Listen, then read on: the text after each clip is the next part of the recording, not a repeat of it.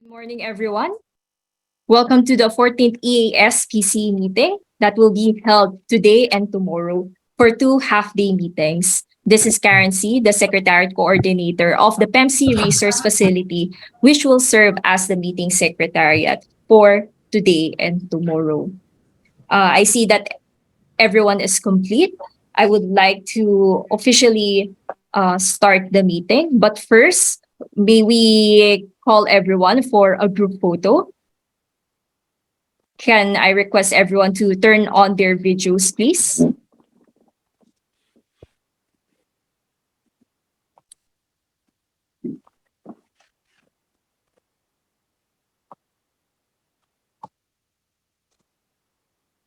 Okay, let's see. We have here various representatives from our country and non-country partners. Welcome aboard, everyone. Okay, on your count, June, over to you. Hey everyone, on the count of three. 1, 2, 3, smile. Okay, and then another one, just to make sure that we capture everyone on board. Okay, for the second group, 1, 2, 3, smile. Okay, thank you. Thank you for that, June. Okay. We are pleased to have our incumbent and incoming executive committee members here, as well as our country and non-country partners and observers. On the part of the EC, at least on the incumbent side, we have here Pa-Arif Yuwono, Dr. Van Moninit, Dr. Kavutan, Dr. Jayrong O, Dr. Keita Furukawa, and then on the part of our incoming officers who will be having their oath taking today, we shall have Attorney Jonas Leones, Ms. Chen Tan Hong, Mr. Letay Tang, and Dr. Su Jae Kwon. On the part of country partners, we are pleased to have today representatives from China, Japan, Lao PDR, Philippines, RO Korea, Singapore, and Timor-Leste, whose heads of delegation are with us today and as indicated in the screen before you. On the part of non-country partners, we are also having with us today representatives from ASEAN Center for Biodiversity, IPICA, Korea Management Institute, KOEM, Oil Spill Response Limited, Northwest Pacific Action Plan, the PEMC Network of Local Government Secretariat, and Plymouth Marine Laboratory. And of course, our representatives here from the PEMC Resource Facility as the Secretariat. With that said, I would like to give the floor to our Council Chair as the chair for this meeting. Over to you, Pa-Arif. Thank you, Karen. To all PEMC partners and my fellow members of PEMC Executive Committee, good morning and welcome to the 14th East ASEAN Seas Partnership Council meeting. My thanks as well to the PRF for organizing this event. 2021 was a special year when we organized the EAS Congress amidst a global pandemic. Despite the challenges and uncertainties, we managed to focus, stay on the course, and deliver on what we had to set to achieve for the year. We shall hear details on this in the course of the meeting. Today, I am pleased to welcome the new set of Pnlg and Pnlc officers, important network partners of PEMC, who are our frontliners in the delivering PEMC services. We will also swear in the new set EC members who will chair and co-chair the Partnership Council in the next 3 years. Most importantly, we will discuss the latest draft of the SDSCIP, which will guide our actions and impact on moving towards sustainable, inclusive, and resilient blue economy in the next 5 years. In a sense, now is our chance to renew and begin again as we enter a new phase for PEMC with a new and updated implementation, a new set of leaders, especially as our countries slowly recover and work towards a post-pandemic new normal and face additional challenges of war, climate change, and economic uncertainties. Today, we begin this important task, and, uh, and so I urge everyone to actively engage and work together to deliver another productive council meeting in the next 2.5 days. Thank you. Thank you very much, Mr. Chair, for the wise words and the words of encouragement. Now, without further ado, we shall be presenting the provisional agenda for the council and technical sessions for this meeting today.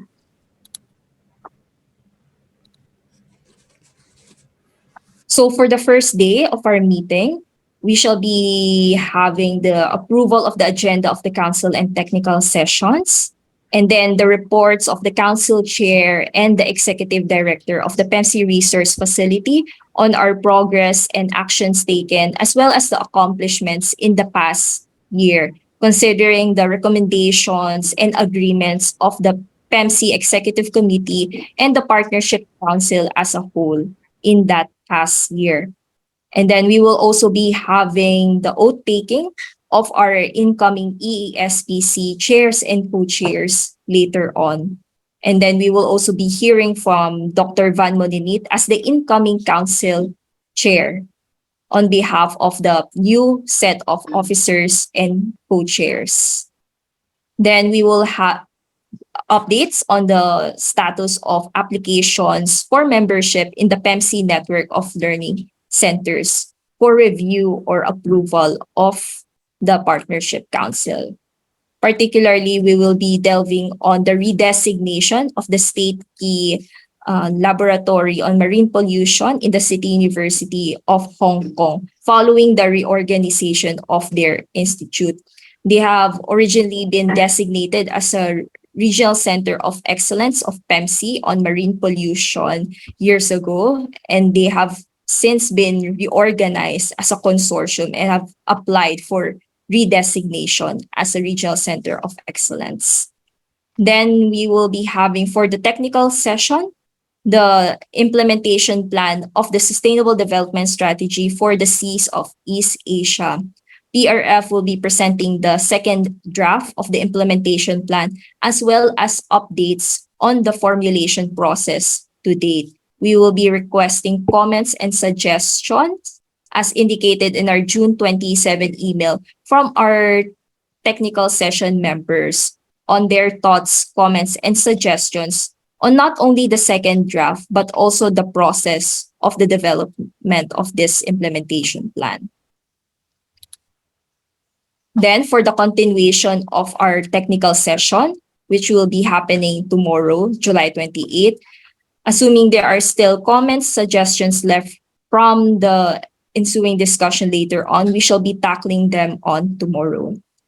Then we resume the council session with the presentation of the calendar of major events within and beyond PEMC for 2022 for reference of the council session. Then we shall be moving on to other business, if any, before proceeding to the closing of the council and technical sessions. Over to you, Mr. Chair. Thank you, Karen. Is there any comment and suggestion on the agenda of the council and technical session?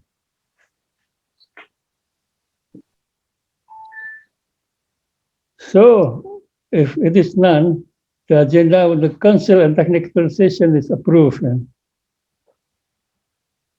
Then we move to the agenda item 2.0, report of the council chair. So this item agenda, I'm going to present the action taken following the major recommendation and decision of the 13 EAS EC meeting, and then 29 EC meeting. To my fellow EC members, and our PMC partner here today, I am pleased to present key accomplishment and progress guided by the decision and recommendation made at the EC and PC in the past 12 months. First, on the matter of policies, we provided guidance to PRF, which led to the successful organization of the first ever online EAS Congress last year, which culminated in the signing of the Pre-Sihanouk Ministerial Declaration. The declaration endorsed the development of the PMC roadmap to 2030 as the region decadal strategic guide anchored on the SDSC vision and commitment to blue economy, and is aligned with the country's green recovery plans and programs, as well as key environmental commitment at the global level. Then we also, in the process of developing the SDS CIP 2023-2027, which began with the endorsement of the result of the midterm review of the current implementation and the establishment of the technical working group. Then we also successfully conducted the Ocean and Climate Dialogue 2022, focusing on the East Asean Seas response to the global climate change challenge. The finding from this event will help in the formulation of SDSC IP 2023 and 2027. Second, on the side of partnership building, we renew our partnership agreements with the Korea Institute of Ocean Science and Technology, Marine Biodiversity Institute of Korea, and Northwest Pacific Action Plan as PMC non-country partners, and are currently in the process of reviewing our agreements with other non-country partners and induction to a push.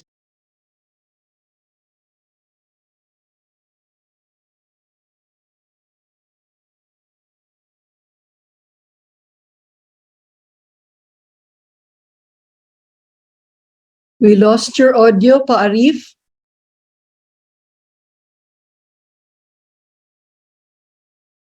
Can you hear me?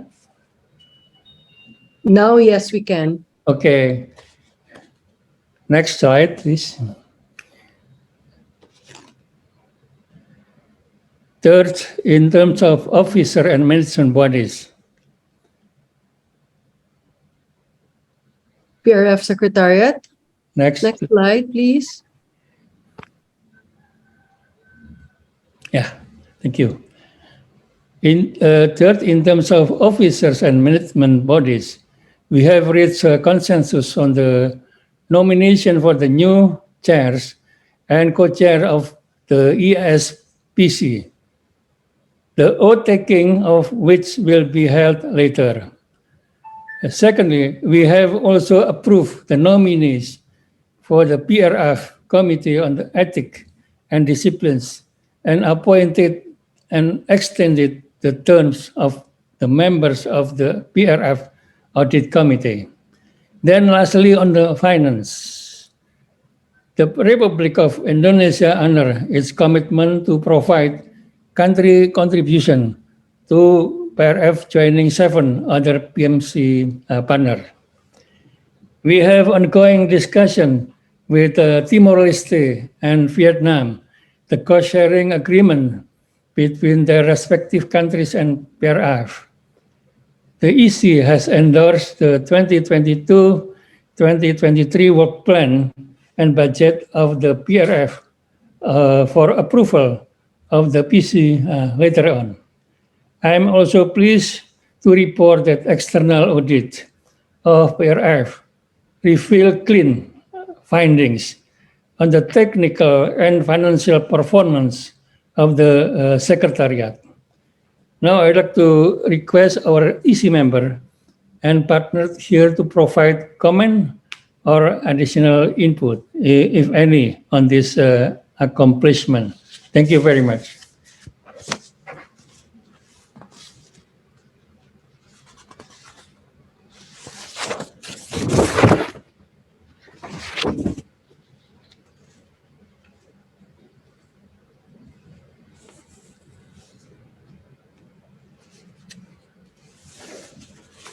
Any comment and suggestion or input?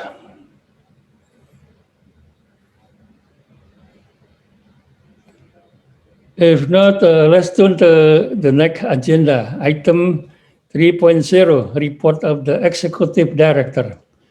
I'd like to invite Ms.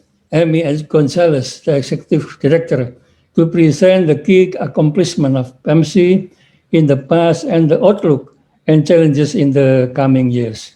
ED, time is yours. Thank you, Mr. Chair. Good morning, everyone. I hope everybody is well. We had a slight tremor here in the Philippines a few seconds ago, and some officers were actually requested to evacuate, but we are all fine now and we are in the rooms. So we are ready to start.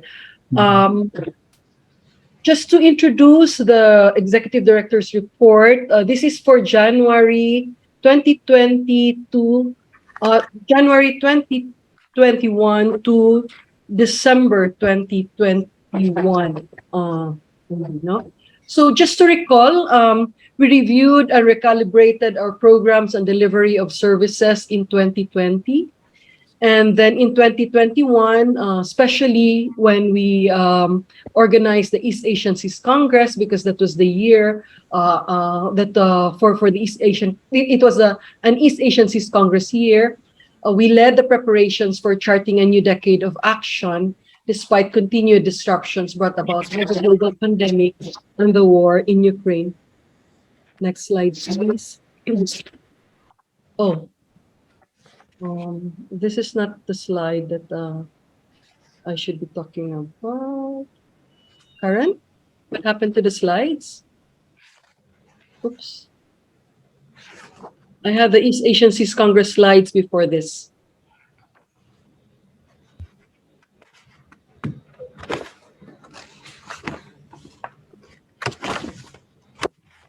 Okay. So, as Arif mentioned, we had a successful reorganization of the 9-month-long Congress online and face-to-face, hosted by Cambodia and PMC. The Congress, just to remind everyone, especially the new participants, to the country partners and non-country partners, EAS Congress is a key triennial event participated by PMC partners, non-country partners, collaborators, and PMC resource facilities, where we report on the benefits and impacts of partnerships and also learn about the state of the art research findings, innovative solutions to strengthen existing partnerships or pave the way for new partnerships. Our report on this was sent to you in January and the event, with the key outputs, as Arif has mentioned, the signing of the Pre-Asean Ministerial Declaration from your highest levels of government, the adoption of the Pnlc Strategic Action Plan, the launch of the Pnlc Charter, which formalized the network of learning centers. We also have the start of the preparations of the SDSC implementation plan, which will be discussed in more detail. A second draft will be discussed in more detail later in the morning. And we have the election of new PNLG officers.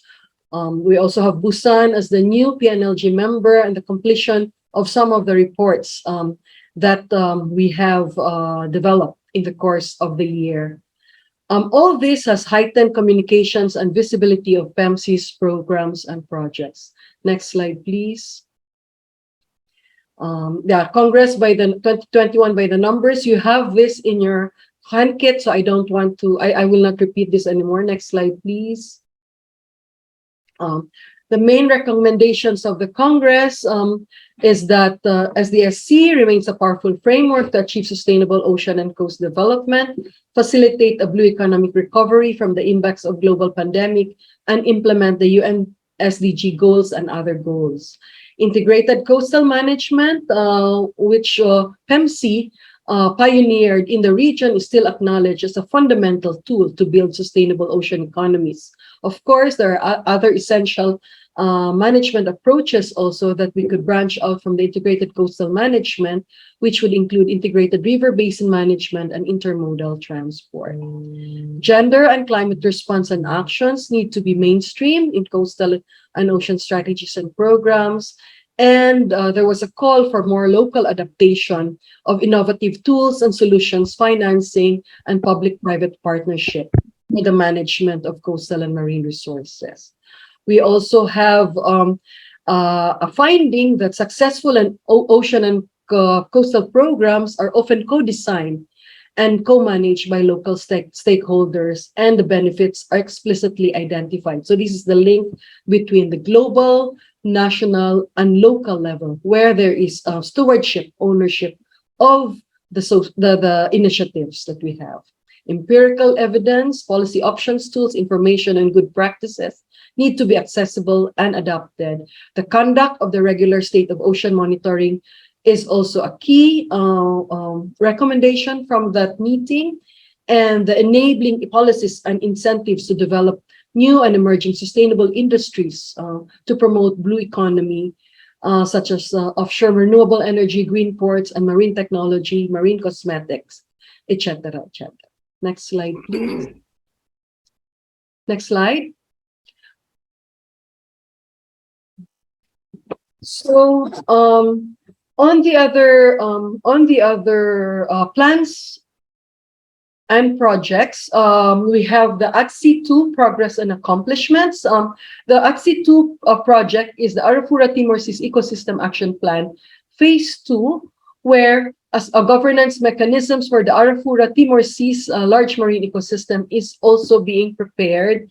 And this somehow, if we're looking at ICM scaling and replication of that mechanism, on the governance side, PEMC's governance mechanism is also used as a model for adaptation and replication in other parts where it suits.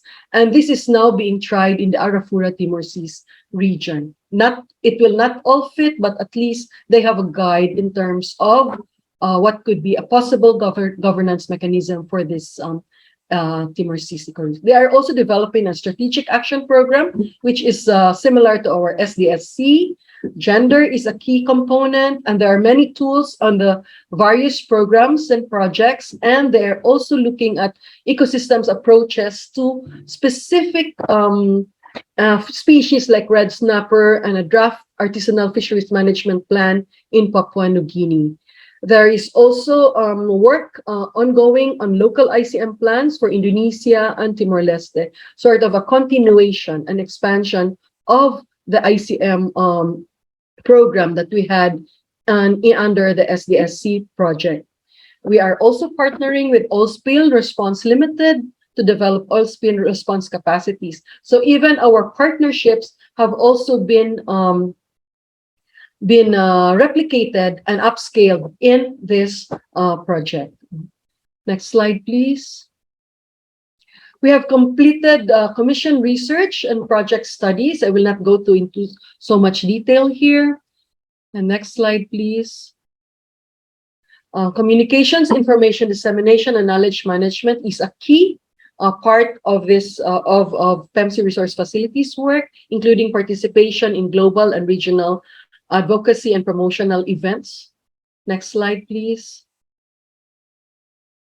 On financial sustainability, as Pa Arif has mentioned, the government of Indonesia joined a pool of country partners providing voluntary contributions to PEMC. So in the past, we have China, Korea, Japan, Singapore, Timor-Leste, Cambodia, providing us with voluntary country contributions.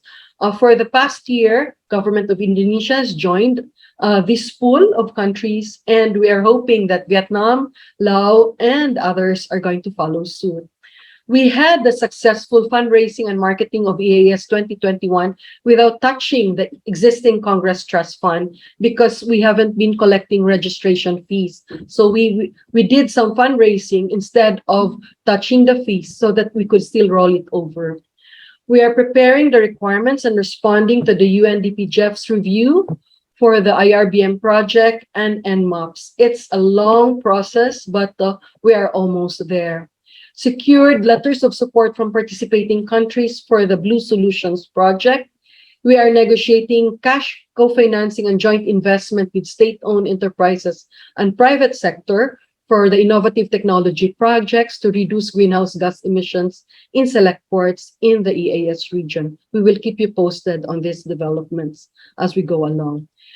I'm pleased to announce that the phase 2 of Asean project has been approved in principle of the Asean Working Group on Coastal Marine and Environment, spearheaded by Sihanoukville and Cambodia yesterday. We are negotiating with the World Bank to participate in the CMAP project, which looks into value chain. And then we are hoping to get some positive news from Korea on their ODA project on marine pollution. We are initiating discussions with UNDP on ATSI 3 and even an extension of the current project. And we have some other work that we are doing to ensure that our finances are sustained through monitoring and review, making sure that our procurement guidelines and others are fit for purpose. We have also been commissioning services, SPRF, to ensure that we have additional income, that we are not just looking at country contributions nor multilateral, dependent on multilateral grants, but also marketing our services in terms of data, research, policy research, looking at integrated information management services, and monitoring and review and other policy reviews. Next slide, please. COVID risk management, I won't go through all the details here. So far, we are lucky to have healthy staff, although there has been some bouts of COVID, but nonetheless, we have been undertaking flexible work arrangement, report for work twice or thrice a week only, and rationalization of the workload and provision of counseling service where needed. Next slide, please. So what to expect in 2022 onwards? A new set of EC officers, of course, starting with after the 14th PC. We have a new set of Pnlc officers as well. Pa Yon and Dr. Fang are here actually, and these are also our officers for the Pnlg, which we elected at the recent at the EAS Congress. Dr. Le from Vietnam, Vice Chairman of People's Committee of Da Nang, and Mr. Ahmed Zaki Skandar, the Regent of Tangerang of Indonesia. Okay, can we go back? I don't know who did this restructuring of my slides. And then, so apart from the new sets of officers, we are reviewing, and we hope to seek your approval of the SDSC implementation plan in 2023-2027. We are working on a new regional strategy and biofiling management in the East Asian Seas region. You were copied on the first draft of this, and we will be, please watch your inbox for more information on the regional biofouling guidelines. We have completed marine pollution projects with the Asean, GIZ, EU ship waste management, and we are hoping to complete the co-funded project this year. And then the submission, we will be submitting, we have already submitted rather, the Blue Solutions project proposal to ICI, and word is that we will have their comments by October, hoping to start the project in January to ensure continuity. We are looking into the operationalization of the Pnlc charter. There's ongoing discussion, as well as on the hosting of the Pnlc Secretariat. So country partners, if there is interest from your part, please let us know. I will be reaching out to you on this as well, just like China and the province of Xiamen hosted the PNLG Secretariat. The midterm review of the UNDP Jeff is ongoing and will soon be completed with a possible extension for discussion of ATC 3.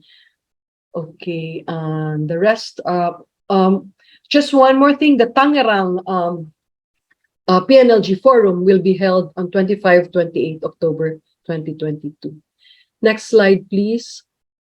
So there are foreseen challenges with COVID, which are having problems with travel arrangements, and then also limitations of online meetings for building trust and also developing relationships with the new sets of EC officers. We hope to have our chairs in November in Manila, barring any COVID issues. There will be, and there are already some staff attrition due to better pay opportunities, retirement from next year onwards. So we hope not to lose institutional memory and effective staff, and there are measures that we would be doing to counter this. And any other business, tomorrow Karen will also explain our recruitment process for interns, secondments, and traineeships from country partners and non-country partners. Next slide, please. We have new, we're losing contacts with UNDP due to retirement as well. So we have to establish new relationship and trust building with multilateral development organizations. The threat to financial sustainability continues to be one of our biggest issue. And this is the reason where I would plea for sustained country contributions and then continued diversification of funding sources. We're already doing this. Joint fundraising, we are also doing this. Recent example is with IGES, our Regional Center of Excellence, and PEMC. And more private sector engagement, fingers crossed. And then partnerships also, we are reviewing strategic partnerships based on comparative advantage and expertise. One of the challenge that we have also is the hosting of the EAS Congress 2024. We need to reach out to country partners on the options for and benefits of hosting. We haven't still identified the host for the next Congress. Next slide, please. Okay, so that's it. The road is paved with challenges, not only in the micro atmosphere of PEMC, but we know that also in the broader external environment. But we are still determined and keen and grim to be able to fulfill our joint responsibilities and obligations to ensure that we implement a shared regional strategy to be able to contribute to healthy oceans, people, and economies. Thank you very much. For a full report, please do not hesitate to get back to us, but you also have a copy of the document that in your inbox. Thank you.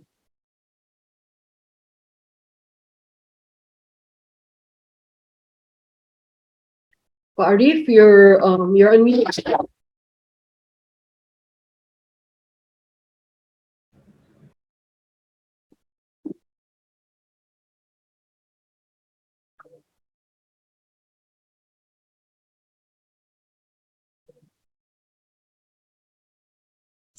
Arif, you're muted.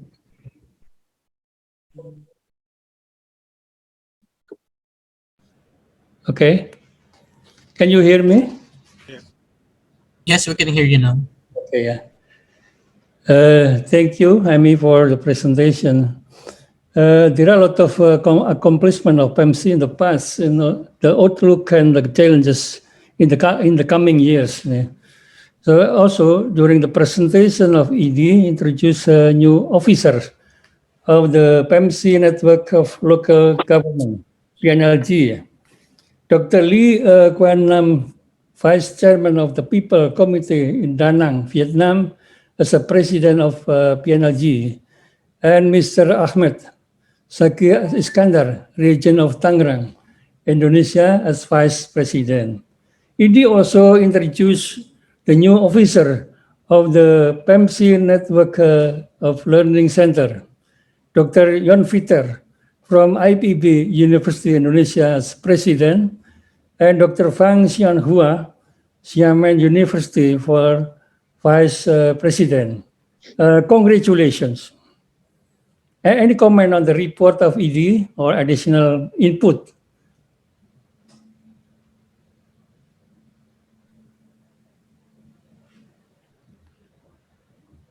As mentioned by ED, I think some of subject or topic will be discussed in more detail.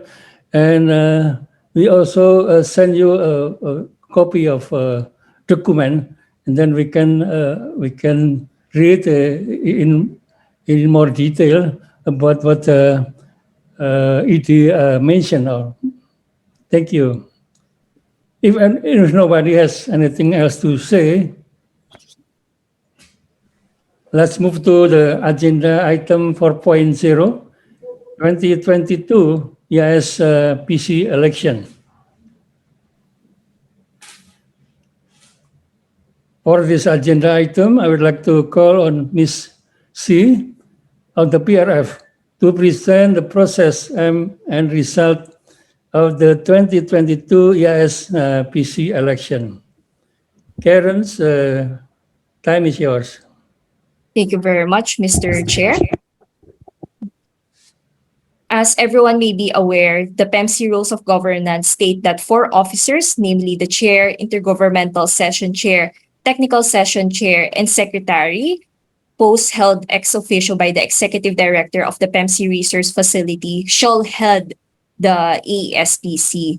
Altogether, they are known as the members of the executive committee, and with the exception of the executive director of the PRF or the PEMC resource facility, these officers are nominated and elected along with their respective co-chairs. 4 of these posts will be vacated on 31 July 2022, namely the council co-chair, technical session co-chair, and intergovernmental session chair and co-chair. Considering that for the posts of the council co-chair and the technical session co-chair, they will be automatically elected per the PEMC rules of governance. For this purpose, the EC in its capacity as PEMC's election board commenced the call for nominations for the other posts through PRF as Secretariat on April 1, 2022, in accordance with the provisions on the nomination and election of candidates as stated in the rules of governance.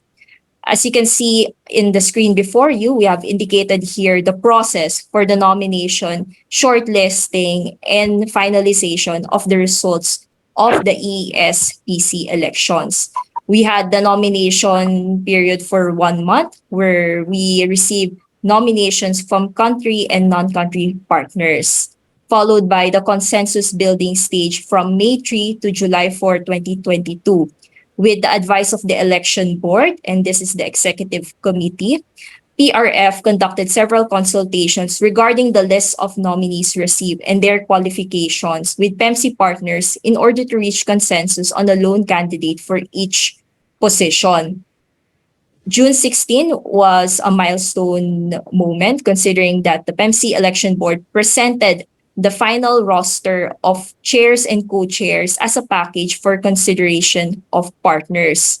This package was formulated in view of the review of nominations, the feedback received from partners, and PEMC's long-standing principle of selecting leaders based on geographic representation, balance, and diversity, and of course, merit. Now, as you can see here, we announced the result last July 7, and we shall be having their oath taking in a while today. And then their assumption and term of office will begin on July 31 and will last for 3 years until July 30. I am pleased to present to you here the incoming chairs and co-chairs of the EASPC. We have as Council Chair Dr. Van Moninit, Ms. Chen Tan Hong as the Intergovernmental Session Chair, Dr. Keita Furukawa as the Technical Session Chair, and then as support, we have Yusek Jonas Leones as Council Co-Chair, Mr. Leday Tang as Intergovernmental Session Co-Chair, and Dr. Sok Jae Kwon as Technical Session Co-Chair. Their CVs can be found in the June 27 email that was circulated to PEMC partners. With this, we would like to proceed with the oath taking of our co-chairs, of our officers and co-chairs. Over to you, Mr. Chair. Thank you, Karen, for the concise presentation. I am pleased to see that the result reflect our long-standing principle of selecting leaders based on merit, geographic representation, balance, and diversity. With this, I would like to commence the oath-taking of our incoming chairs and co-chairs with our PEMC partners and PRF staff as witnesses. Beginning with the council session official, may I call Dr. Van Moninet and Attorney Jonas Leones, our incoming council chair and co-chair respectively, for their oath-taking. Kindly rise and repeat after me.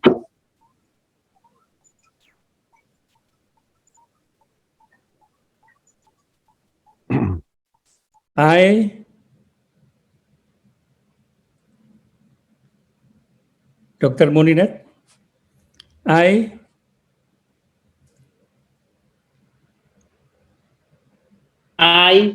Van Moninit, followed by I, Jonas Leones, having been elected to the position of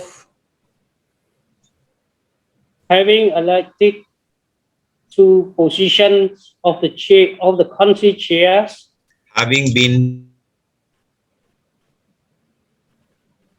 elected to the position of co-council chair of the East Asean Seas Partnership Council of the East Asian Sea Partnership Council, Council, hereby solemnly swear and undertake to exercise in all loyalty hereby and conscience, hereby solemnly solemnly swear swear and and undertake undertake to exercise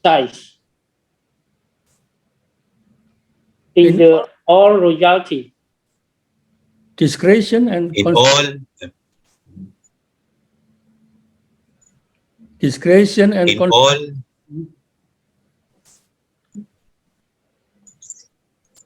in all loyalty, discretion, and conscience, conscience, the function entrusted to me as an international civil servant the functions entrusted to to me me as international civil servant, discharge this function to the best of my ability, discharge these these functions functions to the best of my ability, regulate my conduct with the interests of the East Asian Seas region in view, regulate my conduct with the interests of East Asian Sea region with the interest of the East Asian Seas region in view, and not seek or accept instruction in regard to the performance of my duty from any government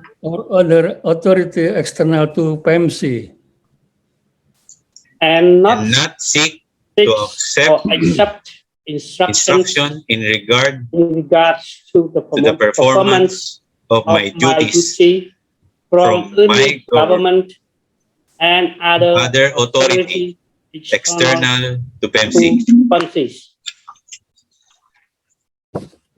Go ahead, Miguel. January. And my request then, Dr. Congratulations. Leones, to sign their respective oaths of office and present them to the screen for the photo taking. Pirma ko daw.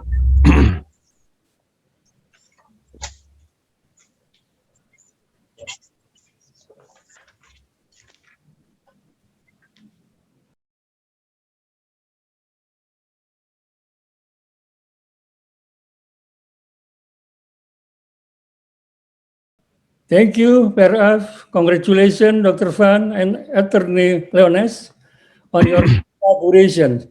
I would like to turn over the floor to Dr. Ka to officiate the oath taking for the incoming official of the Inter-Governmental session. Thank you. Thank you.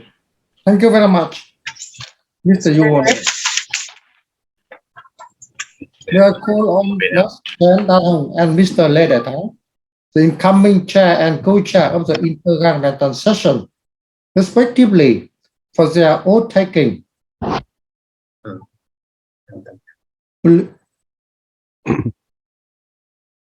Ms. Chen Dang Hong. I'm here. Okay. Thanks.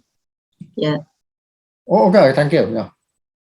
Please raise your right hand and repeat after me. Okay. I state your name. I, Chen Dan Hong, Lê Đại Thắng, Having been elected to the position of having been elected to to the position of state your position.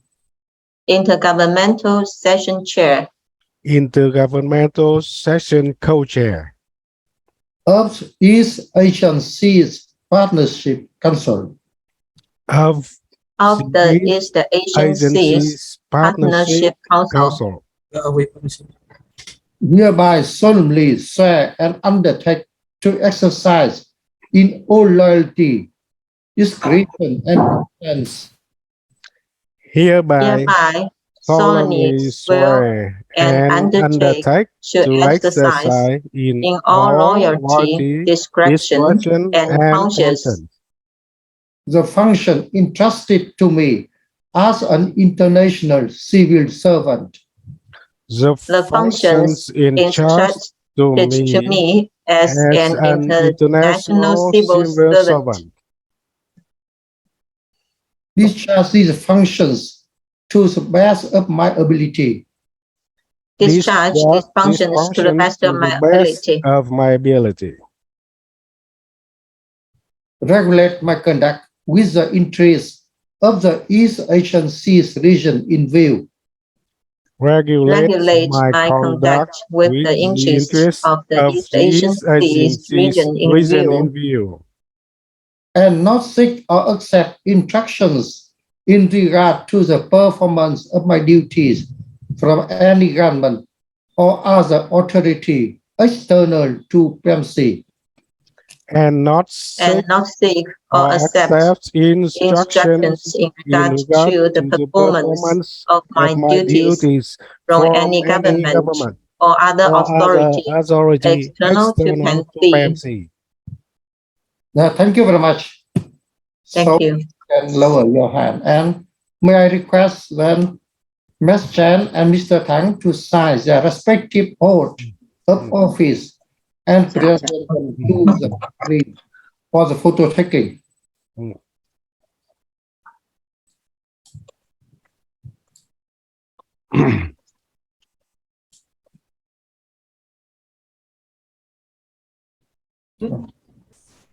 One, two, three. Thank Thank you very much. Thank you. Congratulations, Ms. Chen and Mr. Thắng. Thank you, Dr. Ka. Congratulations. I would like to turn over the floor to Dr. O to officiate the oath taking for the incoming officials of the technical session. Thank you.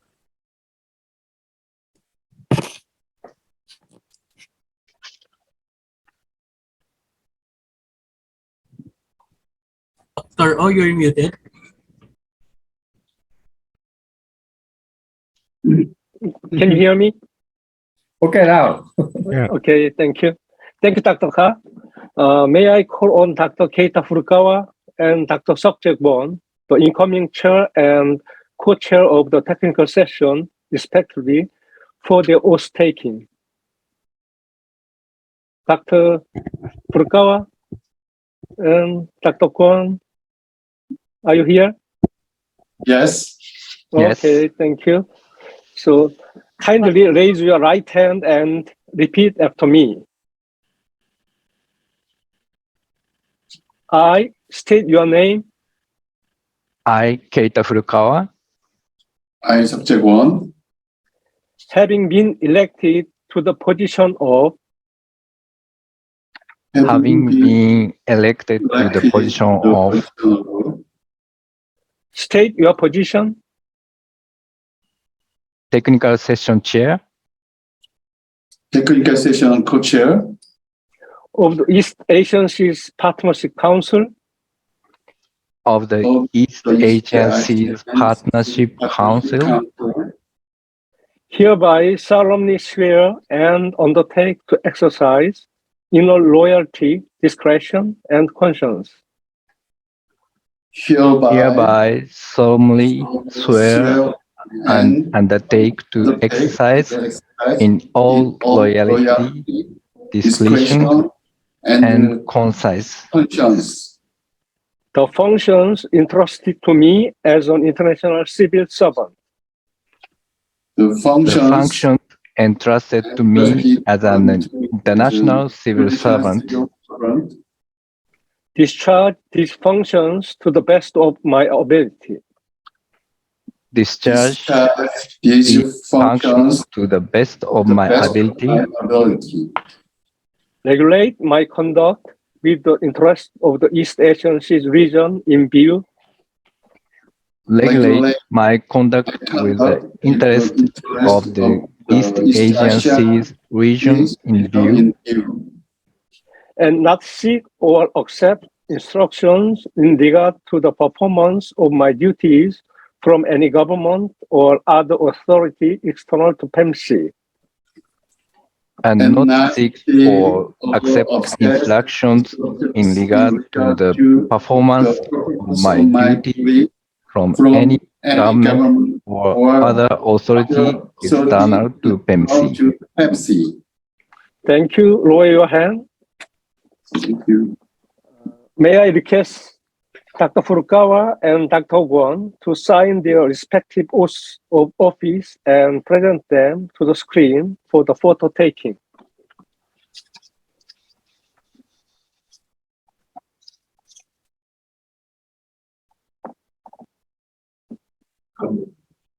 May we request Dr. Keita to raise his oath there, just so we can see the complete version. Okay, we may now proceed with the photo taking. On your count, June. Okay. 1, 2, 3, smile. And another 1, 1, 2, 3, smile. Okay, thank you. Thank you, Dr. Furukawa and Dr. Kwon, and congratulations. Thank you. Now, I turn over floor to Mr. Yono. Thank you, Dr. O, Dr. Ka. With this, I hereby declare as formally elected the incoming chairs and co-chairs of the EAS-PC, who shall serve for 3 years terms from 31st July 2022 to 30 July 2025 in their respective personal capacities. I would like to take this opportunity to invite all our incumbent and incoming official for a group photo.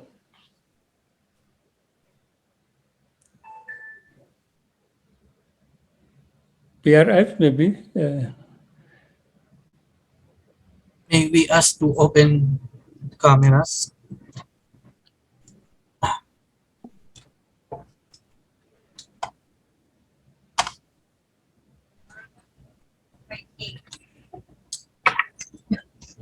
Okay. We will wait for Dr. Ka.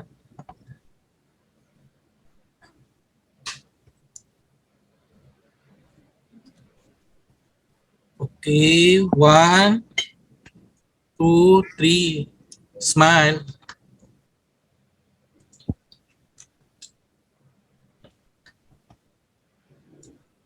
And another one. 1, 2, 3. Smile. Okay, thank you. Thank you, John. Thank you, Paraf. May I call on Dr. Fan Molinet as the incoming council chair to convey his acceptance speech on behalf of the new set of EAS PC chairs and co-chairs. The floor is yours, Dr. Fan. Thank you, Arif. Our incumbent executive committee members, Dr. Park Arif, Dr. Ka, and Dr. O. My fellow incoming chairs and co-chairs, country and non-country partners, collaborators of PMC resources, facilities, staff, ladies and gentlemen, a pleasant good morning to you all from Cambodia. Today, I am delighted to be with you all the 14th EAS PC meeting. I am honored to be served as the PMC's 5th EAS Partnership Council Chair, and I'm very much look forward working with you in my view, role and responsibilities. As a young organization, which is only 28 years old, PMC contribution to sustainable coastal and marine development is extremely promising. Over the past 20 years, I have been one of active participants in the PMC events. I have seen its growth and achievement to the region in promoting integrated coastal management and putting SDS SEAs as shared regional policy into action. As a result, I believe our success has been made possible by our collaborative efforts and commitments to protect, manage, and restore our common East Asia Seas region. And once again, this was clearly expressed in the Preparedness Declaration, which was signed in early December during EAS Congress 2021. Friends, ladies and gentlemen, during the course of our works, we will encounter many more challenges. We will always have much more works to complete. As the PC chairs, I kindly ask for your continued support in the development, approval, and operationalizations of SDS SEA implementation plan 2023 to 2027 to ensure that we have to stay on track with our focus on securing our vision of healthy oceans, healthy people, and healthy economy. As our ocean health is degrading, working toward decarbonization and promoting coastal and marine restoration is crucial to preserve our health, our ocean health. In fact, it is vital for us to harness and apply integrated coastal management to continue the transition to the sustainable, resilient, and inclusive blue economy as called for by SDG 14. This will also help to mitigate climate change, create blue-green livelihoods and industry, and provide us with the medicine and healthy nutrition we require for secure futures. It is also important to improve our science knowledge of the ocean, especially by actively participating in the activities of United Nations Decade of the Ocean Science, which began earlier this year. We are all aware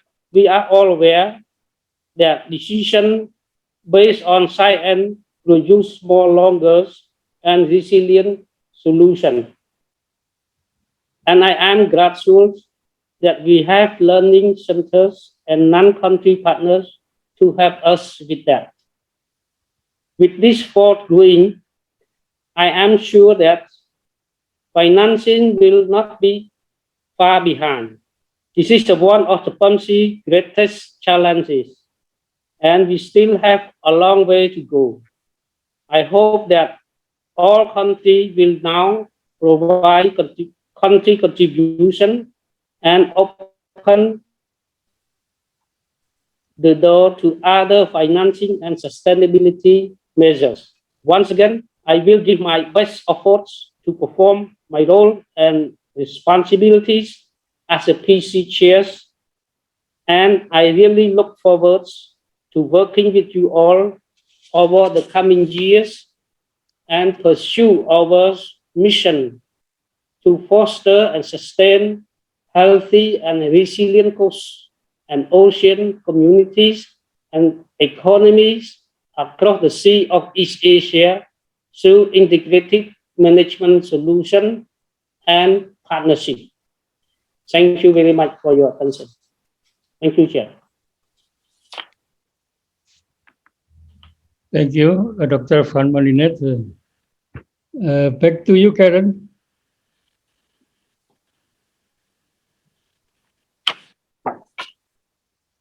Thank you very much, Mr. Chair. We will now proceed with our words of gratitude for the outgoing officers, and that includes yourself, Pa-Arif. I would like to hand over the floor to our Executive Director of the PNlc Resource Facility, Ms. Amy Gonzalez. Over to you, ED. Thank you, Karen. Thank you, Pa-Arif. Good morning once again to everyone. We will not be able to finish this task without sharing some leadership awards to our three outgoing chairs. We have Pa-Arif, Dr. Ka, and Dr. O in recognition of their long-standing support and strategic guidance to PNlc. Specifically for Mr. Yuono, he has spearheaded the development and execution of the 2 5-year implementation plan of the SDSC, first as Vice Chair of the EAS Partnership Council in July 2016 to July 2019, and presently as Council Chair, July 2019 to July 2020. The key highlights of under his leadership include the scaling up of the application of integrated coastal management in the region, the successful development and conclusion of the UNDP GEF project and implementation of SDSC scaling up in 2020, and then the approval and implementation of the UNDP GEF Arafura and Timor Seas Ecosystem Action Plan Phase 2, and the ASEAN Norway Cooperation Project on local capacity building to address marine litter. The successful organization also the first ever virtual 9-long EAS Congress 2021, the expansion of PNLc's non-country partners and regional centers of excellence, the provision of firm guidance on the monitoring and management of PRF's adaptive management response during the time of the global pandemic, the operationalization of Indonesia's country contribution to PEMC, in addition to long-standing contributors, and the chairmanship of the PEMC Resource Facility Audit Committee, July 2021 to July 2022.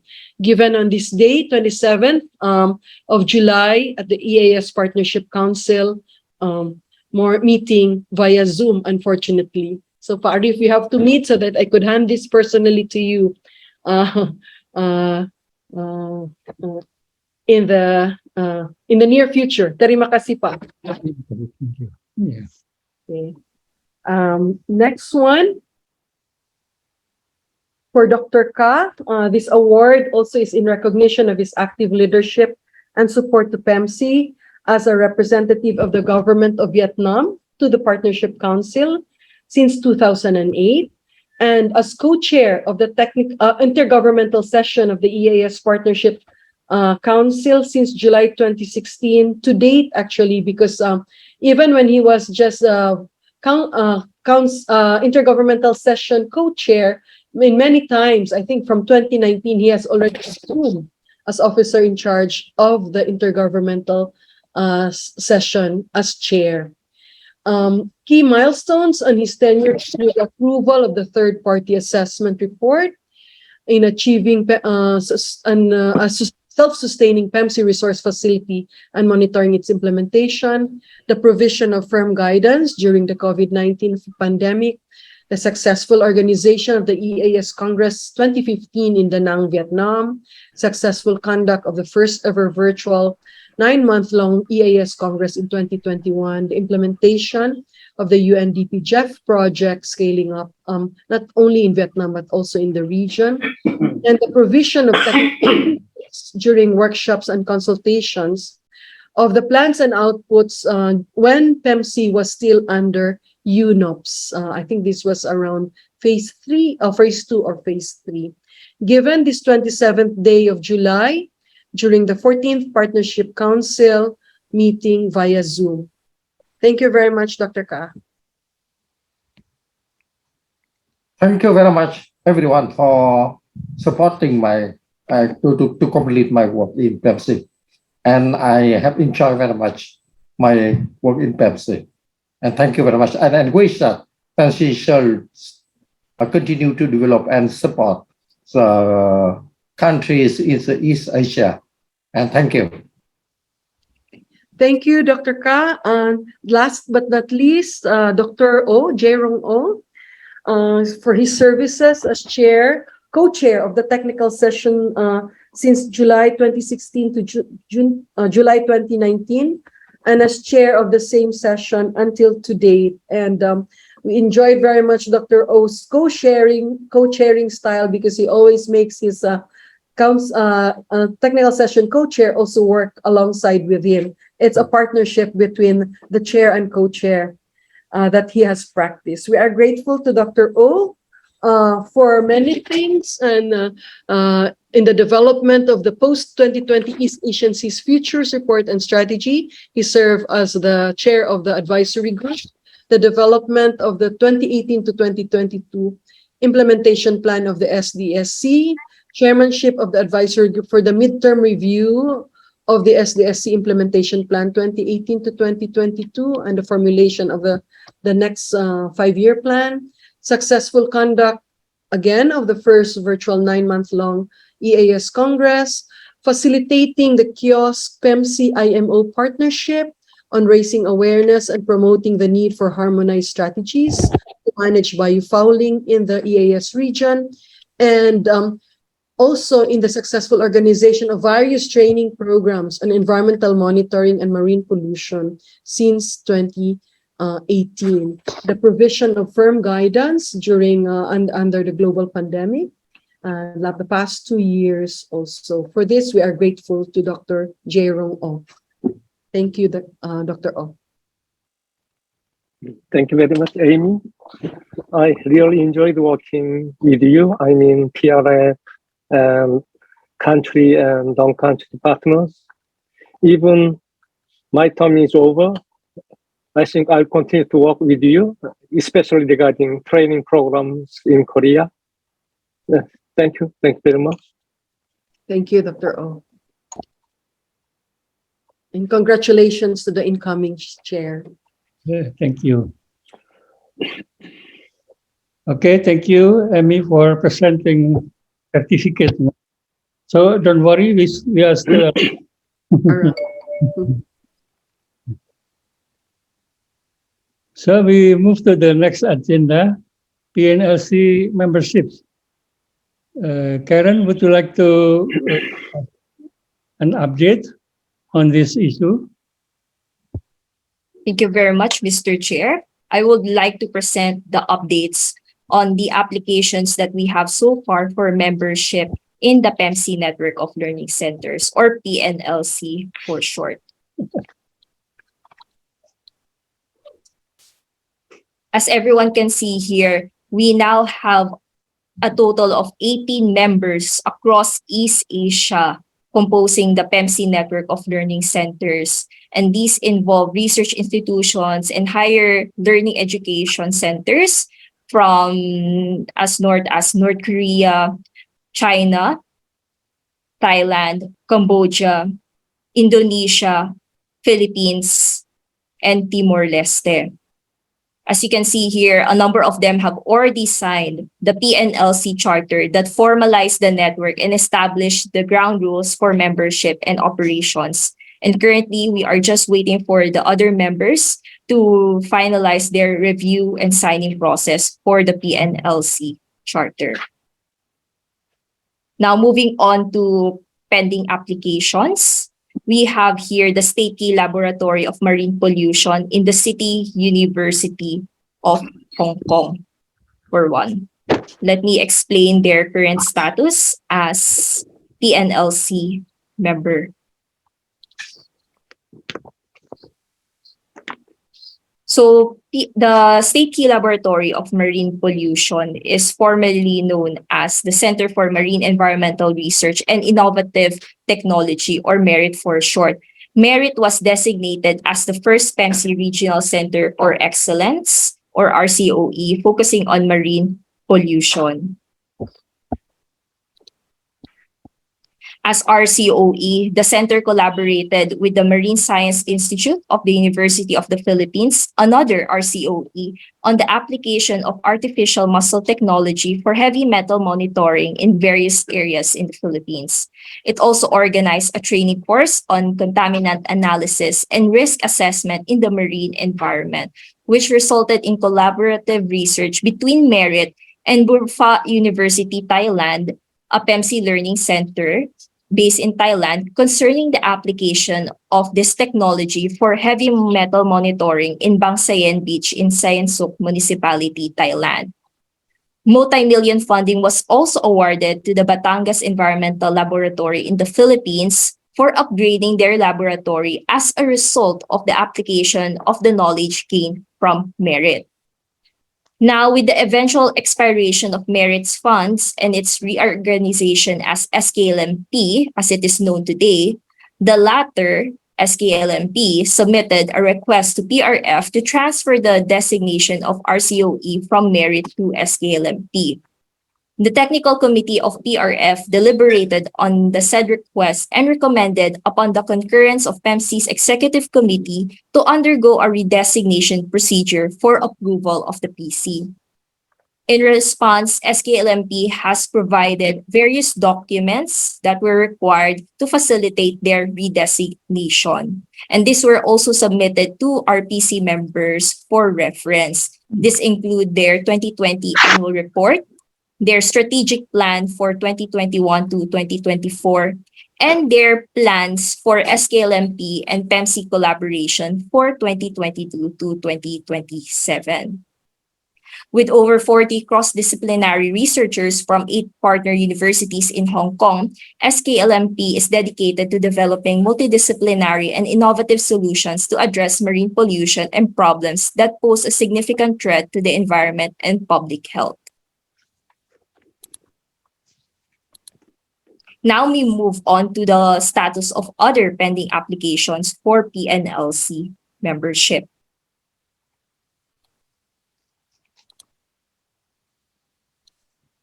We have here Catanduanes State University of the Philippines.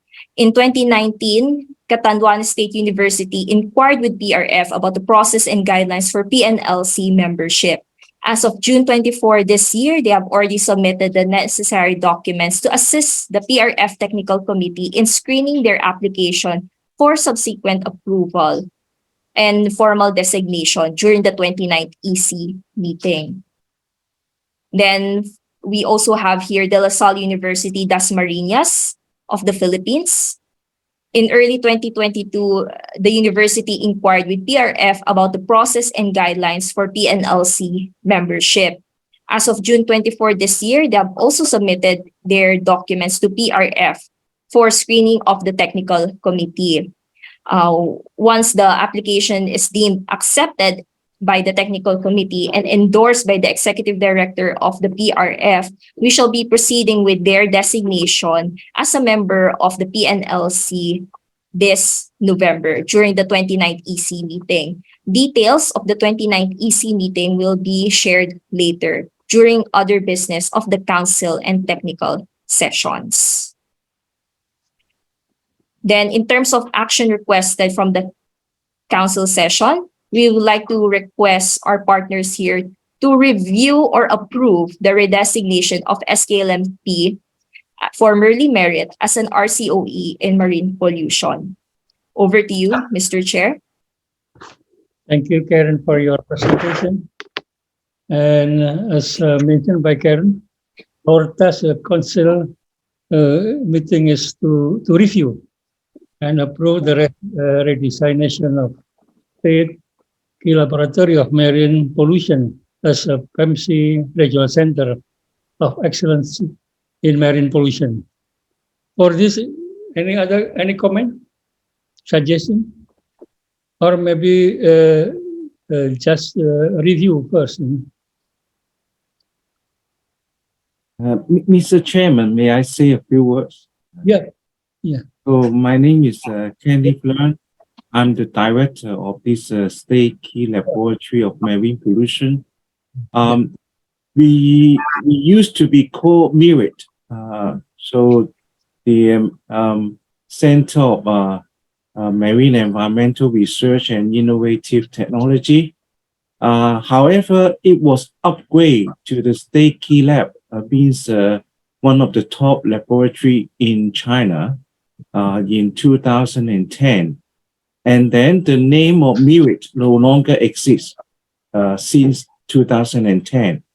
However, the relationship between MERIT and PMC was endorsed in the name of MERIT rather than the State Key Lab of Marine Pollution.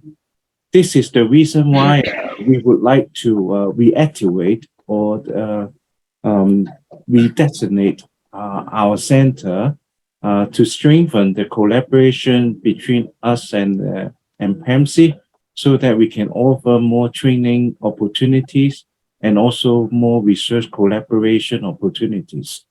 So there is very good news that our government just doubled our annual funding from 10 million Hong Kong dollar to 20 million Hong Kong dollar per year. So we will have more resources to organize training workshops and bring people to train in Hong Kong. And also we can perhaps organize trainings in different parts of East Asia in the future. So the amount of funding is very good because equivalent to 2.56 million US dollar per year. So we can do more for the region. So if you have any questions, please feel free to ask. Thank you very much for considering our proposal. Thank you. Thank you, Professor Kenneth Leon. With your additional and comprehensive information, including financial and also competency of the institution, I hope, I'm sure that we will have more consideration about the process that we are now working on it. Thank you, Professor Kenneth Leon. Any other comment? From the floor?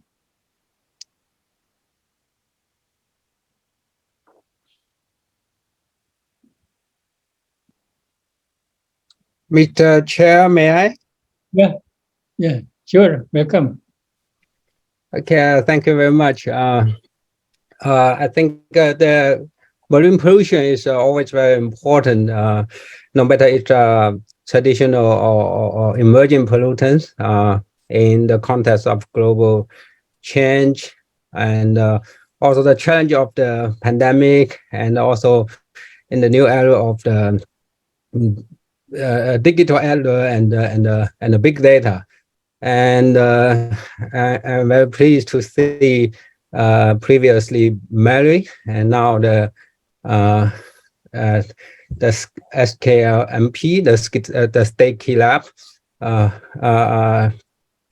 will be really designating the RCOE, and COMI has been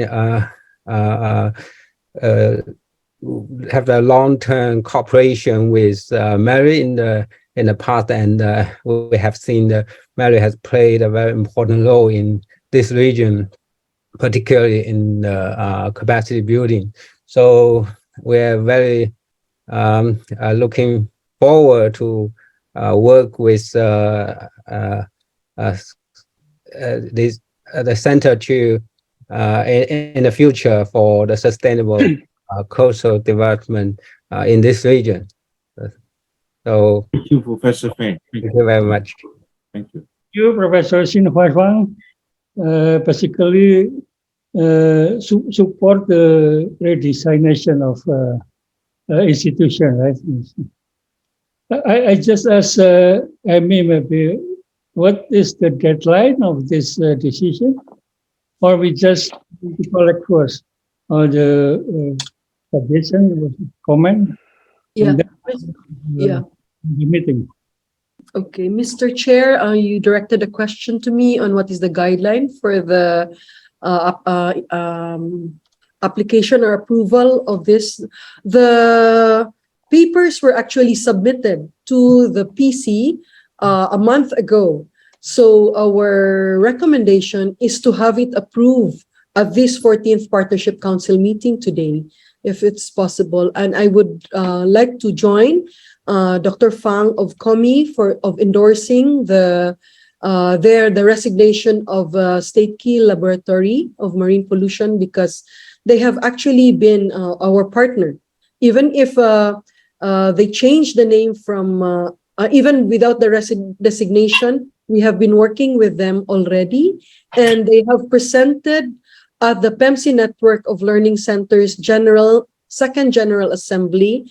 And there are learning centers that have expressed interest to actually avail of the strengthened collaboration, bilaterally and as well as with the partnership. So I would move, I'm not a voting partner, but I would request the body, the council, to approve the designation. Thank you very much. Thank you, Amy, for your informative information. I believe that these are actually already old partner, of MC. Just redesignation of the nomenclature, the name, the title of the institutions.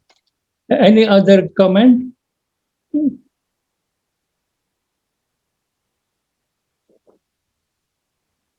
If not,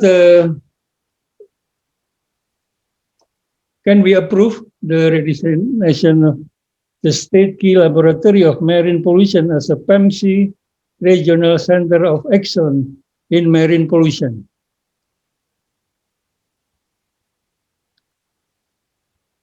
Okay, thank you very much for your. Thank you very much. Thank you. Thank you. So we come to the last agenda item of consultation for today. 2023-27 implementation plan of the Sustainable Development Strategy for Series of East Asia for this agenda to be discussed, I turn over the chairmanship of the meeting to Dr.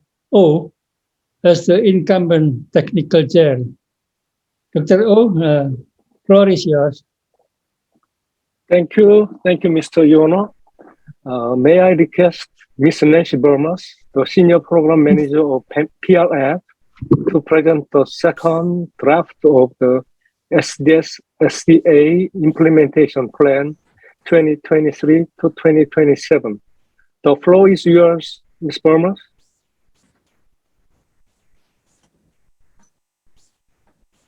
Thank you, Mr. Chair. A very pleasant good morning to our country and non-country partners and observers. I am pleased to provide an overview of the formulation of the 2023 to 2027 Sustainable Development Strategy for the Seas of East Asia Implementation Plan, with particular focus on the second draft. Please refer to document number 6A and 6B, which provides the necessary background information on the formulation of the implementation plan, as well as the details of the second draft, respectively. Okay, so let me start by revisiting how the implementation of the Sustainable Development Strategy for the Seas of East Asia has evolved over the past 19 years, starting here in 2003, when the SDS SEA was adopted through the Putrajaya Declaration during the Ministerial Forum of the first East Asian Seas Congress that PNlc organized in Malaysia. As the Council is aware, the SDSC serves as a common framework for cooperation and partnerships among the country partners and non-country partners of PNlc for the sustainable development of the shared seas and resources in the East Asian region. And as shown here, major milestones coincided with the conduct of the triennial East Asian Seas Congress and Ministerial Forum. So at the 2006 East Asian Seas Congress, the HICO Partnership Agreement was signed, formally establishing PNlc as the regional coordinating mechanism for SDS implementation, with the Partnership Council providing the necessary policy and operational guidelines, as well as mechanism for monitoring and reviewing the progress of implementation. So an implementation plan for 2012 to 2016 was developed and approved by the Council in 2012, including the need to update this 2003 SDSC in line with the UN SDGs, which was adopted in 2015, as well as the changing context of the region. A regional review, we conducted an regional review of SDS implementation covering this period 2003 to 2015, which served as the baseline for updating this 2003 SDS SEA in line with the SDGs, and it also served as a key reference document for the development of the implementation plan for 2018 to 2022. So the updated SDSC, the 2015 SDS SEA, was adopted at the 2015 East Asian Seas Congress through the signing of the Da Nang Compact. And the implementation plan for 2018 to 2022 was adopted by the Council during their meeting at the 2018 East Asian Seas Congress. And as we enter the new decade, there are a number of notable global developments for the seas and oceans that required the partnerships to assess the progress made in implementing this current implementation plan.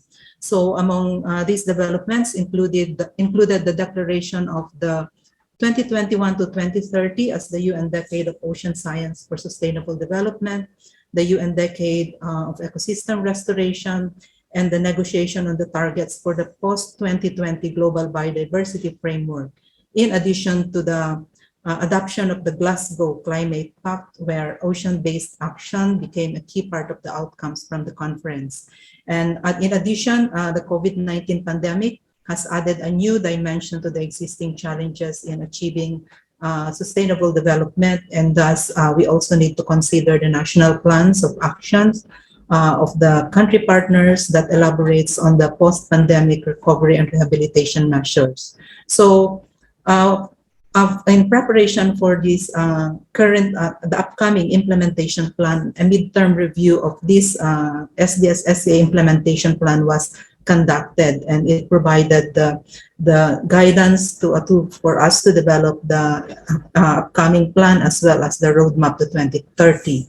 And during the East Asian Seas Congress, so the Pre-Asean Ministerial Declaration was adopted by the countries, and it provided the necessary direction, as I mentioned, for the preparation of the next implementation plan.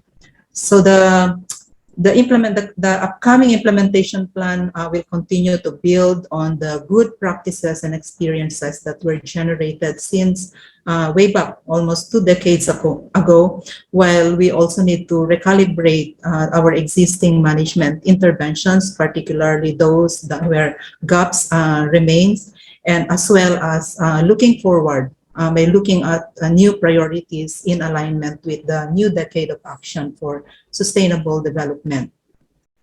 So there are 3 major global events that were recently concluded, where call for actions for a clean, healthy, and sustainable oceans have confirmed the alignment, the relevance, and timeliness of the SDSC implementation plans, priority programs, targeted outcomes, and objectives. So we know that the Stockholm Plus 50 took place 50 years ago, or 5 decades ago, after the 1972 United Nations Conference on Human Environment. And it has confirmed through this international meeting the importance of collaboration and partnerships in tackling climate, biodiversity loss, and pollution, which are now referred to as the triple planetary crisis, and to also serve as a springboard to accelerate the implementation of the SDGs. The Paris Agreement, the post-2020 Global Biodiversity Framework, as well as encouraging the adoption of green post-COVID-19 recovery plans. So these developments are actually captured in the implementation plan that we are developing. The second Ocean Conference, on the other hand, which focused on assessing the progress of made by the countries and partners and on implementing SDG 14, has adopted the Lisbon Declaration, which provided a series of science-backed actions that are needed to deal with the triple planetary crisis. And again, the identified actions are likewise covered in the implementation plan. And the implementation plan is also guided by the recommendations from the high-level political forum on sustainable development, which reflected how recovery policies can reverse the negative impacts of the COVID-19 on the SDGs, and how countries can move forward to realize the vision of the 2030 agenda.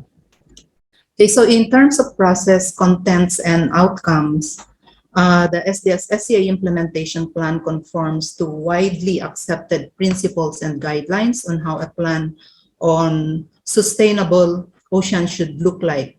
So in terms of process, the formulation of the implementation plan is inclusive, it is iterative and adaptive, and as well as integrative and collaborative. So it is inclusive because we are formulating it and we'll be implementing it with the engagement of the representatives from the country partners and non-country partners, as well as the PEMC networks, as well as other collaborators and partners.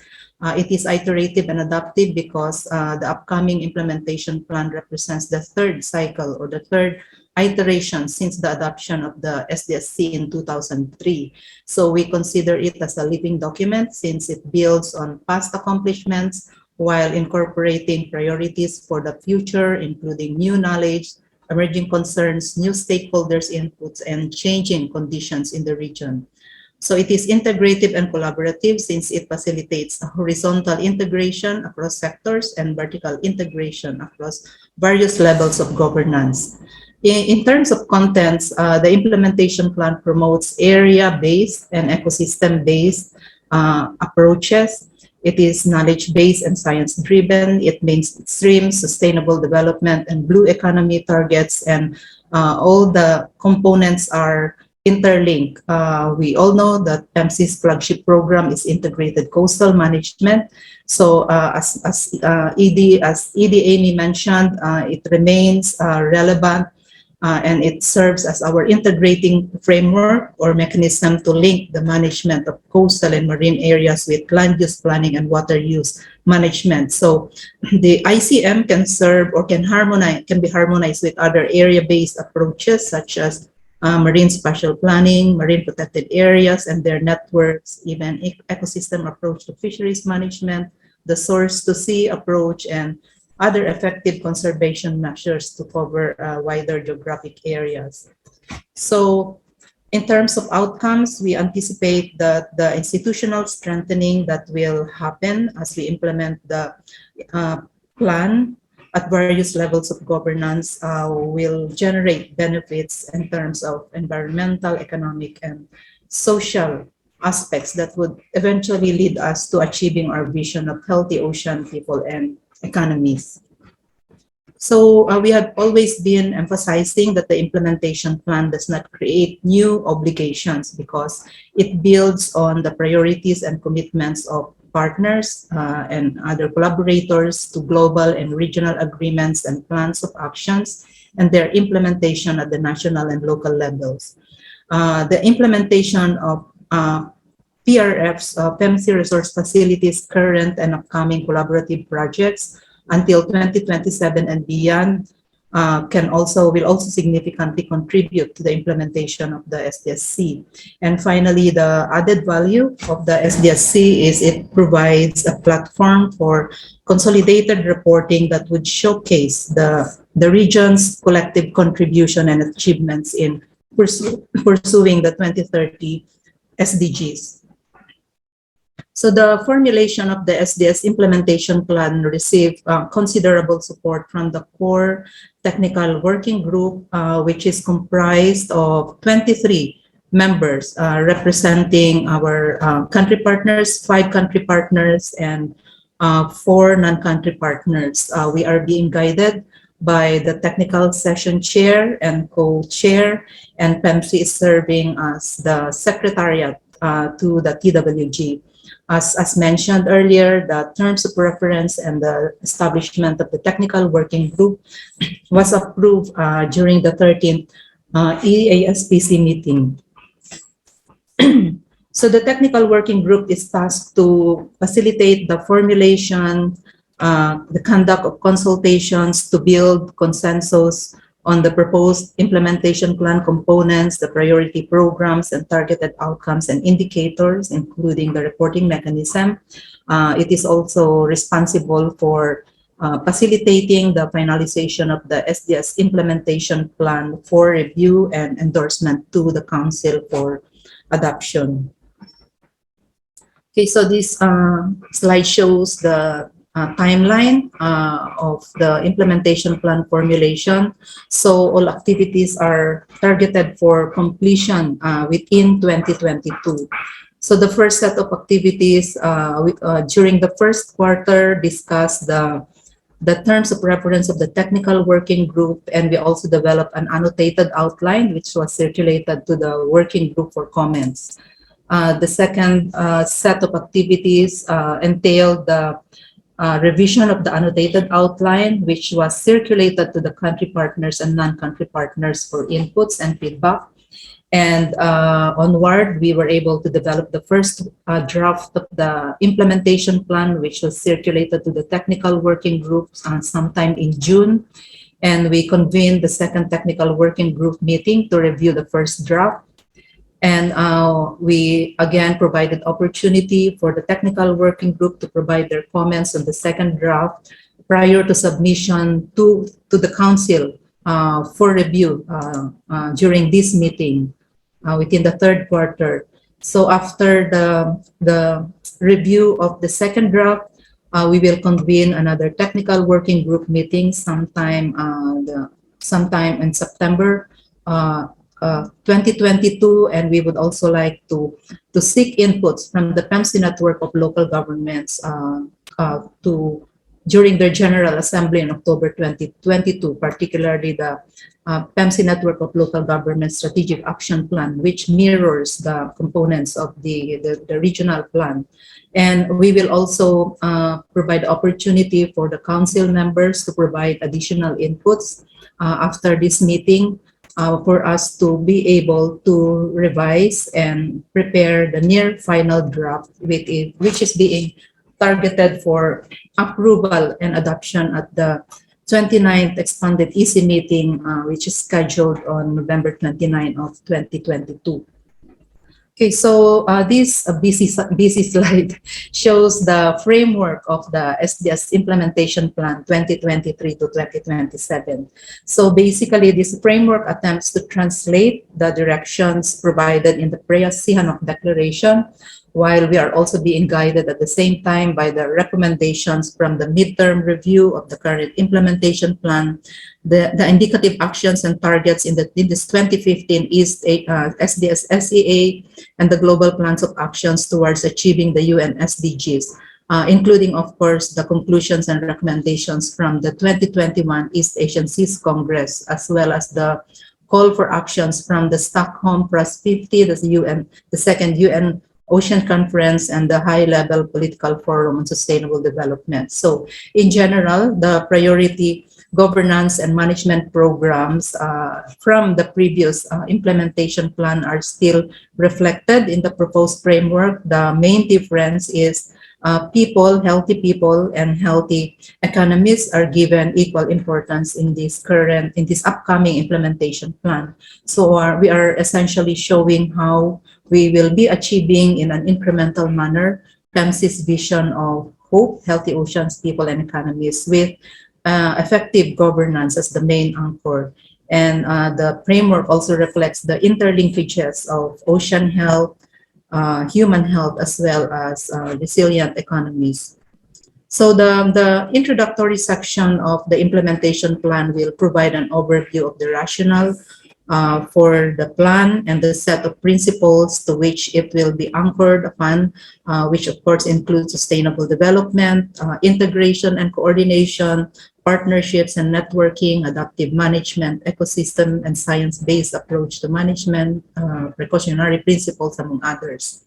So the four major components embody PEMC's vision, where measures to achieve effective governance, healthy ocean, healthy people, and healthy economies are generally elaborated actually in the Pre-Asean Declaration. For each component of the implementation plan, the rationale, the progress made since 2003, the gaps identified from consultations and collaborative planning processes, including the trends and emerging concerns will be included. That would provide the context in identifying the required actions under each of the priority programs. Relevant information on global and regional agreements to which the countries are parties to or have committed to implement will also be included.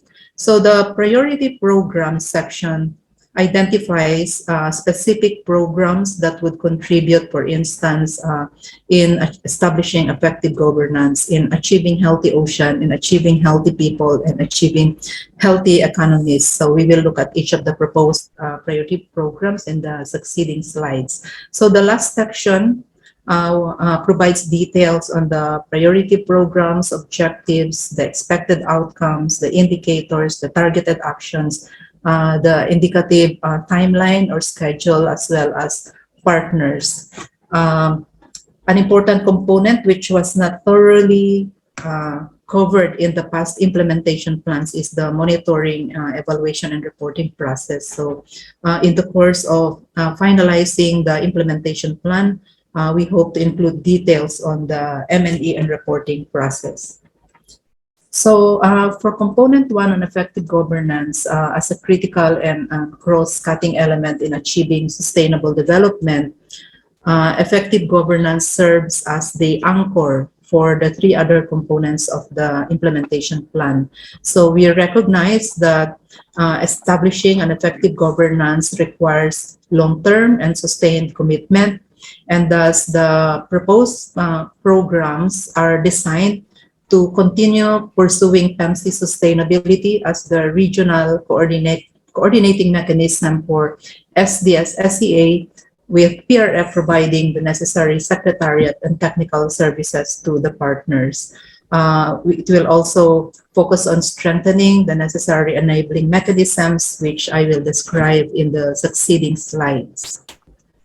Okay, so the effective governance component aims to continually strengthen ocean and coastal governance and management at 3 levels of governance: raise public awareness, strengthen capacities, and incorporate scientific information and input to planning, managing, and sustaining healthy and resilient ocean, coast, and communities, and facilitating gender mainstreaming in governance and management programs. So there are 5 priority programs that are covered. These include regional mechanism, national ocean policies, legislations, and institutional arrangements, capacity development, knowledge management, and gender equality and mainstreaming. In all of the priority programs, key partners who are directly responsible or can provide the necessary support, particularly our non-country partners, are identified. And linkages to specific SDG targets are identified, in this case, SDGs 1, 5, and 17. Okay, so the program on regional mechanism will focus on PEMC's governance and institutional transformation and sustainability. So the 2027 expected outcome is self-sustaining and strengthened regional partnerships coordinated by the PEMC resource facility with improved capacity of accessing funds from diverse sources to support the SDS implementation plan.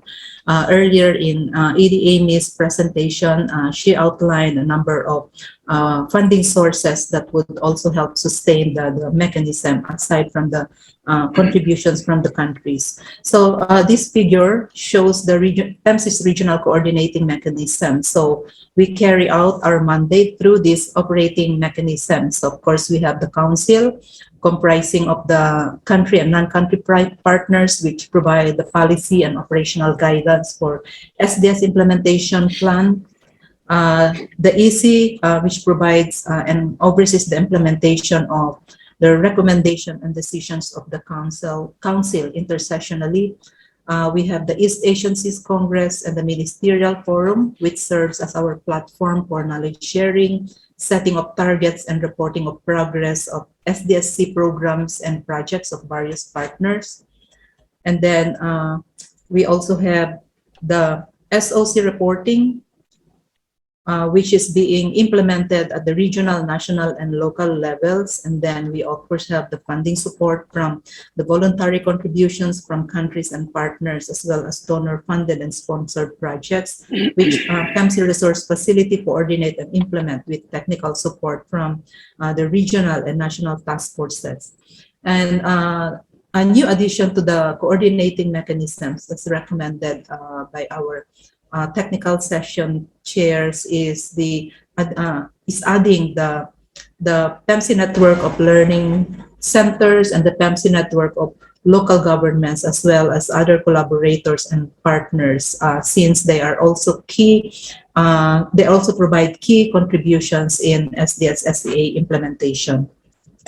Okay, so for national policies, legislations, and institutional arrangements, the focus would be the development, adoption, implementation of national ocean policy, ICM policy, legal instruments, and institutional improvements. So the targeted actions include the continuing promotion of the importance of formulating and adopting national ocean policies and plans, as well as the legislative agenda of the national governments, and more importantly, the mainstreaming of ICM into the governance systems of the national and local governments. So I have highlighted here the Philippines case since Philippines, we are claiming that we have like more than 4 decades of ICM implementation, and we can see the progression of the national policies and legislative support in relation to ICM implementation. So the current administration will be developing the Philippine Development Plan for 2018 for 2023 to 2027. And we hope that ICM will still be included in the priority legislative agenda for the environment and natural resources sector.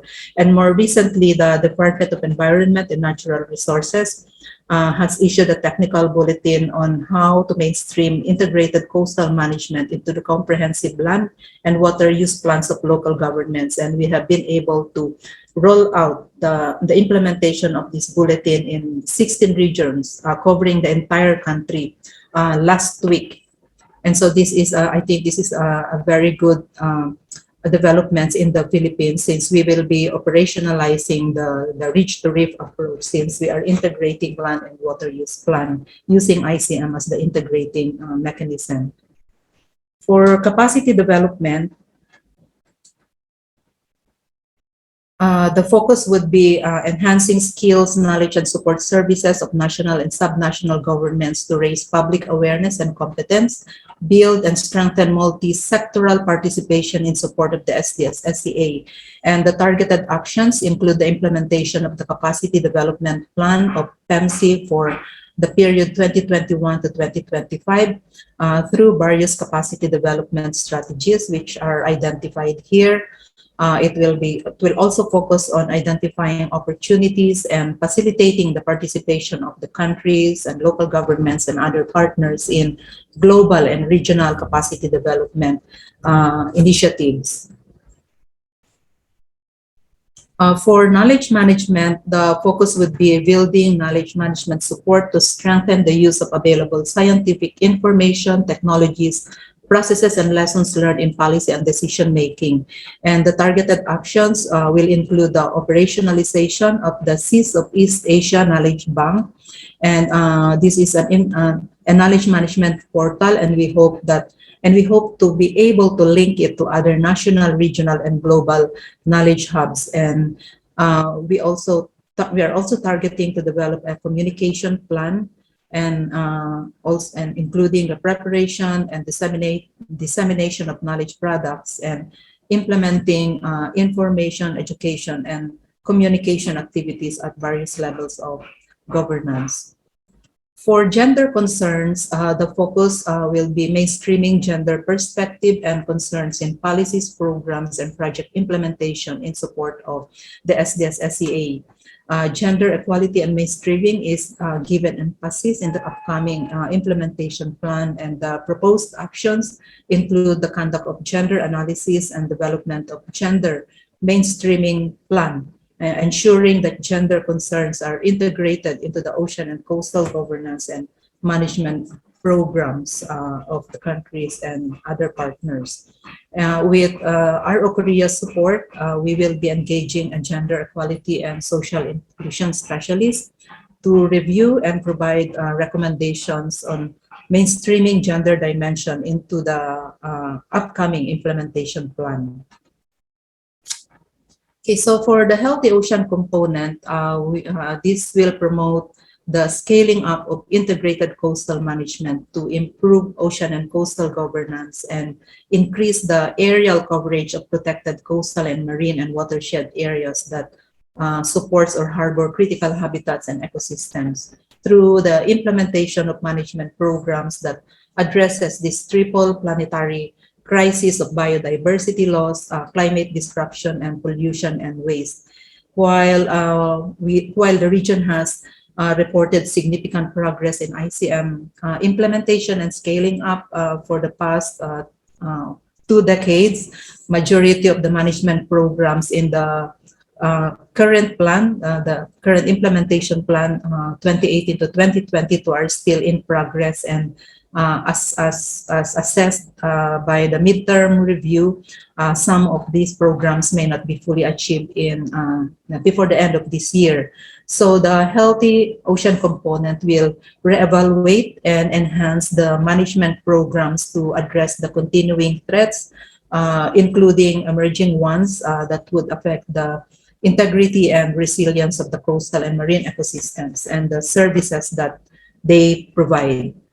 So under the Healthy Ocean component, there are 4 priority programs. These include ICM scaling up, biodiversity conservation and fisheries management, climate change adaptation and disaster risk reduction, and pollution reduction, waste management, and water use management. Partners are likewise identified, including the linkages to relevant SDGs when we implement these programs, which include SDGs 1, 5, 6, 11, 12, 13, and 14. So the main objective for this component is to increase the efficiency and effectiveness of coastal and ocean governance at regional, national, and local levels to achieve a healthy and resilient marine and coastal ecosystems in priority coastal areas and watershed areas. So in 2020, we have reported that we surpassed the non-compact target of 25% of the regional coastline to be covered by integrated coastal management. So as of 2020, ICM program coverage have been extended to at least 40% or at least 86,000 kilometers of the region's coastline. This estimate includes other ICM and coastal management related programs that the countries have implemented or are currently implemented. So it indicates the continuing expansion of ICM efforts both geographically and functionally. And under ICM scaling up, these are the targeted actions, the development and adoption of national action plans and programs, implementing the PEMC network of local government strategic action plan for 2022 to 2027, and the development of the PEMC network of learning centers action plan covering the same period as the upcoming implementation plan. So in terms of ICM scaling up, I am highlighting here Vietnam's case. Vietnam is relatively younger compared to the Philippines when it comes to ICM implementation, but they have been able to learn from the lessons from the Philippines and possibly Indonesia to refine their processes in developing and implementing ICM. So Vietnam, they have a long-term ICM strategy up to 2030 and a medium-term national action plan. A law on marine and island resources and environment was passed by the National Assembly in 2015, where provisions on integrated coastal management implementation are included, and a circular which was approved by the Ministry of Natural Resources and Environment in 2017 provided the detailed guidelines or the tech on how ICM implementation can be facilitated and scaled up. And through this initiative or programs, we anticipate the coverage of the entire coastal provinces of Vietnam, at least 100% coverage, if possible, through the existence of these national policies and laws. Okay, so again, still under ICM scaling up, one of the proposed sub-programs include the implementation of the Pnlv Strategic Action Plan for 2022 to 2027. So as I've mentioned, the Strategic Action Plan of the network of local governments mirrors the component programs of the regional implementation plan. And I would like to highlight that the Pnlg currently has 52 local government and 3 associate members, which are from 10 countries in the region. And we anticipate that this number will increase to 57 with 2 additional members to be inducted during the 2022 Pnlg Forum, which will be hosted by Tangerang Regency in Indonesia. I think Karen already highlighted the Pnlc in her presentation. So we have 18 members comprising of 15 ICM learning centers and 3 regional centers of excellence from 9 countries in the region. And with the red designation of the State Key Laboratory of Marine Pollution as an RCOE in marine pollution. So we will be having 4 RCOEs with specialization on marine protected area management and coral reef research, on sustainable ocean management, in climate change and disaster risk reduction and marine pollution for the State Key Laboratory. Okay, so for the 3 priority programs on biodiversity conservation and fisheries management, climate change, adaptation and disaster risk reduction, and pollution reduction, waste management and water use management, the proposed actions are organized according to the presence of national plans of actions, incorporating, for instance, the agreed targets on coast and oceans in the UN Decade of Ecosystem Restoration, the post-2020 Global Biodiversity Framework. In the case of CCA and DRR, the actions recommended in the Glasgow Climate Pact, the Paris Agreement, and the Sendai Framework for Action for Disaster Risk Reduction and for Pollution Reduction, Waste Management, and Water Use Management. The recommended actions from the Global Program of Action for the Protection of the protection of the marine environment from land-based activities, including the National Action Plans on Marine Litter and plastics. So the targeted actions also include the identification of priority locations, the partnerships and collaborative arrangements that will be pursued to support the implementation, the monitoring, and reporting of progress in the implementation of these national plans of actions. So partners are likewise identified for each of the priority programs. For instance, OSRL and IPICA can provide technical support in the discussions on oil spill preparedness and response, while our RCOEs can provide technical support in the discussions on biodiversity conservation, CCA, DRR, and pollution and waste management.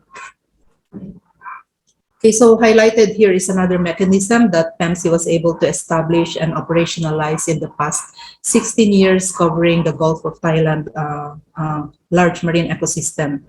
It showcases the developments related to the implementation of the framework program for joint oil spill preparedness and response in the Gulf of Thailand, which was signed in 2006. And this facilitated the continuing commitment of Cambodia, Thailand, and Vietnam, which encompass the Gulf of Thailand in the conduct of collaborative planning and reporting of progress on oil spill preparedness and response during their annual meetings. And it also highlights the active participation and commitment of PEMC's non-country partners, such as IPICA and OSRL, in supporting the conduct of technical workshops and providing inputs to important documents. So the proposed actions related to the Gulf of Thailand are also included in the implementation plan to ensure the sustainability of the program. Okay, so moving on to component 3 on healthy people, we recognize that the East Asian seas are vital to the lives of more than 2.1 billion people, and 60% of which are living within the 100-kilometer of the region's coast, within 100 kilometers of the coastal areas, and the growing population and their migration to coastal areas, the dynamic economic growth and sustainable patterns and consumptions have impacted exerted tremendous pressures on the region's marine and coastal resources, and these changes in the coastal and marine areas have a range of impacts on the people, particularly the coastal communities. So this component will therefore focus on enhancing the engagement of the stakeholders and communities in every step as much as possible in coastal planning, policy, and decision making. And it will also assist the coastal communities in coping with the changes in the coastal and marine areas by identifying viable, sustainable livelihood options in response to SDG 3 targets and the COVID-19 social and economic recovery and response plans of the government. So the Healthy People component aims to enhance the participation of the various stakeholders and communities in the protection and sustainable use and management of coastal and ocean and water resources, and improve their understanding of the benefits of healthy ocean in ensuring food security and nutrition and providing livelihood opportunities. Targeted actions include stakeholders and community engagement that emphasizes inclusivity in terms of engaging the indigenous peoples, the civil society, youth, and the marginalized sector who are vulnerable to economic and environmental crises, and promoting the implementation of sustainable livelihood and enterprise development. Through the various projects of PEMC as well as other regional and national programs and projects, we have generated significant experiences in community engagement, which we can learn from and improve upon to implement these particular targeted actions. So for component for unhealthy economies, we have been guided by the actions on blue economy that were identified in the Changwon Declaration, where PEMC has taken steps in conducting the assessment of ocean economy and also identifying investment opportunities for sustainable blue economy development. So we have also generated significant learnings on business model assessment, and we have also encountered challenges and lessons for local engagement, and we have also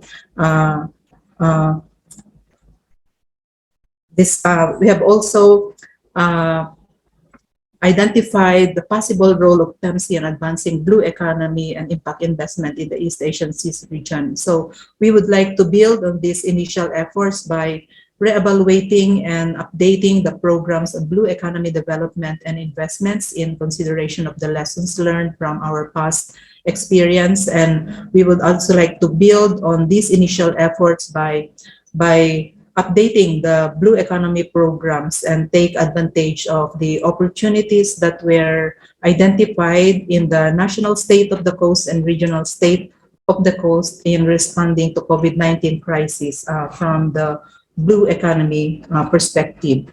So the healthy economies component aims to accelerate blue investments and ensure sustainable and efficient utilization of coastal and ocean ecosystems and related resources to support green recovery initiatives that will generate jobs, livelihoods, enterprises within ecological limits towards contributing to sustainable economic development. There are two targeted actions, which include the promoting the development and adoption of resilient economic recovery policies of the national government that would facilitate investments in blue economy and green recovery from COVID-19 pandemic, as well as promoting public and private partnerships in environmental investments, which was identified actually as a major gap in the previous implementation plan. And again, partners are identified, including the contribution of this particular component to achieving the SDGs, particularly SDG 8, 9, and 11. And in support of the healthy economies component, shown here are blue economic opportunities that were identified in the course of formulating the national state of ocean and coast report of the 10 countries in the region, as well as the regional state of the coast, for consideration in refining the implementation plan. Okay, so the implementation plan also includes these details, which I am not discussing due to time limitations. So the implementation plan also include expected outcomes, which are linked to the objectives. It also describes the desired changes after the completion of the targeted actions in 2027.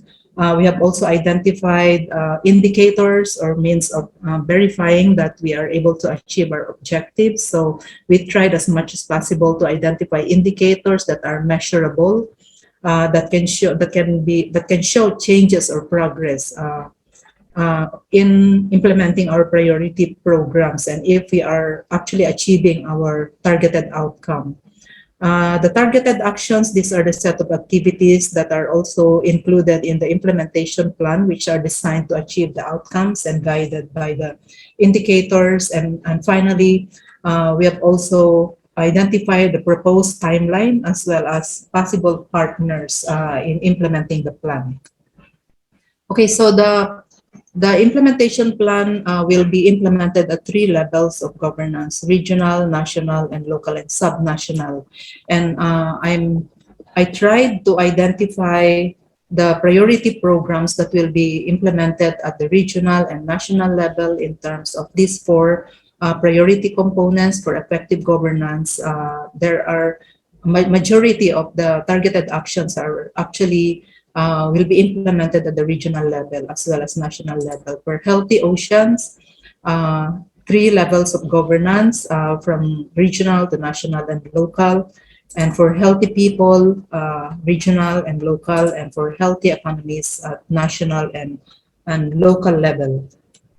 Okay, so measure, as I've mentioned, we did not establish, we were not able to establish a very clear M&E and reporting mechanism in the previous implementation plan. So we report our progress during the East Asian Seas Congress, but at start of the regional operating arrangements for PNlc, we have been using the regional state of the coast reporting, the national state of the coast reporting, and the local state of the coast reporting as our means of consolidating our progress in implementing our plans and programs. There are other options which are also being, which we can also consider. We have the World Ocean Assessment, which is very global in nature. And so if we are going to consolidate our information, particularly at the local level, to this global reporting, I think we will not be able to really determine if progress has already been made. We also have the ASEAN State of Environment Report where PNlc, particularly Dr. Furukawa, was invited to provide inputs. This can also be one of the options. And Ocean Health Index was repeatedly mentioned during the technical working group meeting. I think China has been able to utilize this reporting index at the national level as well as the local level, particularly for Shannon. So these are some of the options, and I think as we continue in refining the implementation plan, we hope that we will be able to also establish an appropriate and applicable reporting system for the SDS implementation plan that are acceptable to both the country and non-country partners. Okay, so the technical session is requested to review the second draft of the implementation plan, particularly looking at the relevance, whether the priority programs, the targeted action and outcomes, and objectives are relevant and timely. And we hope that the session will also comment on the collaborative process of engaging our partners in supporting the formulation, finalization, and implementation of the plan. Thank you very much. Over to you, Mr. Chair. Thank you very much, Ms. Burmas, for giving us a comprehensive overview of the second draft of the IP and the update on where we are on finalizing the IP.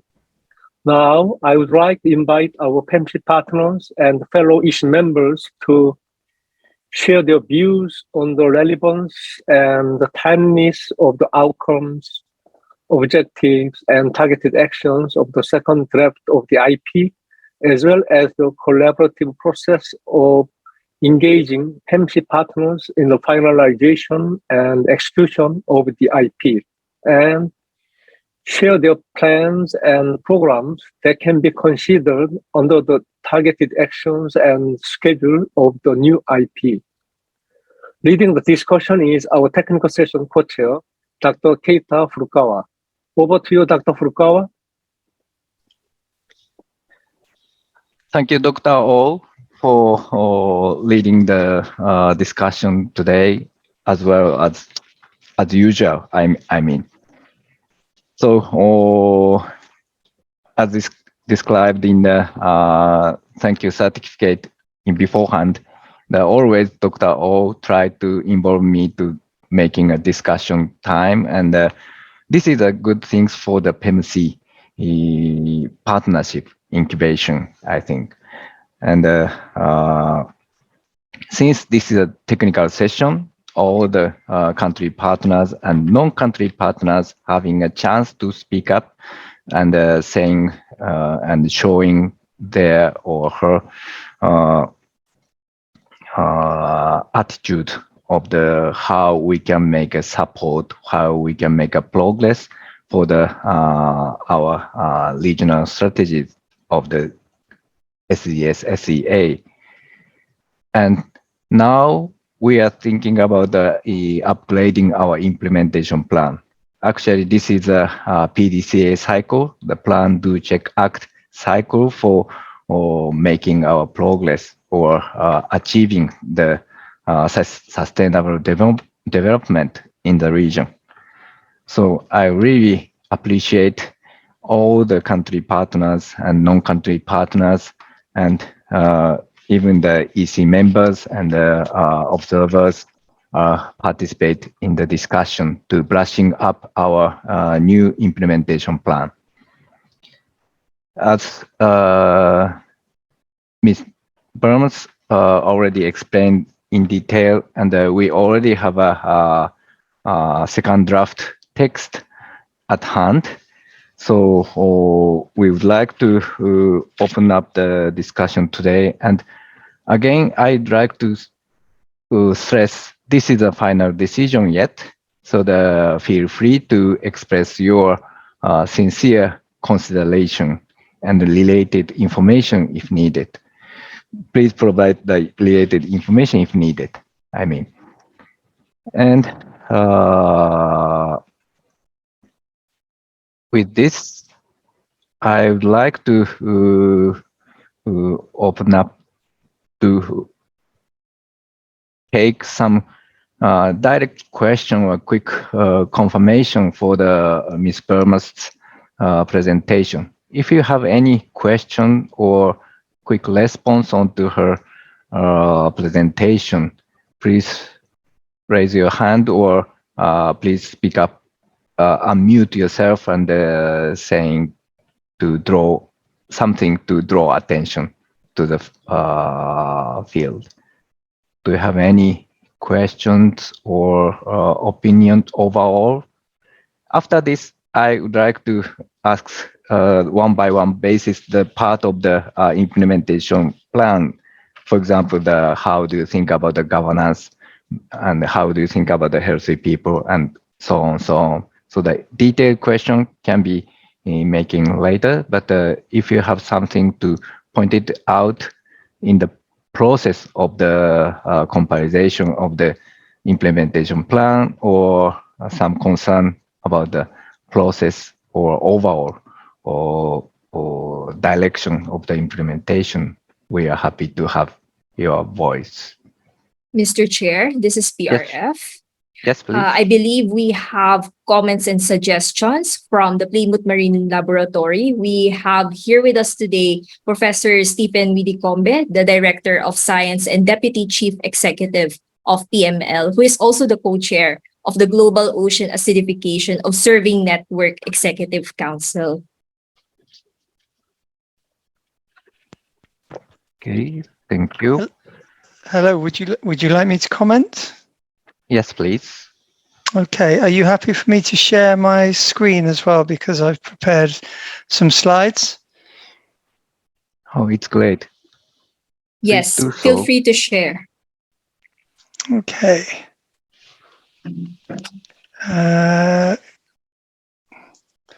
Can you see those? Yes, I can see.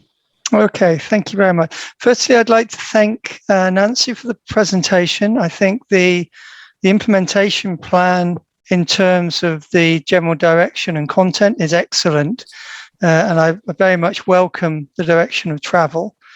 From a perspective of Plymouth Marine Laboratory, we are a non-governmental science organization. So we're very much focused on delivering the science evidence that would hopefully be of use to applying your ambitions around developing the national action plans.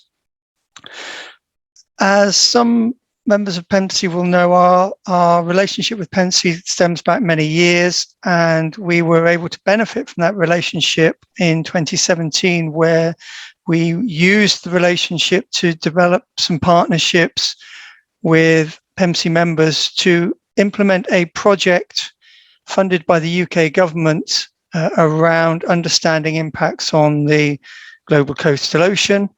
That project was very successful and particularly focused around activities in the Kep province in Cambodia, but also very strongly around the central region of Vietnam and particularly around the city of Da Nang. That program is now completed, and despite impacts towards the end of the project from COVID and economic constraints, outputs from that project are now being published, and hopefully they will form a contribution to the implementation plan laid out by Nancy. I'd also like to announce that we have subsequently been successful in securing UK government funding in partnership with the National Oceanographic Centre here in the UK, which represents a 4-year programme and a £6 million partnership project with the aims of developing global understanding of the impacts of climate change and direct human activities on the coastal ocean at the regional to local scales of interaction. That project will be geographically focused in a couple of places around the globe, but in particular around the Southeast Asian seas, based largely on the success that was generated from the previous Accord project. It's split into 4 main areas of science, which I think will map very nicely onto some of the elements of the implementation plan. Firstly, we are looking to understand the risks and impacts of climate change on the coastal ocean. So questions such as how are coastal ocean ecosystems susceptible to climate multi-stressors, and what are the appropriate indicators to identify that ecosystem risk, and also the resilience to climate change and extreme events. Looking at the implementation plan, I can see how this scientific evidence would contribute significantly to your ambitions around biodiversity conservation and fisheries management, as well as to climate change adaptation and disaster risk reduction. The second element of the work will look to understand the interactions of multiple human pressures on coastal habitats and ecosystems and the consequences for coastal communities around the world. Here we are particularly looking at how anthropogenic stressors are distributed and the drivers and the sources and the consequences of those anthropogenic stressors, and also how they interact with climate stressors and what is their compound effect. Not only looking at traditional stressors such as nutrient pollution and heavy metals, but also how they may interact with relatively new emerging stressors such as the artificial light at night, which is associated with urban development. Again, contributions could be made in the biodiversity conservation and fisheries management, and also in terms of pollution reduction, waste management, and water use management. The third area looks to explore how nature-based solutions and green and blue engineering-based marine solutions can contribute towards a net zero carbon society. So what are the drivers, connectivity, and effects linking nutrients, carbon, and greenhouse gas budgets in blue carbon ecosystems? And how do we improve blue carbon accounting and verification mechanisms in order to optimize the use and application of blue carbon habitats? Again, contributing to biodiversity conservation, fisheries management, as well as climate change adaptation. And finally, the fourth element of the program will look to develop the concept of the global coastal ocean by synthesizing regional scale understanding to assessments of change. So what are the relevant sets of coherent regimes that exist through the coastal ocean? What are the climate change hotspots and safe spots? And how vulnerable or resilient are global coastal ocean resources? Looking at this work package, I can see strong synergies with the implementation plan's ambitions around scaling up the integrated coastal management as well as climate change adaptation. Aside from the UK-based program I've just described, as I was introduced, I am also a co-lead on the Global Ocean Acidification Observing Network, which has been at the center of creating a new UN Ocean Decade endorsed program. The Ocean Acidification Research for Sustainability program is one of 41 UN Ocean Decade endorsed programs. And I would very much like to explore with PNlc the opportunities for engagement with this specific program, but also ways in which other programs within the UN Ocean Decade could complement and supplement the activities described in the implementation plan. So in my role as Director of Science at Plymouth Marine Laboratory, and also in my role as a contact point for this UN Ocean Decade program, I would be very interested in helping develop the implementation plan further, and also having a conversation with potential partners in the region who would like to engage either with the national program or with the Ocean Acidification Research for Sustainability program. Aside from that, I would also like to make one comment on the monitoring of the implementation plan.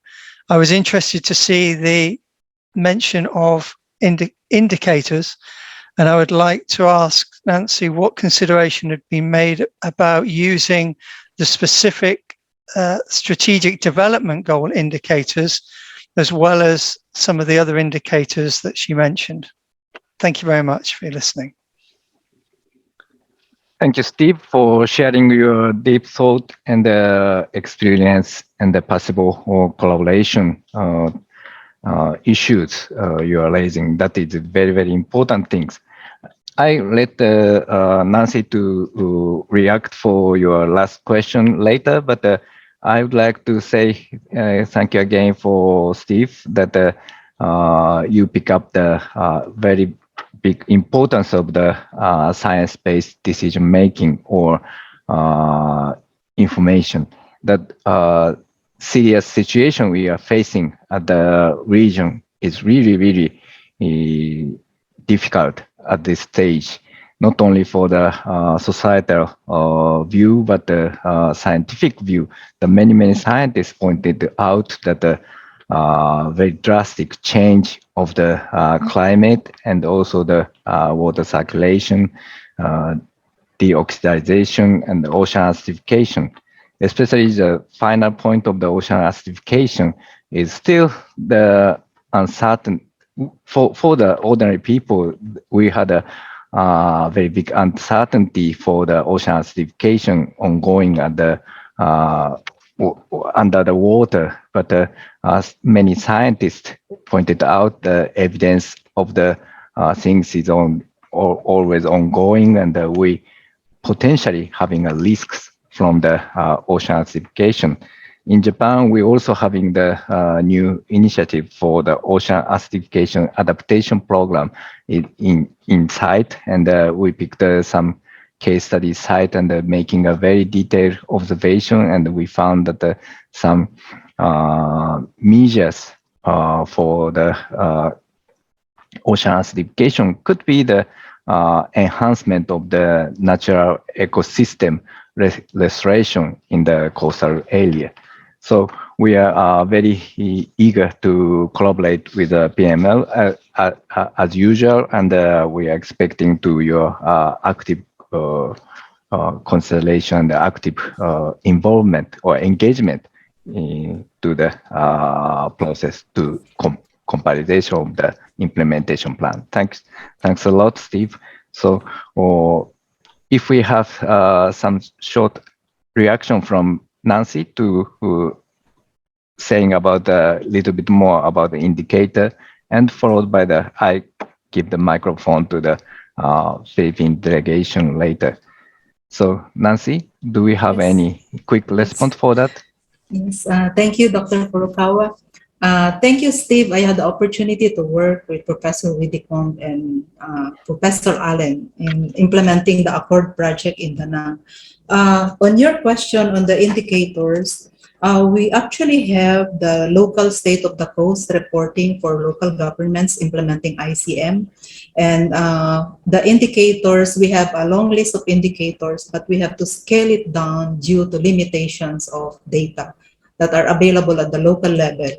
And in fact, we had attempted to also include include the SDG indicators, particularly for SDG 6, 11, 13, and 14, as part of the local government's commitment under the UNSAN Declaration, where they are supposed to report on their progress in implementing plans and programs related to climate action, life below water, safe water, and SDG 6, water and sanitation, and SDG 11 on sustainable cities. So if data is available at the local level, we can definitely expand the indicators to incorporate the SDGs. But at the moment, the long list that we have has to be scaled down due to that limitation. But if there will be like projects like PML who will be implementing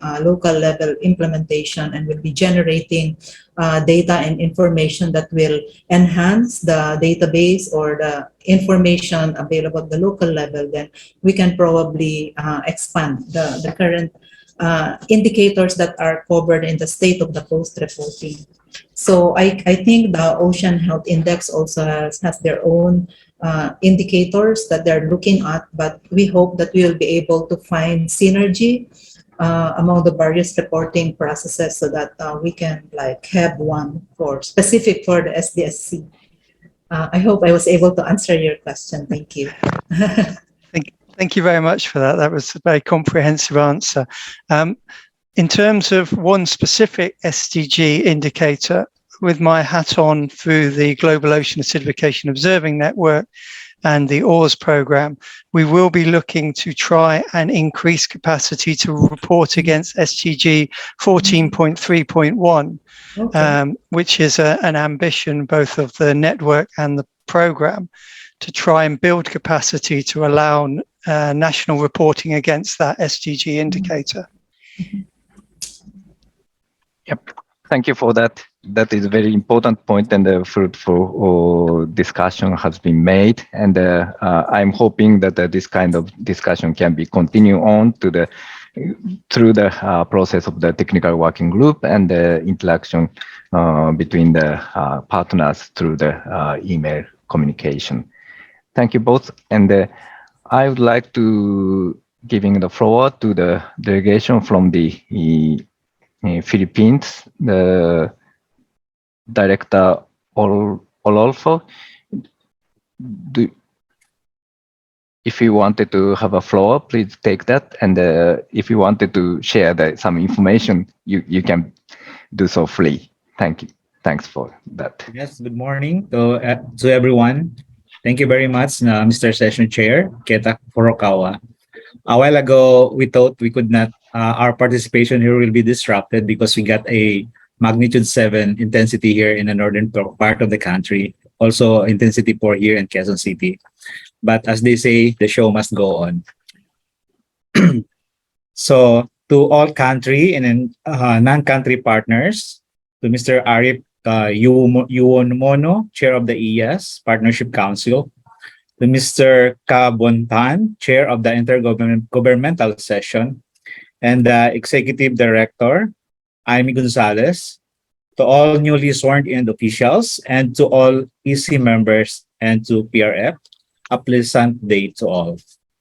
On behalf of the Government of the Philippines, I would like to sincerely express my appreciation to the members of the Technical Working Group for their engagement and valuable inputs in the formulation of the implementation plan and to the PNC Resource Facility for organizing the TWG and facilitating the activities which led to the completion of the second draft of the IP.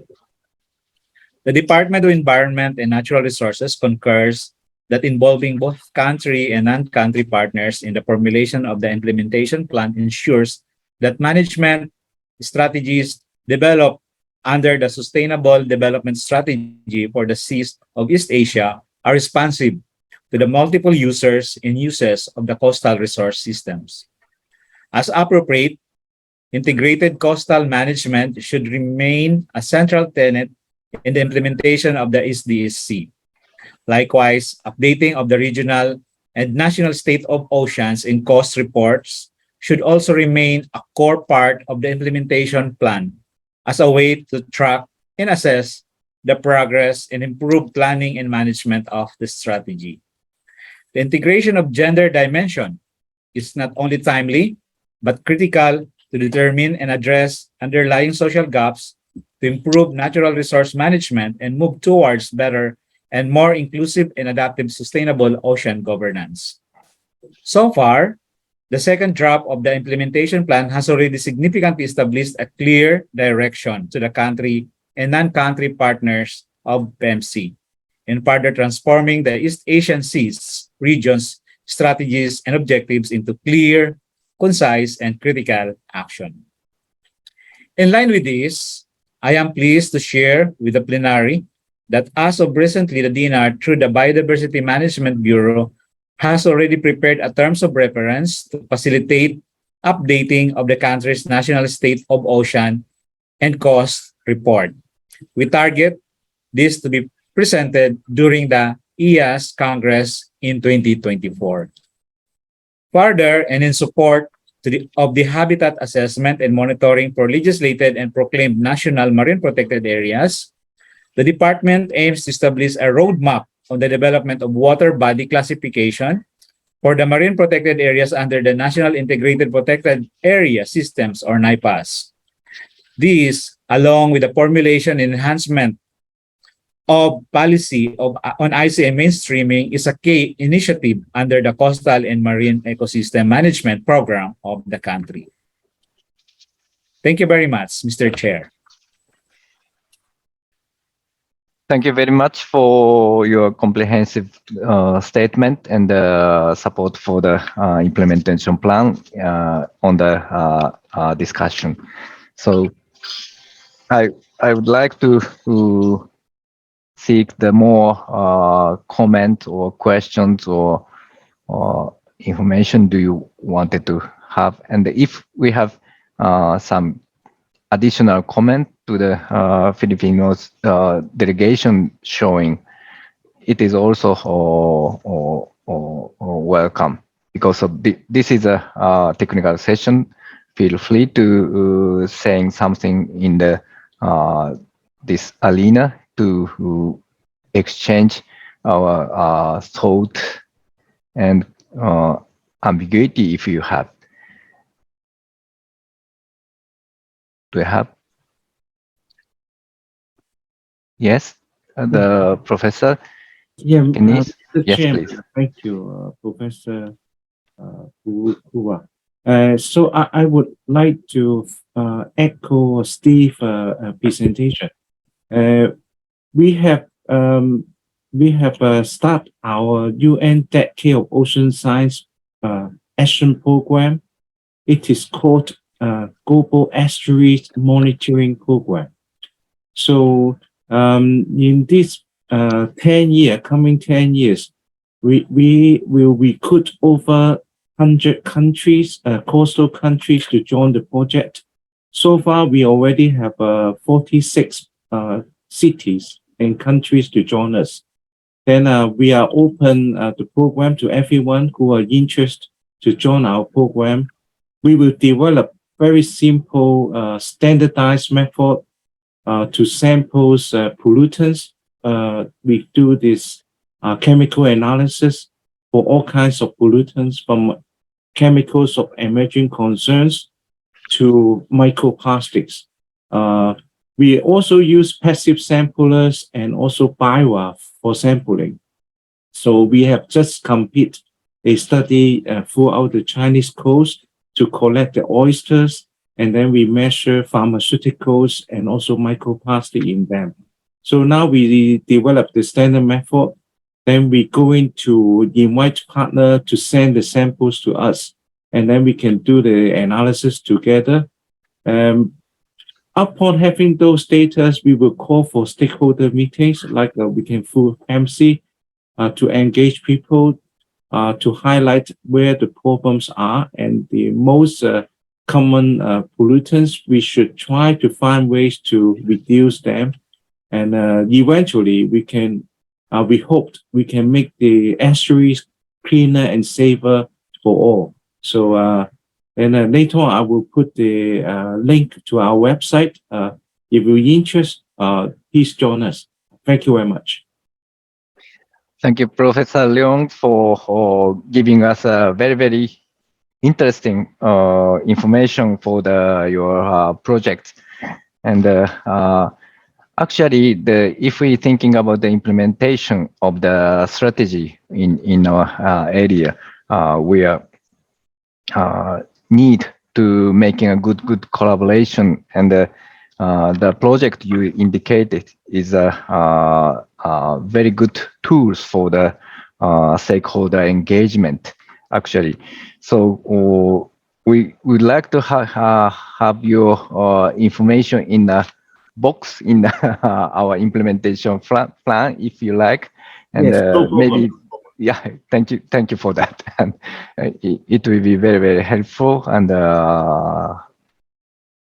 we believe this.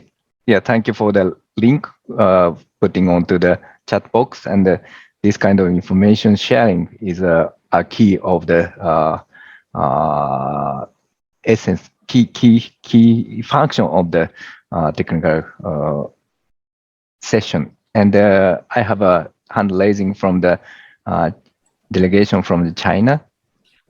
So now we having her on the floor. Please take the thank floor. you. Can you hear me? Yes, clearly. Okay. I'd like to make a statement. So, dear chairs and co-chairs of the EAS Partnership Council, PRF, and all representatives, good morning. First of all, on behalf of Ministry of Natural Resources, China, we wish to express our gratitude to the PRF and the Technical Working Group of the SDS SEA Implementation Plan 2023 to 2027 for their efforts in compiling and drafting this plan.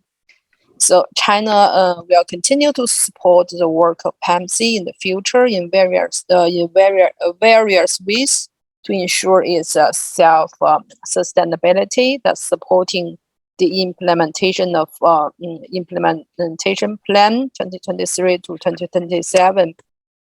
So we understand that the IP integrates the results and the recommendations from the midterm review of the IP 2018 to 2022 and translates the PNlc roadmap 2030 into practical steps that will contribute to the healthy ocean, people, and the economies in this region.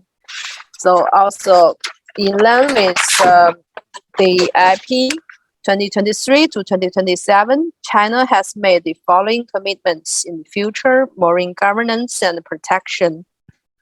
Firstly, implement the master plan for the protection and utilization of coastal areas, make economic and intensive use of space resources, and ensure that the natural coastal line retention rate is no less than 35%.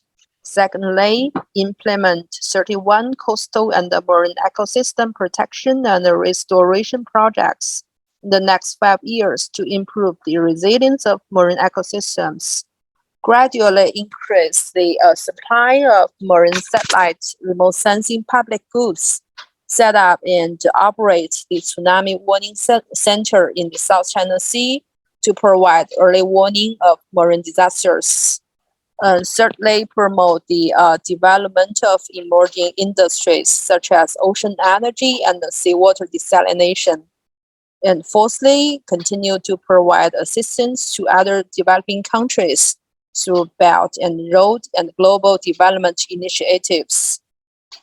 And lastly but not the least, so support the implementation of those global major scientific projects and make contributions to the UN Ocean Decade by China actions and outputs.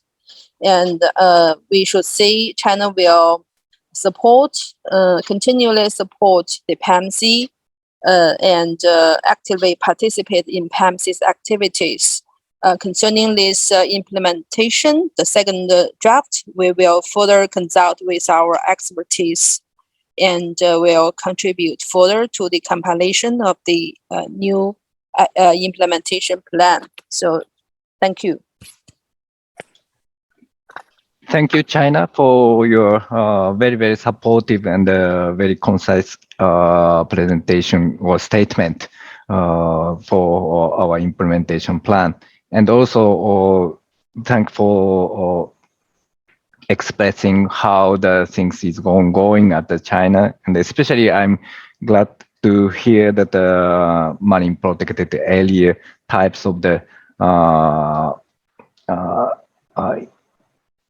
conservation measures is scaling up in the China situation. And as a Philippine delegation is also mentioned about the marine protection is one of the key essence of the integrated coastal management. And now we are facing not only the marine protected area, but in the global basis, we are talking about how we can manage in the coastal and the ocean area by the area-based management system. And MPA is also one of them. And now we are having a deep discussion on the other effective area-based conservation measures, or ECM, in the post biodiversity discussion. So thank you again for China to sharing your thought and expressing that the continual support and the engagement and participation to the Pnlc activities. So do we have any another statement or comment or questions? Anything is welcome to the this session. We missing something? Not yet. Mr. Chair, if I may. Yes, please. If, there are no more comments from the country and non-country partners. Mm-hmm. You don't see any. Yeah, I don't see any at the moment. Yeah, I would just like to congratulate PML for having the ORS project approved as one of the UN-endorsed approved project. That makes it 3 in the region. We have the Hong Kong State Kiel Marine Laboratory project on global estuaries, as well as the Xiamen University FISO is also involved on in coastal Save Our Seas project. All of these are global projects that are run by our non-country partners and managed under Westpac, which is also our non-country partner. So I am pleased that there are many complementary activities that are being done and that are being undertaken and percolating in the region, because that makes it so dynamic, and also making sure that we capture all essential aspects of ocean and marine promotion towards sustainable coastal and marine development, because otherwise, Pnlc as a partnership, even if we're a huge partnership, cannot do it by ourselves. We need all the help we can get from many partners. And we are glad that the UN Decade of Ocean Science, which we supported since its inception, has generated some participation from many of our non-country partners. We hope that our country partners will also be supportive of this project. I know that the focal points for the UN Decade of Ocean Science is the science and technology departments and not necessarily our focal partners. But we try, in our spirit of integrated management and coordination, we try to ensure that our work, especially in coastal marine, is also integrated in this many initiatives.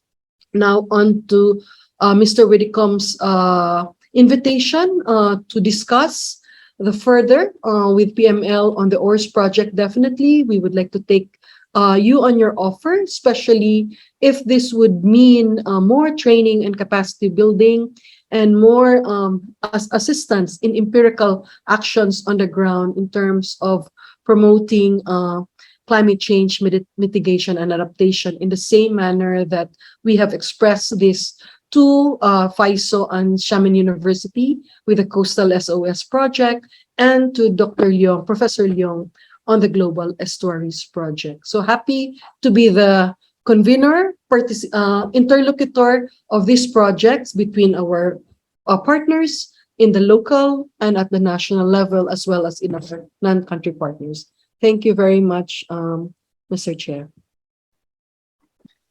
Thank you, Amy, for having the additional comment on the project ongoing, and it makes us a clear vision for how we can expand our engagement network to the action starting from the local, national, and regional and global.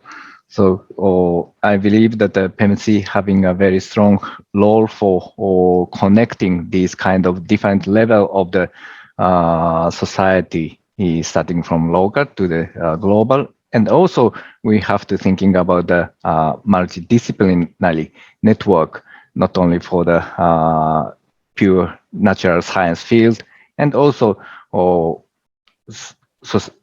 social science field, and sometimes the inclusive society, not only for the scientists, but also the general public and children's and seniors, youngs, and this kind of people should be get aligned. But for that coordination, there's some kind of the facility is needed, and I believe that the PNLc is now doing the right things, and this implementation plan having a kind of the compass for how we can align our activity in the sense of the link between the local to the global, and some different discipline to be connected. So I have to stop speaking. I'm here for hearing from your voice, so don't be shy to saying something. Just briefly, if you have some good attitude or good feeling for the second draft of the implementation plan, that is okay for stating like that. Or if you have some ambiguity to unknown things, or some things to be cleared, it is very, very welcome. How do you think? So this is my suggestion, that we can wait for until the time pass to the planned timing, that is 20 past 12, but we still have nearly 30 minutes to go.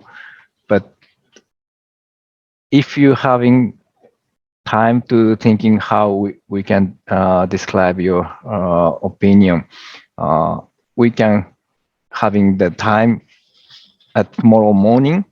I mean that from 9 a.m. to 9:30. We have 30 minutes to wrap up our technical session. So I would like to hear every country partners and non-country partners' voice in the technical session. So that if you don't have the statement yet or some question yet, I would like to give you a chance to say short message at tomorrow morning.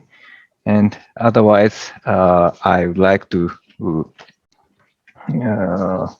close the session at the moment for taking a time to consideration for yours. How do you think? If you wanted to continue the discussion, I'd like to be. I am very happy with that. And if you wish to have a time to consideration, maybe we can wrap up the first day discussion at this point.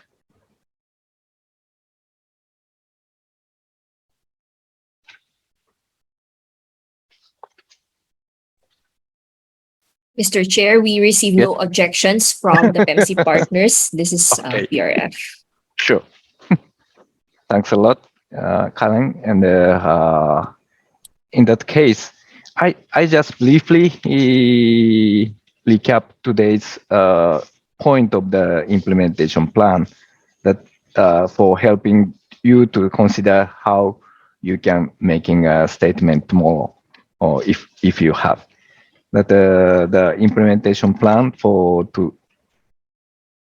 SEA 2023 to 27 is aiming to making the good involvement of the or inclusive society for the region. And we have 4 major components in it. And firstly, we are thinking about the governance, including the knowledge base of for the CO East Asia. So, and importantly, so some countries pointed out that the non-country partners also mentioned that the gender equality is a kind of the basis for our consideration. So in this implementation plan, we are tackling to these issues coming in front of our implementation plan. And secondly, to achieve the healthy ocean, ICM is still the one of the engine for getting the healthy ocean. And we are thinking how we can scaling up the system, and not only for the regional or local basis, but it can be expanded to the national or regional level. And some of the international research activity is supporting this kind of actions. And we are expecting to collaborate with, especially this part with the PNLG, that the local government is a key player for all the local action of the integrated management. And thirdly, we are having the component of the healthy people. And here again, the engagement of the stakeholder is be stressed. And we are thinking this is our base for taking the sustainable development. So still we are having a few action items, but potentially so many things is related to the healthy people item. And last but not least, but the fourth item is getting the healthy economy. And in PEMC, we are expressing this as a blue economy and directly linked to the SDGs goal 8, 9, and 11. But of course, as you know, the basis of the blue economy is natural resources on land and at the sea, and climate change or the water security is also the one of the important parts. So that we always thinking about this kind of basement for incubating our healthy economy. So the country partners showing the very strong expression that the management of the ocean area with protected area-based protecting measures and science-based action for engaging the people to do the monitoring by ourselves. This kind of action can be support the implementation of the our strategies. So I'm very expecting to hear your voice tomorrow morning, and even if that it can be very short, that we agree on the second draft at the moment, that is enough for us. But if you have something to say, and if you have some information adding to the implementation plan, that is very, very welcome. So with this, I think we are not closing the session, but making a break until tomorrow. So back you to the PRF to making some announcement.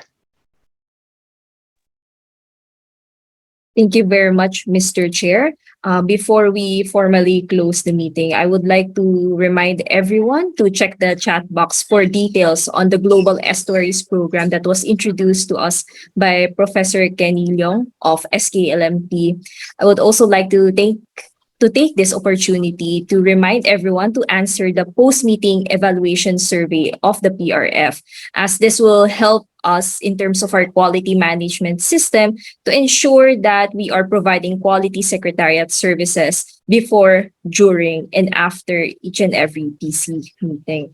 The links to the Global Estuaries Program and the post-meeting evaluation survey are in the chat box. Over to you, Dr. O, as incumbent technical session chair, for your farewell remarks as outgoing official. Thank you, Corinne, but it's planned for tomorrow morning, not today. Yeah, still the section is ongoing, so that I'd like to hear the last part of the session from Dr. O. Yeah. So I think now that Dr. Furukawa, you can continue. I mean, you can close the meeting. Okay. I think. So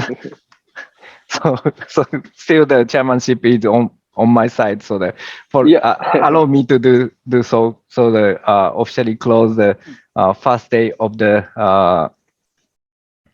14th EASPC meeting today, and we'll see you in tomorrow morning 9 o'clock in the Filipinos time.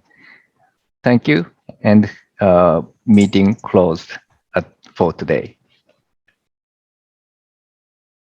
Good morning, everyone. This is Karen C. again, the Secretariat Coordinator of the PEMC Resource Facility. Welcome aboard to part 2 of the 14th EASPC meeting. I see here we have our various country and non-country partners. We have, of course, our incumbent EC members, and then representatives from Cambodia, China, Indonesia, Lao PDR, Japan, Timor-Leste, and then also from our non-country partners, we have here MX, ITICA, KOEM, and then also representatives from the Philippines. And of course, the Pnlg Secretariat. Now, with the roster of participants complete, we are still expecting additional individuals to come on board. I would like to invite everyone to go for a group photo. May I invite here June, our IT specialist. On your count, June. May we invite everyone to open their videos before we officially open the meeting today.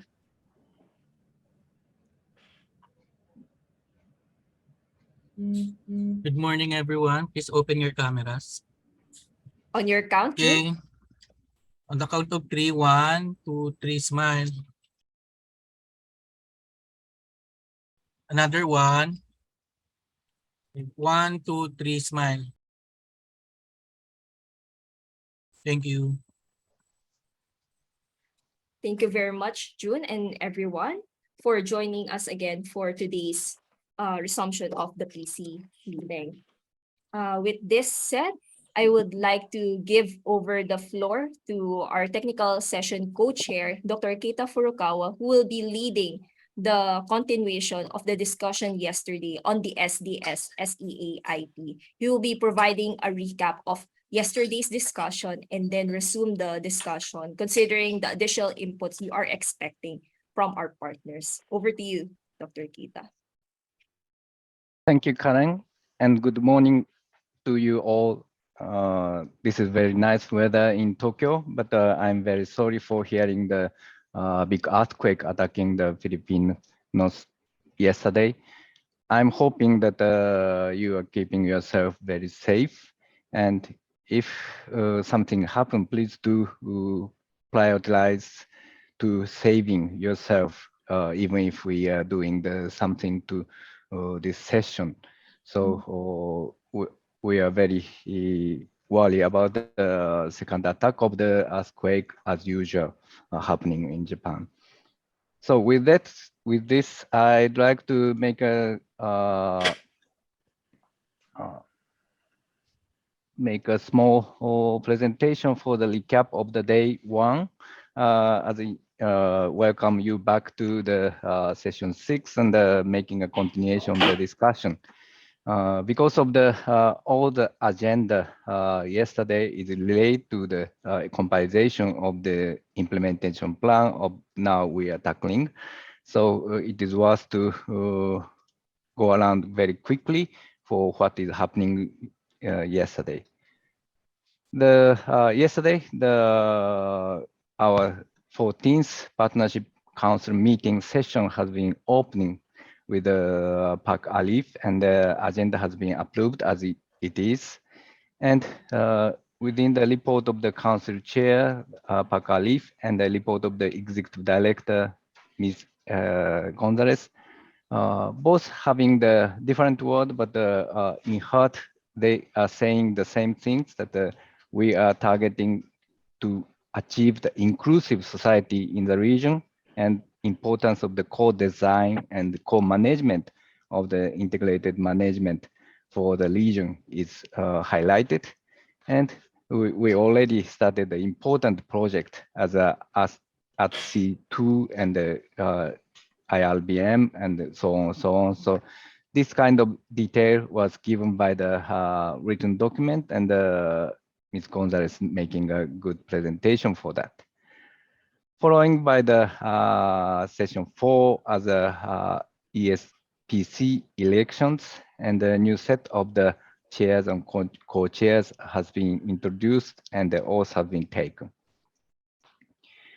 And Pnlc new members as a SKLMP, former well-known as a merit, approved to be a PMC RCOE in marine pollutions.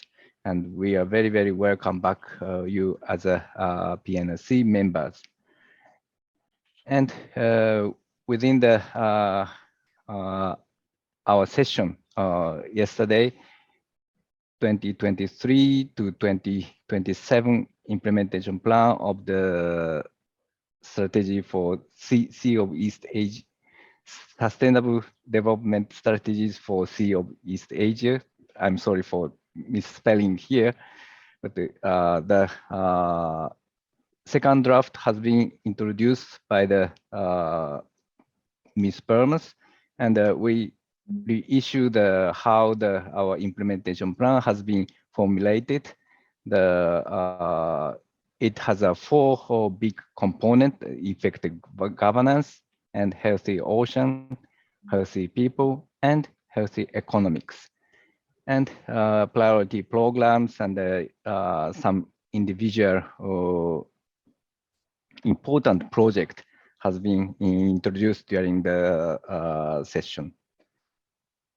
We already having the very supportive and the informative statement from the Philippines and China's delegation, and some exciting and encouraged additional inputs from the PML and the State Key Laboratory for Marine Pollution is also given. Today, I'd like to open the session from taking the statement from firstly from the country partners.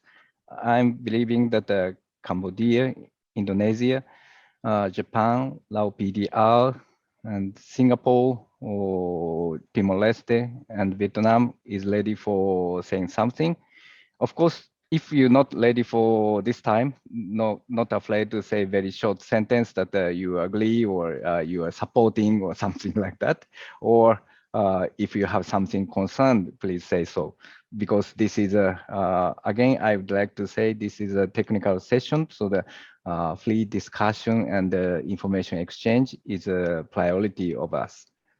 And followed by the additional input from the non-country partners. So if you have any, please state in the firstly alphabetical order. And if you have some reaction for the other statement, we are glad to hear if you have something so.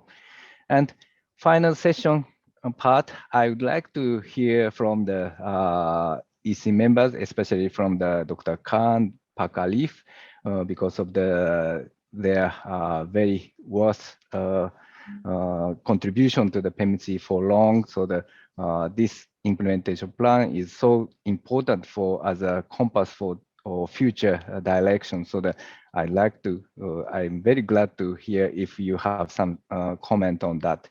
And then back to the session to Dr. O and having having his words for the session as well. So with this, I'd like to start to taking the statement from the country partner first. If the Cambodia, if you are ready, please do so. Floor is yours.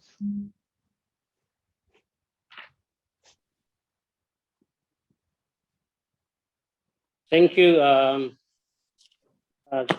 Chair, and good morning, everyone. I think that you can go ahead with the other countries, and Cambodia will also need to have the discuss a little bit time for these statements to the SEA 2023 to 2027. So please go other country first. Thank you, Chair. Okay, thank you for your clarification. So that I do proceed to the others. I believe that the China already saying statement yesterday.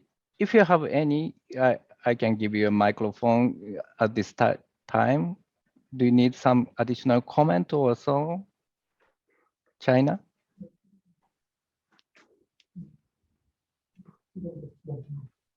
No, we don't have No. additional comments. Thank you. Okay, thanks a lot for clarification. So now I would like to call on Indonesia. If you have some statement for the implementation plan we are discussing, please take the floor. Thank you, Mr. Chair. We regret to SDSC implementation plan for 2023 until 2027. Our team has submit our input not long ago direct to PLF, and I appreciate the PLF for incorporating our input. However, I could not put in place more detailed plan should reflect and align with the national priority programs of its respective countries, and of others to write our written inputs. So there be any more substantive matter, we will communicate direct to the PRF. Thank you. Thank you, Indonesia, for clarification. That I also having the information that you already putting something for the PLF directly, and we are pleased to do such a kind of communication is happening. And still, we are having the technical working group for making a more lively discussion for the implementation plan compilation. So if you like, if you have chance to join the technical working group, that is very, very welcome to do the additional information exchange if you like. Thank you, Indonesia, again. So now I would like to call Japan to making a statement for our implementation plan. Japan, if you like, please take floor, please.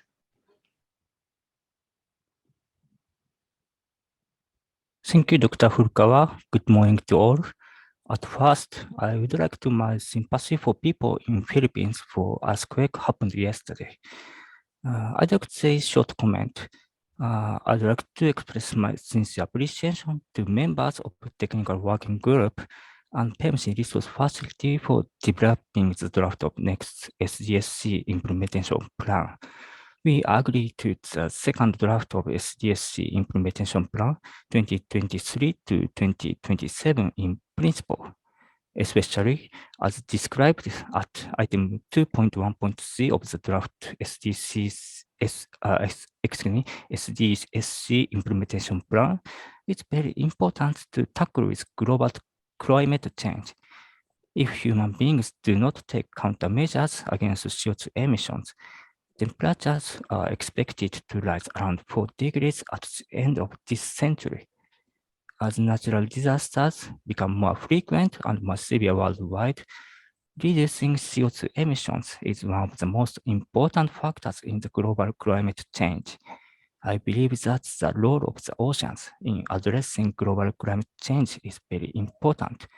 I wish that the next SDSC implementation plan will achieve the important role for implementing ocean-based solutions in response to global climate change.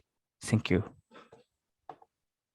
Thank you, Japan, for clear statement that convey the importance of the global climate change adaptation and countermeasures.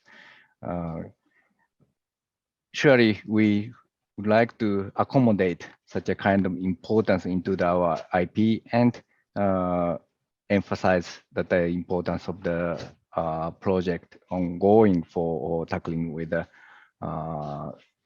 conservation and adaptation of the climate change.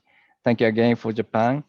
And now I'd like to ask Lao PDR for your statement. If you like, please take floor. Lao PDR.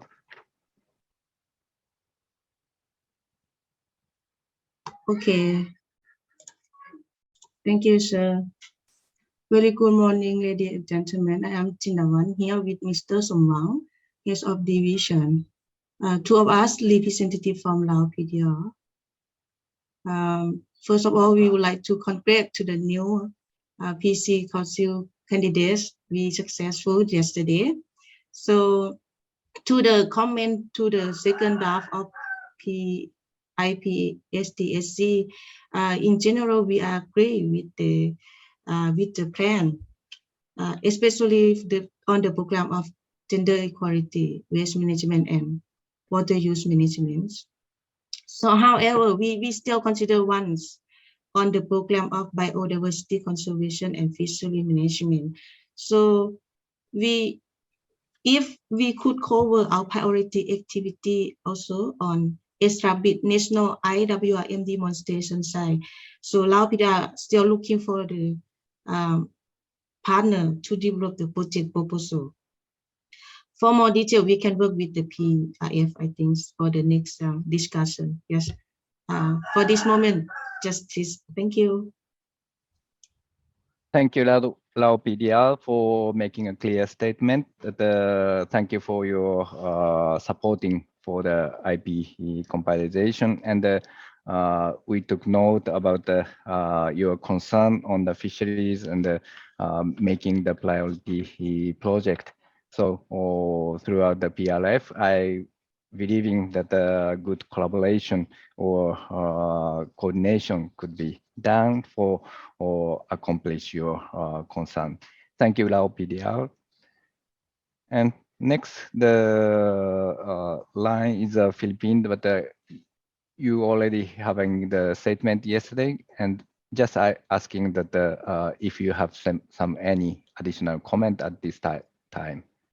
Philippines. Good morning, Dr. Keita. As of now, we don't have any further comments or feedback on the implementation plan. Thank you. Thank you, Philippines, for clarification, and thank you again for your positive and informative input yesterday.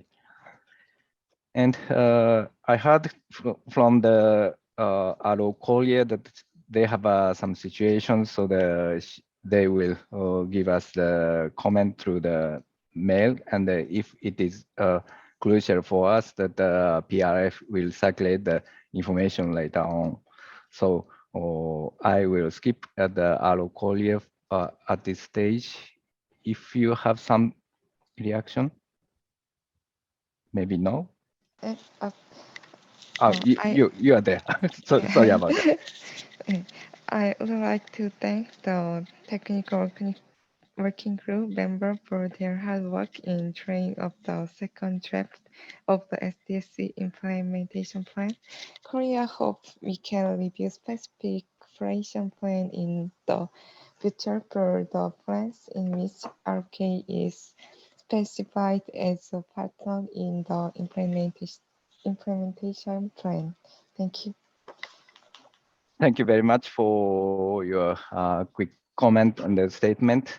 It was well noted. Thank you again for our Korea. And if we have Singapore, do we have any statement at this stage from you? Singapore, please.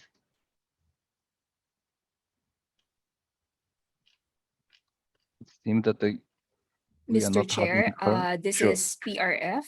Unfortunately, our representatives from Singapore are not able to join us today for this meeting. Okay. Sorry for my misdirection. Excuse me for the Singapore to calling without your participation. So now I would like to call Timor-Leste for your statement. If you like, please take floor. Timor-Leste. Thank you, Mr. Chair. Could you hear me? Yes, I can hear you clear. Yes, thank you. First of all, I'd like to say my gratitude and thank you to all of the team for the regional secretariat, especially for the organizer for this partnership council meeting, for their courage to be able to organize this meeting. And also I would like to say thank you to all of the speakers and presenter from yesterday for all of the very informative presentation that will make us to see through what things that might be need to take into consideration, especially like the effects of the climate change that now we all been facing through the recent years. So from Timor-Leste, we are good to go with all of the plans, especially the implementation plan that we want to achieve through the development strategy, sustainable development strategy for the seas of East Asia 2023 till 2027. We hope that through all of this program that we have planned, will be able to help us to tackle all of the problem that caused by climate change, especially because since we've been working and been focusing on enhancing our fisheries sector, we hope that through this program, it will help us to achieve our goal in able to sustain our resource in Timor-Leste, especially in fisheries sector. And also we would like to propose, if possible, this implementation plan will focusing on the waste management, because as we all know that waste management is one of the problems that contribute the most to the marine pollution and also the rise of the ocean acidification and also the climate change. We hope that through all of this program, this plan will help us to enhance, to be able to bring up the goals that we would like to improve in the philanthropy of our nation. I think that's all from Timor-Leste. Thank you.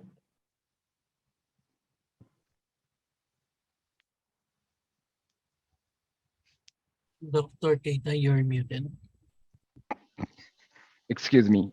Thank you, Timor-Leste, and thank you for clarification of the what kind of problem you are facing, and you putting the priority to do to solving the problem on your side. And we are believing that this implementation plan and also the network of the Pnlc is existing because of the helping the action in local with a global basis support. So we also really wish to having be with you and taking appropriate action and measures in time.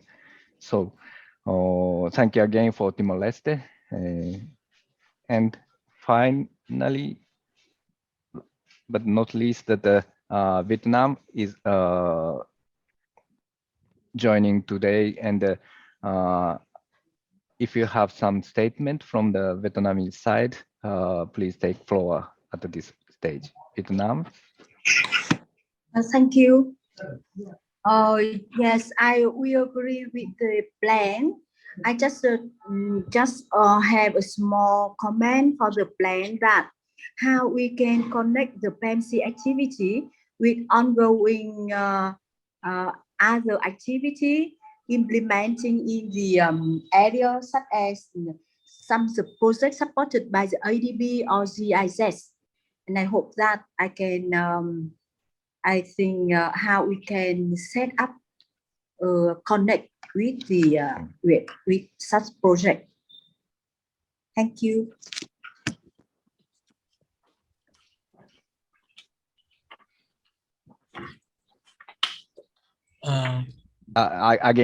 I'm sorry.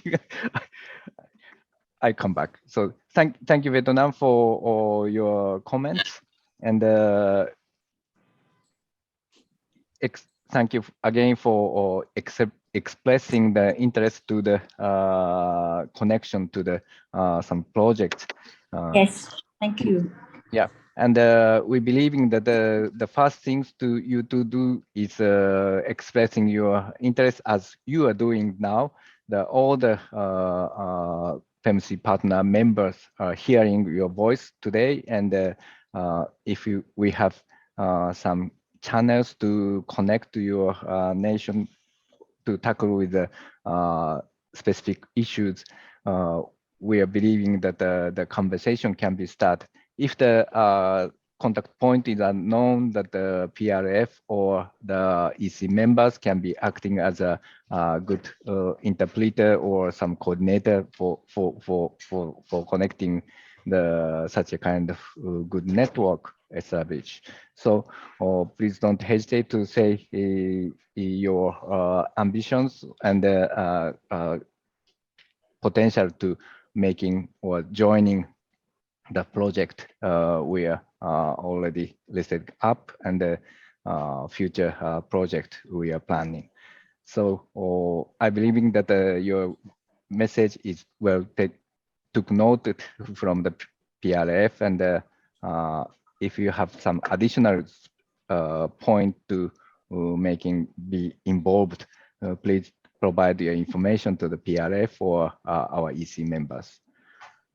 Okay. So with this, I believe that Mr. Chairman. Sure. Chairman, Yep. So now I would like to come back to the Cambodia. Yes, please. Mr. Chairman.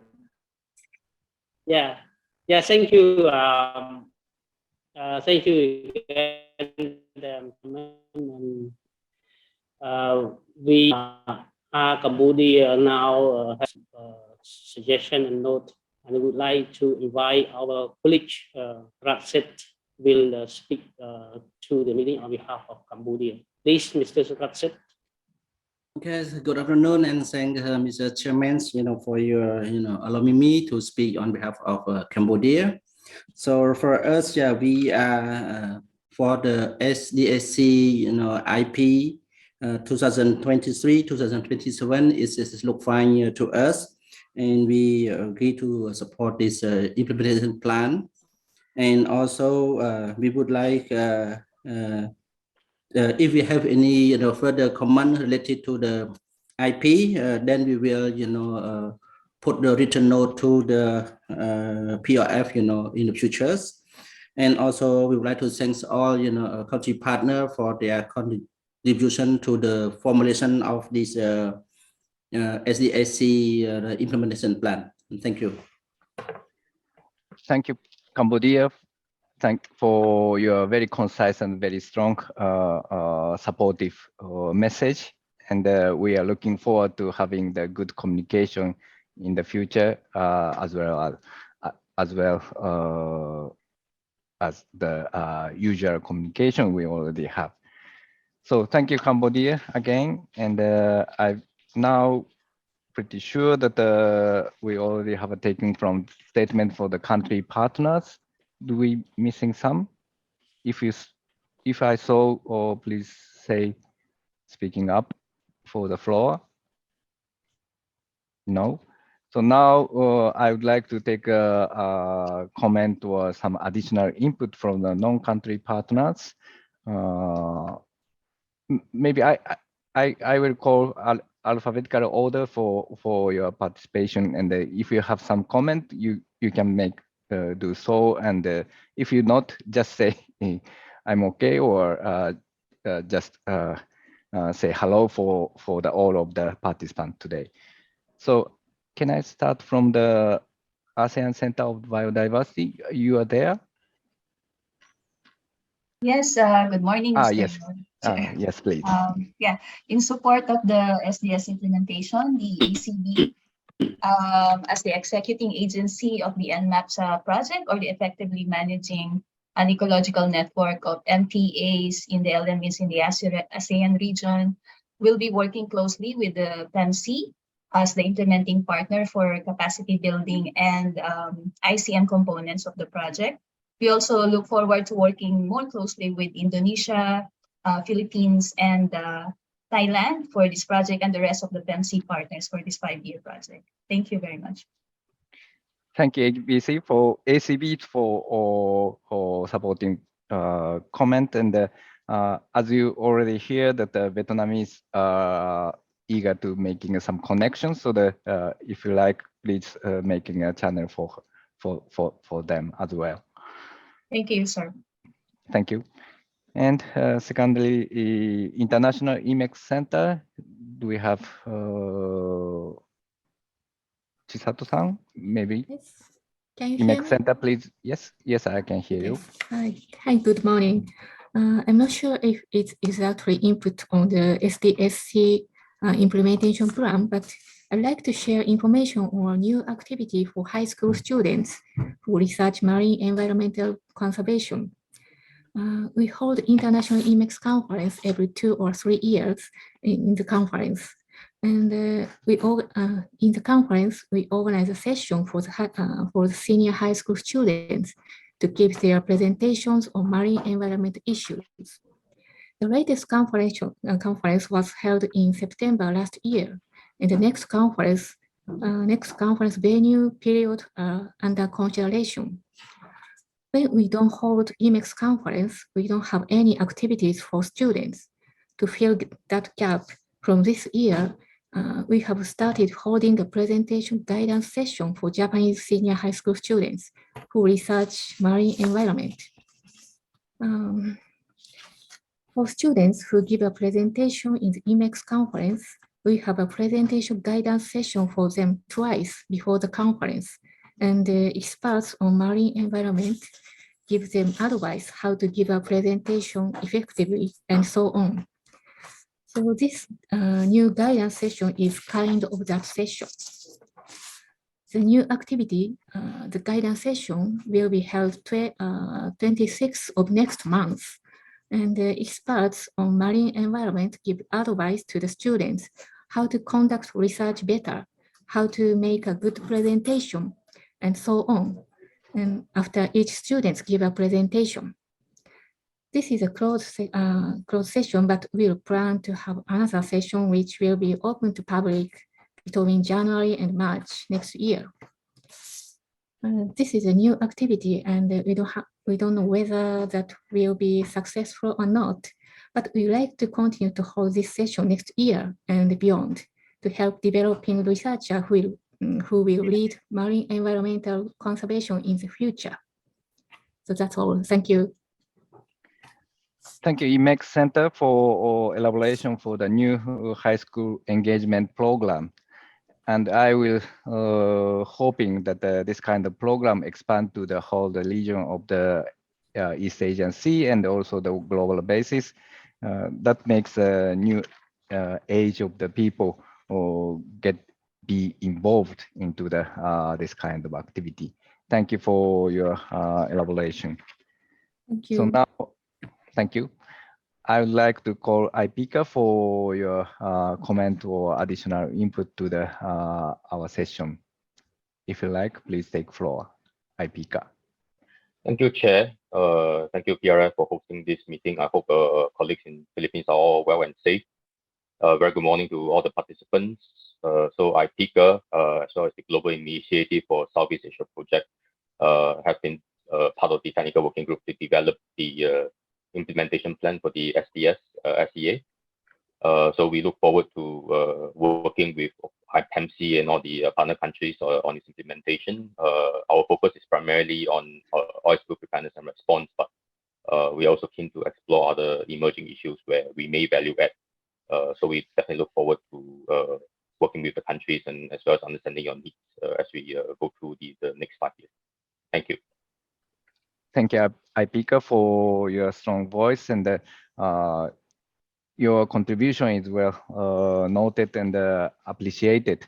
And especially the Pnlc is historically tackling with marine pollution and the disaster risk reduction in the view.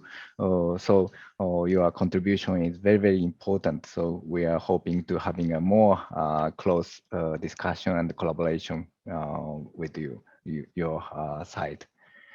Thank you, Ipika, again, and I would like to call Korean Marine Institute for the next chance for speaking up at the session. So KMI, if you like, please take floor. Good morning. Good morning. First of all, many thanks to Pnlc for its work and efforts on preparing the implementation framework plan. And I only have a short comments on the implementation framework plan.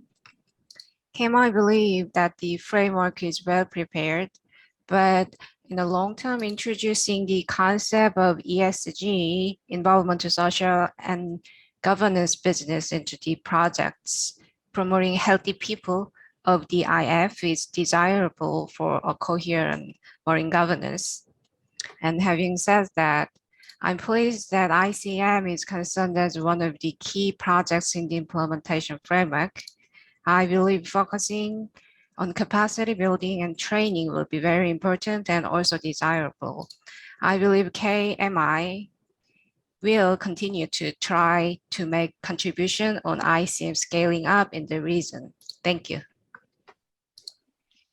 Thank you, KMI, for your clear statement. And additional input of your concern that the importance of ESG and making a good linkage and a good translation through the ICM or sustainability action in our implementation plan is very crucial. So we took note of your input and hoping to having the good capacity building project ongoing in your side. So now, thank you, KMI again, and I'd like to call Korea Marine Environment Management Corporation, shortly COEM, for next speaker. COEM, if you like, please take floor.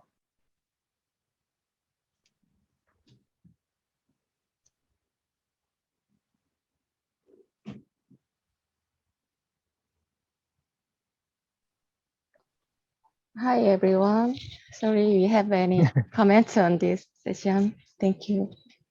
Okay, thank you for all your clarification that the COEM is always be with us, and we are hoping to having your voice always. So thank you for your short comment, and even if there is no comment, but that is important to express your standing point for the floor. So now I'd like to call NAPAP, Northwest Pacific Action Plan, for the next speaker. If you have some input or your consideration, please share with us. NAPAP, floor is yours. Okay, thank you very much, Chair. Good morning, everyone. This is Liu Ning, the Program Officer of NOPAP. We would like to thank PNlc very much for inviting us to the meeting and for providing opportunities to comment on the very important implementation plan. And the plan is fine with us. We don't have a specific comment. NOPAP and PNlc signed an MOU last year to enhance the cooperation of the two organizations. We will continue to cooperate in information exchange, capacity building, especially in training in the integrated coastal management and building synergies in our activities. NOPAP has updated his regional action plan on marine litter. We have also prepared a draft regional action plan on marine and coastal biodiversity conservation. And the regional oil and hazardous and noxious subsistence spill contingency plan has been updated regularly. And so furthermore, our work on seagrass mapping, blue carbon, eutrophication assessment, and state of marine environment, collection of marine environmental data, and pollution monitoring is ongoing. So we look forward to explore opportunities of cooperation with PNlc to enhance the regional ocean governance. Thank you. Thank you, NOPAP, for the very informative input from your side. And we are believing that NOPAP has a very strong point with the scientific field. So the synergies with PNlc is very, very promising and expecting, I think. So the marine litter is also the very, very big issue for each country is sounding to the ocean. So we are expecting to having more and more collaboration and interaction with your side. Thank you for your supportive message from your side. Okay, thank you very much. Thank you.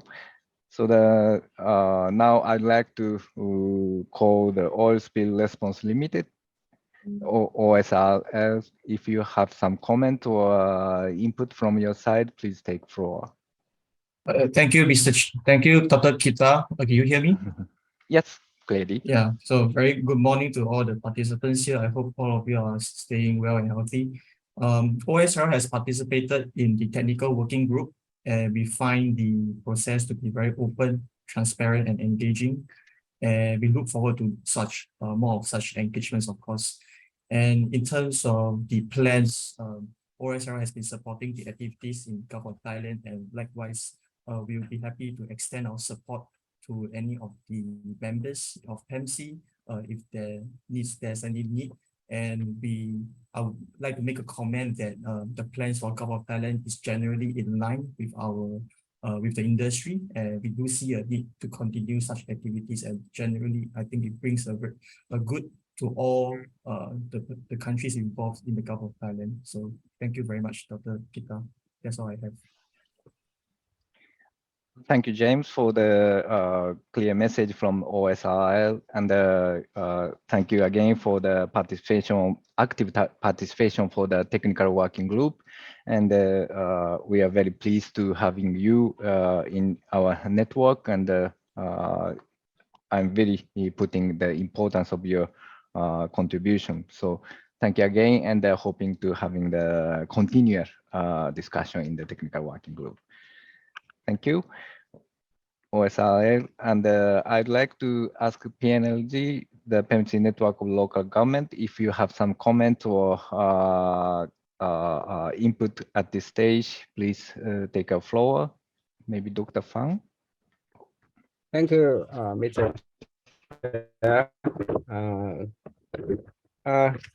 We are the PNLG sector is pleased to see the importance of the network has been fully recognized in the IP, and we also hope the local government in this region will benefit from the future implementation of the IP, particularly in the capacity building and also the blue economy development in terms of the good practice and also the information sharing for a blue partnership in the future. And the second is like to also highlight the great potentials in the future of Pnlg and the Pnlc working together. I think the both networks work very closely, and the Pnlc members can provide science and the technology support for the implementation of the ICM for Pnlg members at the national level or the local level practice. And so that's my the comments from on behalf of the Pnlg sector and also Pnlc. Thank you very much. Thank you, Dr. Fang, for your very good comment on the how we can proceed with this implementation plan. We are believing that the implementation plan is a plan for or achieving the actual action in the field. So in the sense that the PNLG, the local government network, is crucial to be involved and actively having the tackling with the problem in the field. And as you say, that the capacity building is one of the priority things we are putting onto the strategy, and congratulate to having the more interaction will happen, the network enforcement happening between the PNLG and the Pnlc. So thank you again for the PNLG, and I believe that the remaining organization is the PML and the State Key Laboratory of Marine Pollution, in short, that the SKLMP. We already have heard the very strong and exciting presentation yesterday, but if you have some reaction or additional comment at this stage, please do take the floor. Thank you, Chair. Thank you. So I think the PMC plan for the implementation is very comprehensive and very good, covering all key aspects for sustainable development. To be in line with the United Nations Decade of Ocean Science, the science we need for the ocean we want, It is essential to strengthen the mechanisms and vehicles for translating scientific findings into management actions in the region. This is the only comment I give. Our state key laboratory of marine pollution will be able to contribute to healthy ocean and healthy people.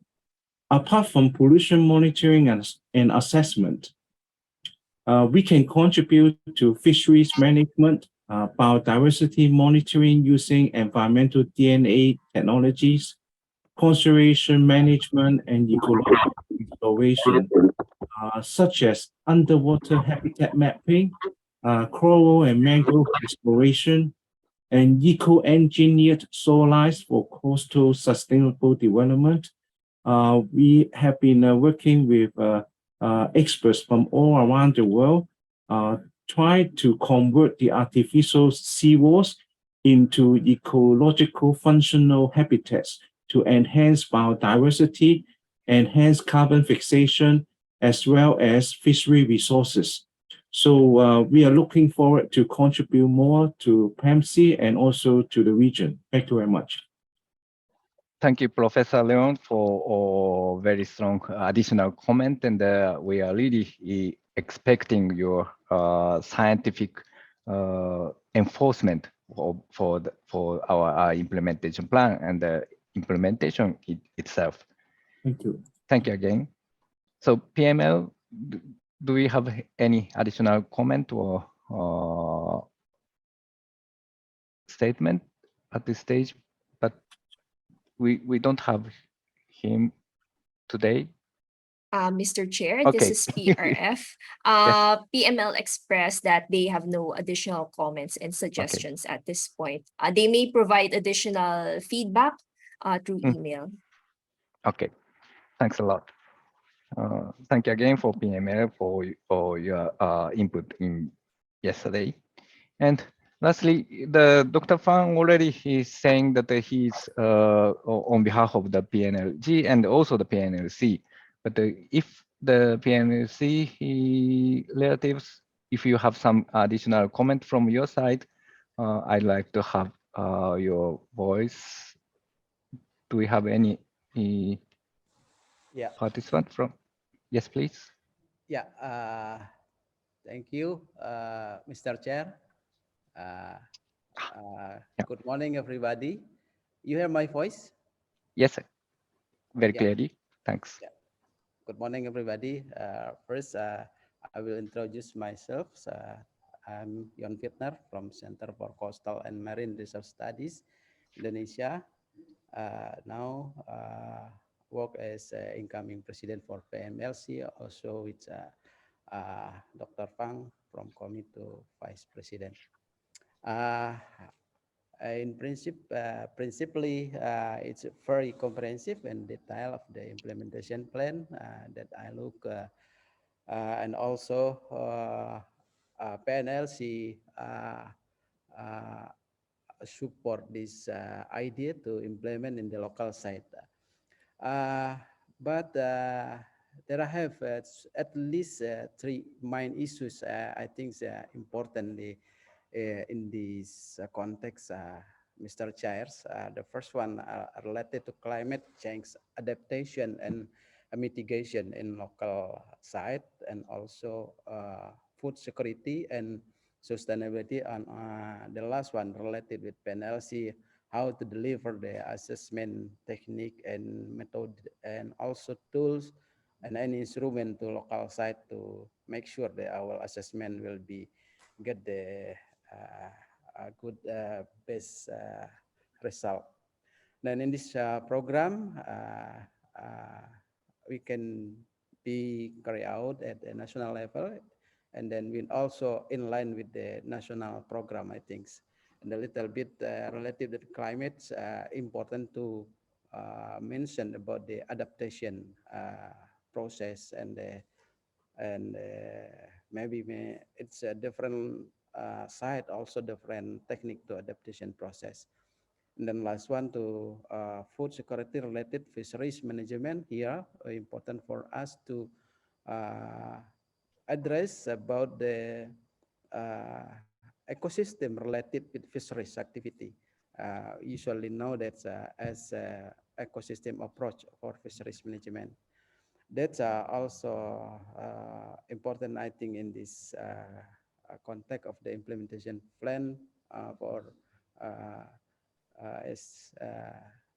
SDSC as IP program. That's all of my idea and also suggestion maybe. Thank you. Thank you, Dr. Visnath, for the on behalf of PNLC to point it out that the weak point of the implementation plan at the moment. And your three important point is well noted, and we are considering to how we can accommodate such a kind of important information into the implementation plan. And we are expecting continual support from your side of the input to the plan. Thank you again for the PNLC in your supportive comment and the important suggestions. So I believe that we already heard from the country partners and non-country partners for your view to be shared in the session.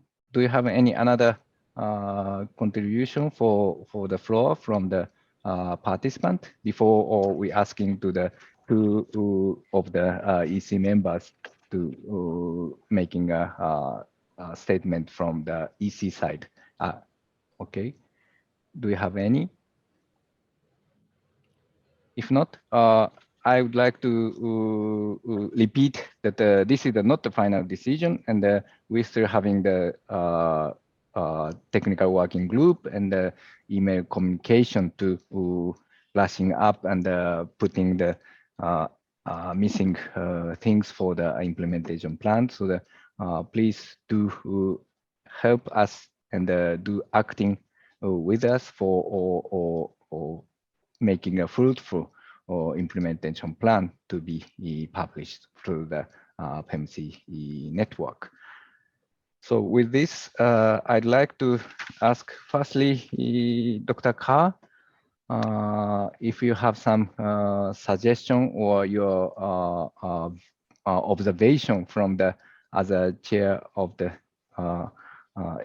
intergovernmental session, I'd like to hear some words from you. Dr. Carr? Yeah, thank you very much, Dr. Keta Furikawa. And in fact, I have studied the SDSC and then observed the implementation of SDSC. And I think that one is good. So I agree with the way PMC is working on the implementation of SDSC. Thank you. Thank you, Dr. Carr, for your supportive observation that always your view and important suggestion is helping us to do right things. Okay, can we ask Park Ali for making us some comment or suggestion at stage for our compilation of the implementation plan? Park Ali. Thank you, Dr. Keita Furukawa, for giving me the floor.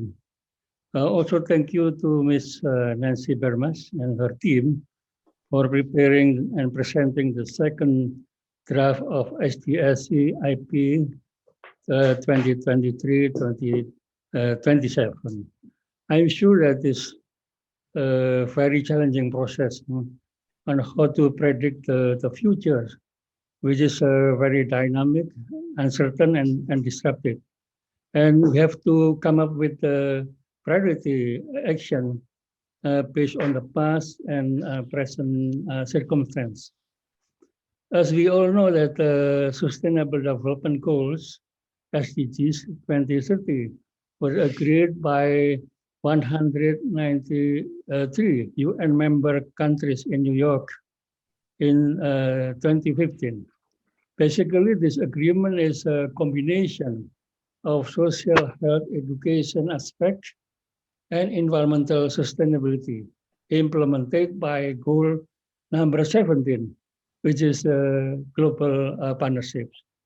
The 7 SDG goals actually do not have the same level of importance role and function. But it should be seen like a pyramid with 3 different levels. There are biosphere, including life on land, life below water, water and sanitation, and climate action as a base platform. For the level 2, for society aspect in the middle of the pyramid, and level 3 at the top of pyramid, which is economic aspect. So my proposal is that we should give our effort greater weight to the priority programs in the SDS CIP 2023-2037 in relation to biosphere aspect first, as a life support system, and the determinant of social economic aspect. Thank you, Dr. Keita. Thank you, Pak Ali, for the very thoughtful suggestion for compilation of the implementation plan. As you pointed out, that the 3 levels of the SDGs is very, very basic and very important aspect we have to be followed. Since the implementation plan is saying that we are making a good alignment with the global agenda. So we and the PLF and the technical working group try to tackle with your suggestion to how we can goodly accommodate and present our implementation plan. Thank you very much for your kind and thoughtful suggestions. So with this, we having the many voices and the statement from the members, partners, and all the input noted by the PRF, and I believe, and I also having my note for your important input to the continual discussion in the technical working group and throughout the partners mailing communication should be follow up your discussion. With this, I'd like to conclude our session. Mr. Chair, yep. Mr. Chair, sorry, Yes. Amy. Amy, yes, Yes, please. I just want to respond to Vietnam's suggestion Yes, please. earlier. I think all of the countries have made good inputs and are positive towards the implementation plan. But Japan had Vietnam had a suggestion on or a question rather on how we are linking up with other projects and activities, especially at the regional level.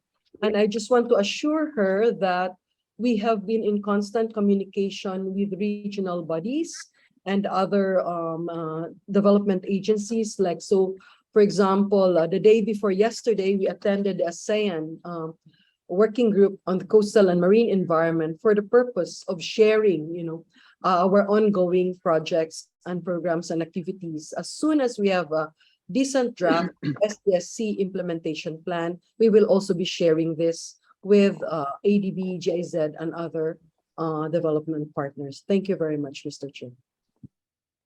Thank you very much for following up the discussion during the session, and other Ms. Gonzalez, ED of our PEMC resource facility, denoted that we have a very big chance to making a collaboration. So don't hesitate to contact and making a good collaboration between. Thank you again for your valuable comment on that. With this, I'd like to back the session to our technical session chair, Dr. O. Dr. O, floor is yours. Thank you very much.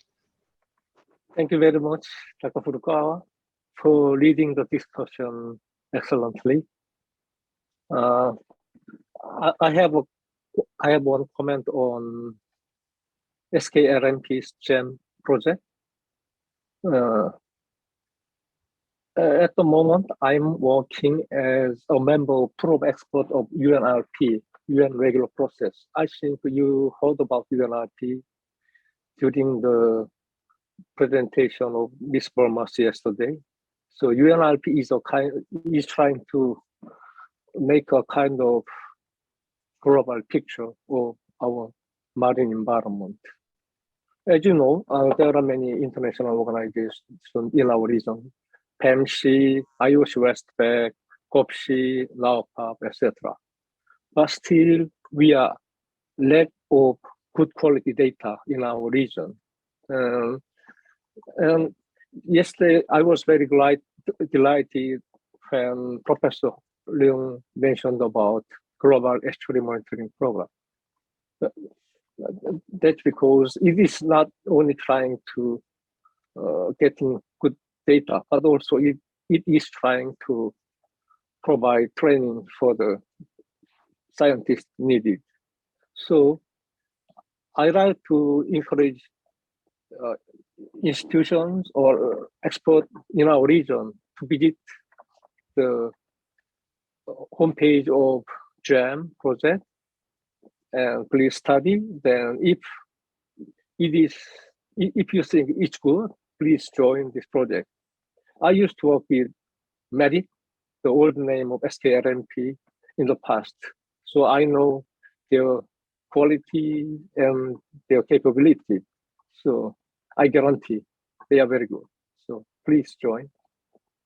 Now, as outgoing technical session chair, I would like to take this opportunity to make a short statement. First of all, I would like to thank Ms. Amy Gonzalez and the PRF for their great support during my term. They always made me comfortable whenever I was carrying out my role. It is a pity that we could not meet face-to-face for a long time. I wish to have the 14th fishing meeting in Manila to say thank you and goodbye to all of you. But it did not happen. It seems that we need to be more patient. Maybe you feel that we are not progressing fast enough in the East Asian Seas region. But I believe the proverb, slow and steady in the race. We can achieve our goal with Pnlc step by step in coming years. Finally, I would like to thank Dr. Furukawa, incoming chair of technical session. I could not carry out my job well without his great help. And I'm sure that technical session will achieve fruitful results under the guidance of Dr. Furukawa and Dr. Seok-jae Kwon, incoming co-chair of technical session. All the best to Pnlc and many thanks to you. That's my statement. Now, I would like to turn over the floor to Mr. Yono for the continuation of the council session. The floor is yours, Mr. Yono. Thank you, Dr. O and Dr. Keita, for chairing the technical session. Now we proceed to the next agenda item, 7.0, 2022 calendar of major event within and beyond Pnlc. So I'd like to invite Karen to present the information. Karen, floor is yours. Thank you, Mr. Chair.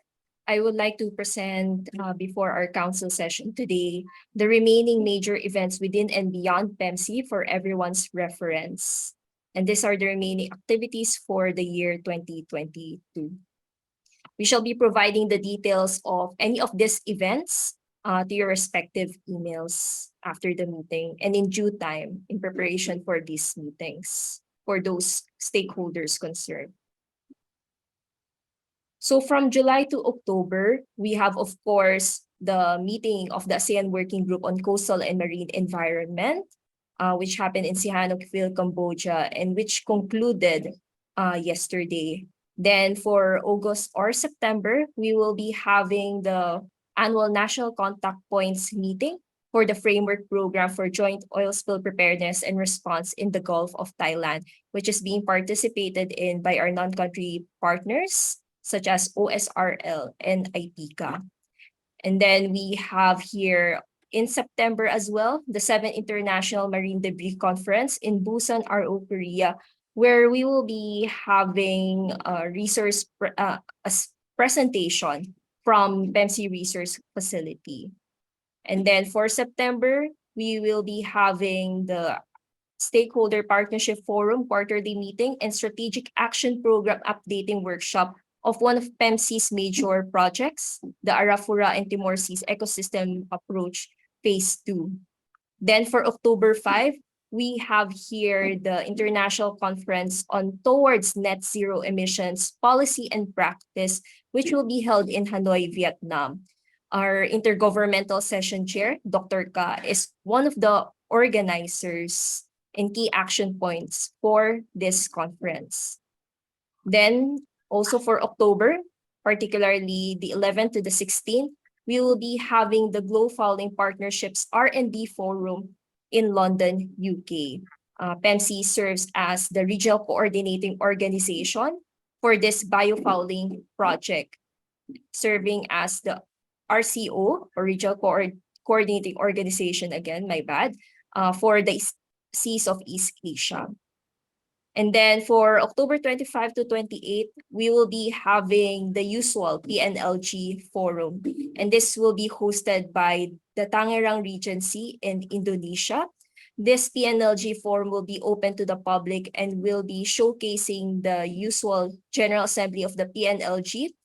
Technical workshops which will be open to the public and will focus on ICM, nature-based solutions, climate resilience, and other topics of relevance to the region. This will also be featuring partnership nights, ICM certification awards for our local government members, farewell parties, field visits, and exhibits. We will be circulating the invitation for the Pnlg forum in due time. This will be in hybrid format. This will entail face-to-face and online components, depending on whether participants are able to attend face-to-face or remotely. And then for November 1 to 3, again for ATSI2, they will be having this time around the 4th Regional Steering Committee meeting and first Stakeholder Partnership Forum annual meeting in Papua New Guinea. Then later on in November, we'll be having the 27th meeting of the Conference of the Parties of the UNFCCC in Egypt. Our incoming council chair, Dr. Van Moninit, will be part of the delegation of Cambodia in the 27th COP. And then for November 10 to 16, we will be having the 2022 World Ocean Week in Xiamen, China. Details will be provided by Dr. Fang Xinhua as one of the co-organizers of the World Ocean Week. And then November 23 to 25, we will be having the second East Asian Seas Regional Biofouling Task Force meeting in Manila, Philippines. It is our intention to present the draft regional biofouling strategy for the East Asian Seas region during this time. And then for November 29, we will be having the 29th PEMC executive meeting in hybrid format. This will be expanded to cover not only our EC members, but also PEMC country and non-country partners in light of the need to approve the implementation plan for the SDS SEA. Before this 29th EC meeting, we'll be conducting additional consultations and also bilateral meetings with our country partners to ensure that all relevant inputs will be incorporated in the finalization of the implementation plan. We will be circulating the invitation letter and the provisional agenda for this EC meeting soon. Then for December 5 to 17, we will have part 2 of COP15 of the UNCBT in Montreal, Canada.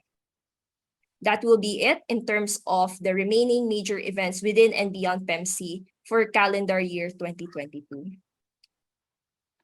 Over to you, Mr. Chair. And since we have our PEMC partners here, if they have additional details to share about their events indicated on the screen, feel free to do so. Thank you. Thank you, Karen. Any comment and input from the floor?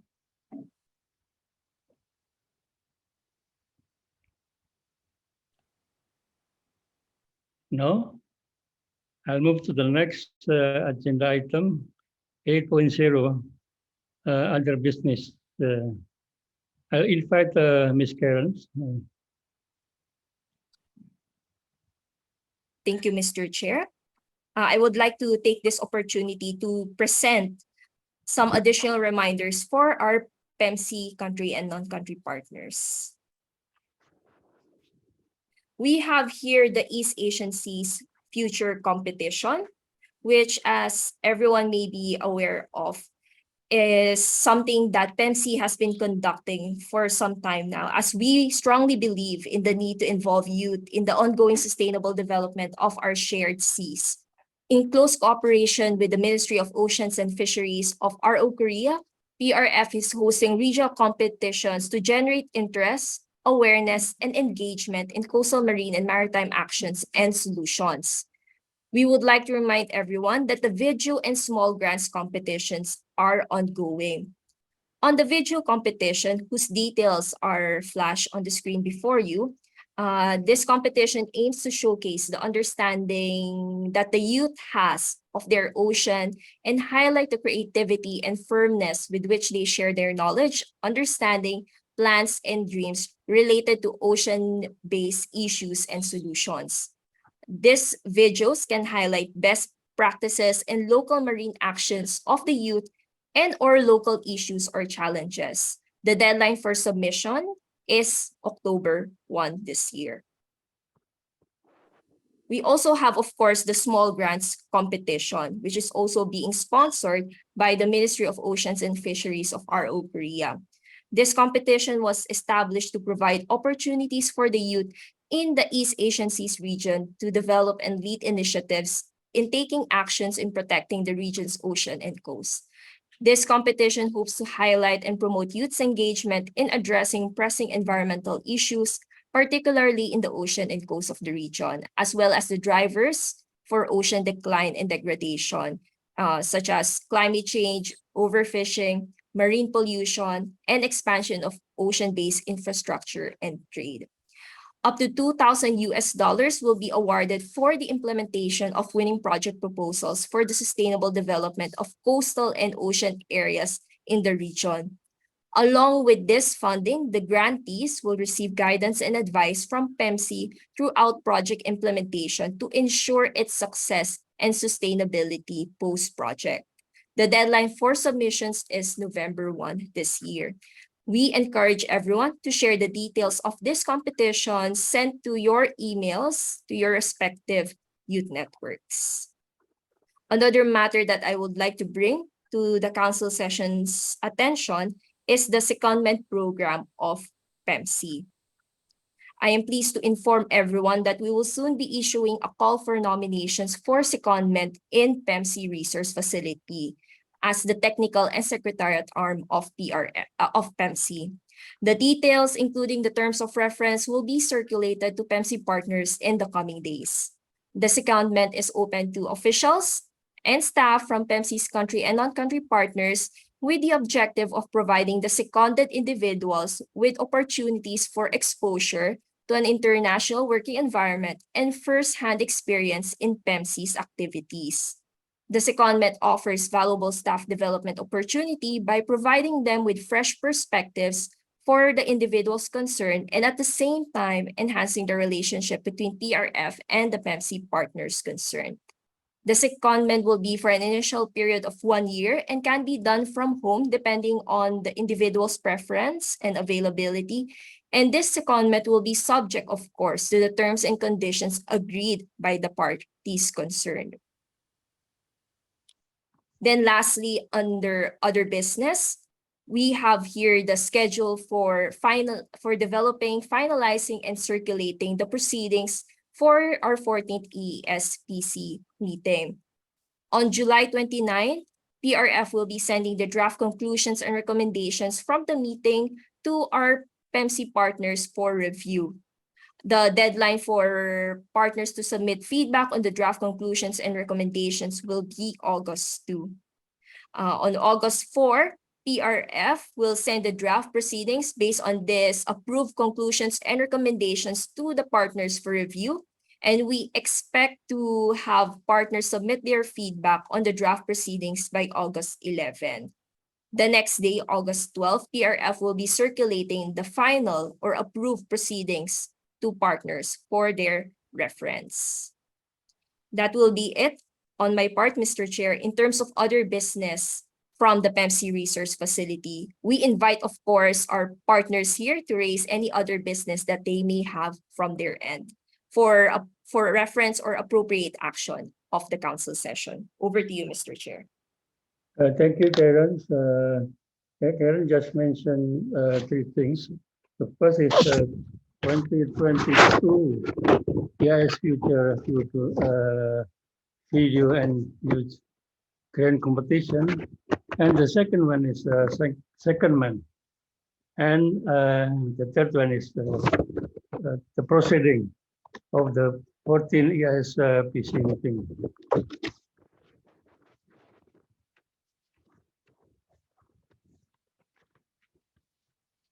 So, any other business? If any, just raise your hand.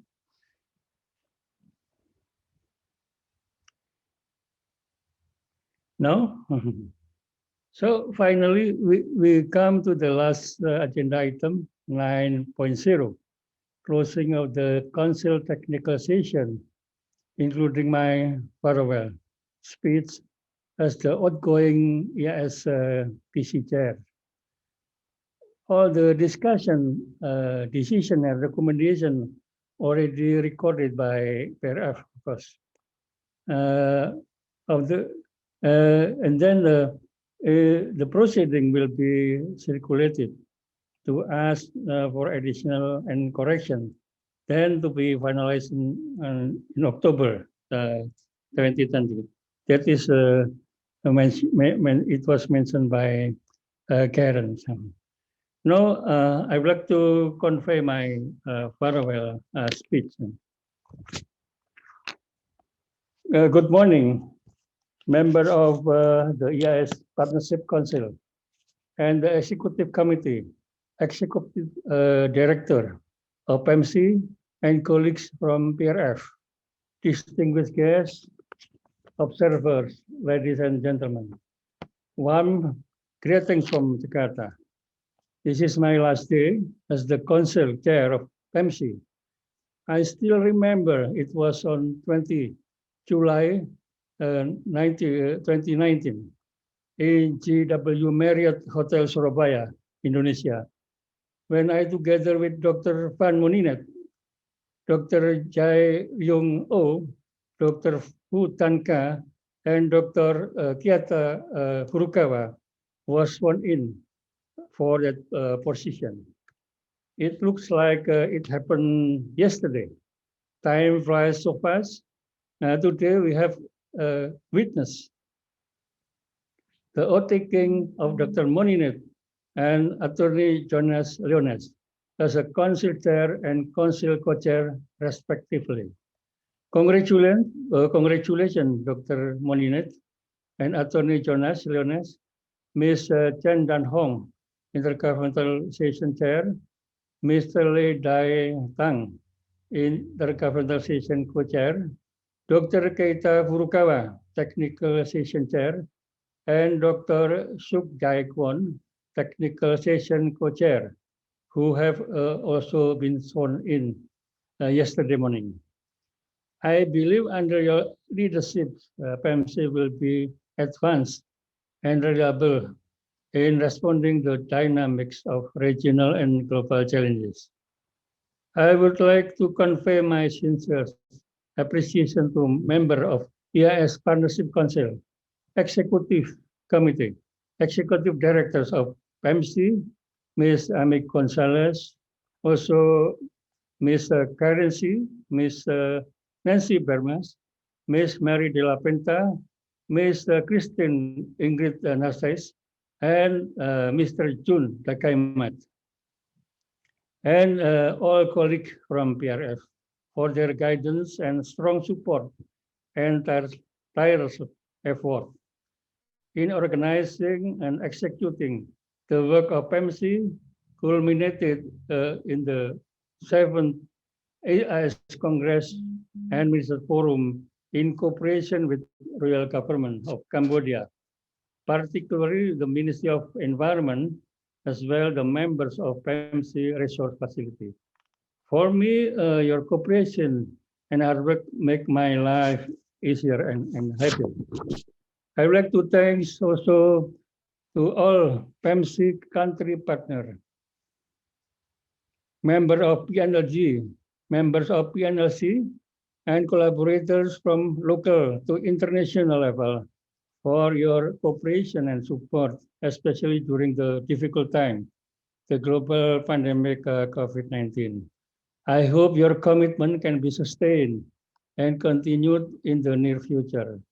One of the most valuable lessons for me is that the work slowed down in 2020 to the pandemic COVID-19 provided a perfect opportunity for the PC to review the SDSC implementation plan IP 2018-2022, review partnership arrangement with non-country partners, and draft the charter of the PMC Network of Learning Center, or Pnlc, and PMC Training and Capacity Development Plan for 2022, 2021, and 2025, among others.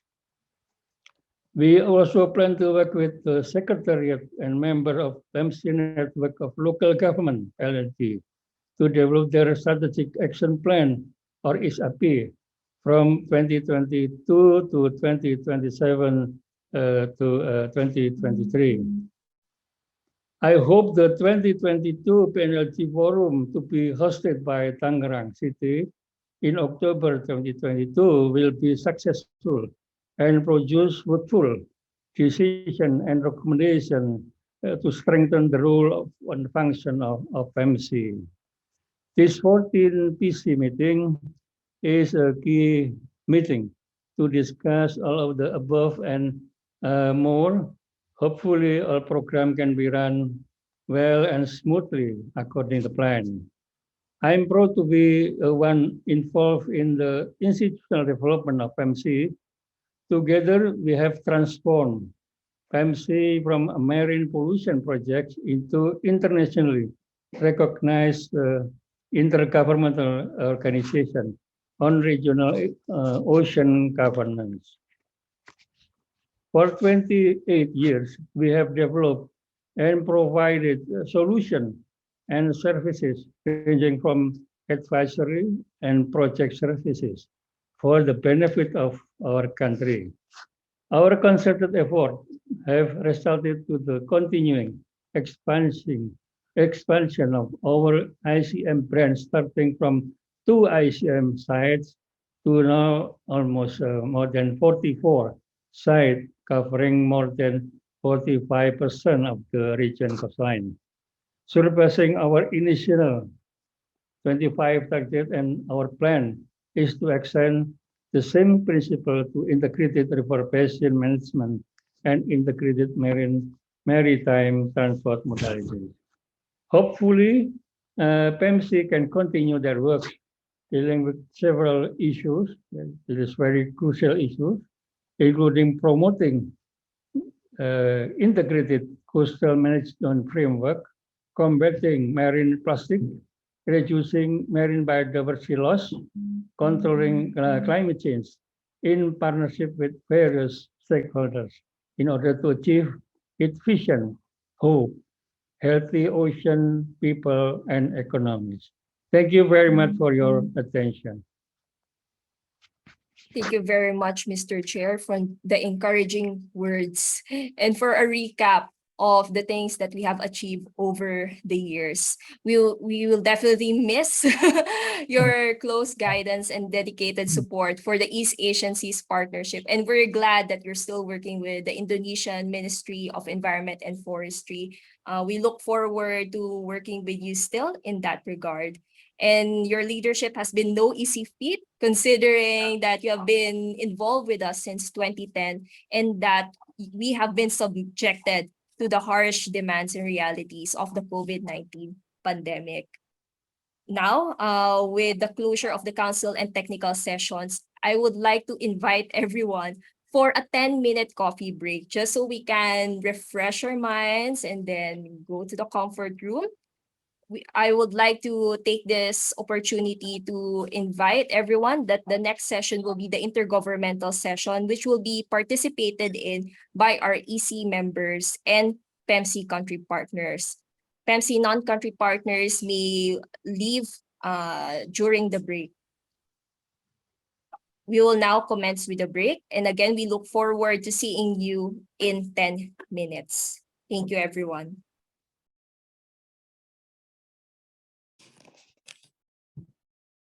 Good morning, ladies and gentlemen. Welcome to the Inter-Governmental session.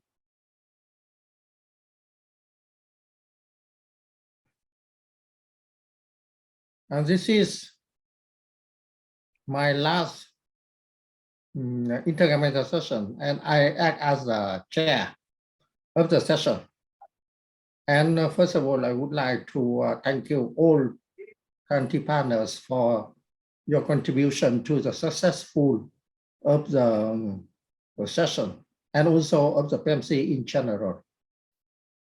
And now I would like to open the Inter-Governmental session. First of all, I would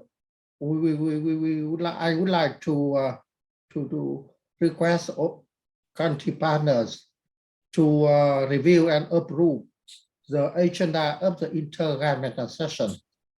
So I would like to invite PIF to present the agenda of the session for review approval. Thank you, Mr. Chair. I will now be presenting the provisional agenda of the intergovernmental session.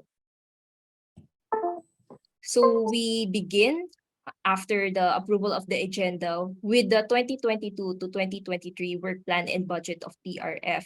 This has already been endorsed by the EC during its last meeting in March this year, and we hope that the intergovernmental session will approve this work plan and budget of the PRF in today's intergovernmental session. This agenda item will be followed by a presentation of the audited financial statements of PRF as the Secretariat and Technical Arm of PEMC for reference of our intergovernmental session. These audited financial statements have already been approved by our EC. Then the next agenda item will be other business, in case there are any items that our country partners would like to raise for reference or appropriate action of the session. Then finally, we will be having the closing of the intergovernmental session. Over to you, Mr. Chair. Yeah, thank you.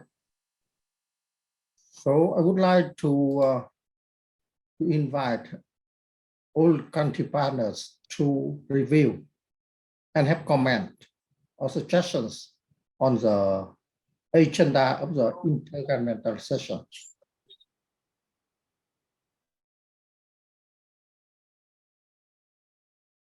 So I see no raised hand. So I suggest that all of you have reviewed and approved the agenda of the intergovernmental session, right? Okay, so I would like to suggest that we approve the agenda of the intergovernmental session. Well, thank you very much, country partners. So next, we are going to the agenda item 11.0. So I would like to invite Ms. Amy Gonzalez, the Executive Director of PIF, to present the 2022-2023 work plan and budget of PIF.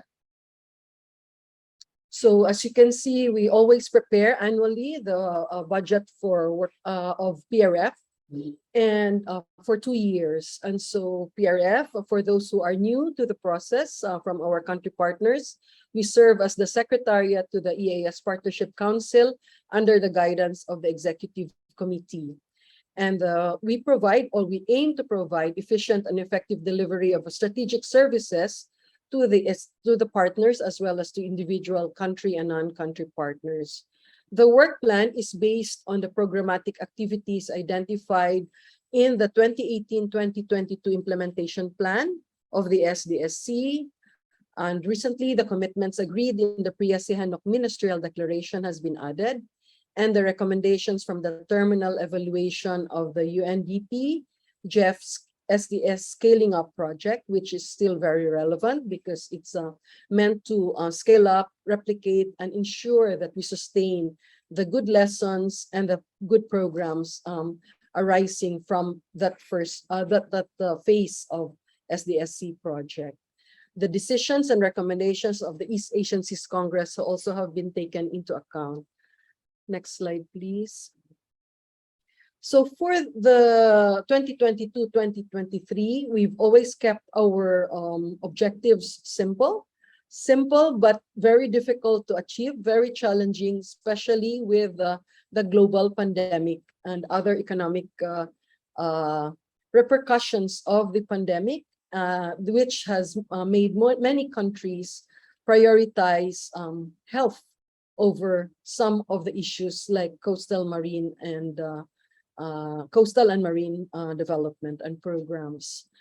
So our aim in 2022, this was stated in our 2021-2022 objectives also, is to secure financial and operational sustainability between US dollars 2 to 2.5 million annually. And this is based on a mixed sources of funding, the annual country contributions, which I will show later. And I highlighted here the approval of this project, $8.7 million for 5 years, which is yet to come. It is now with the UNDP, with the Jeff Secretariat.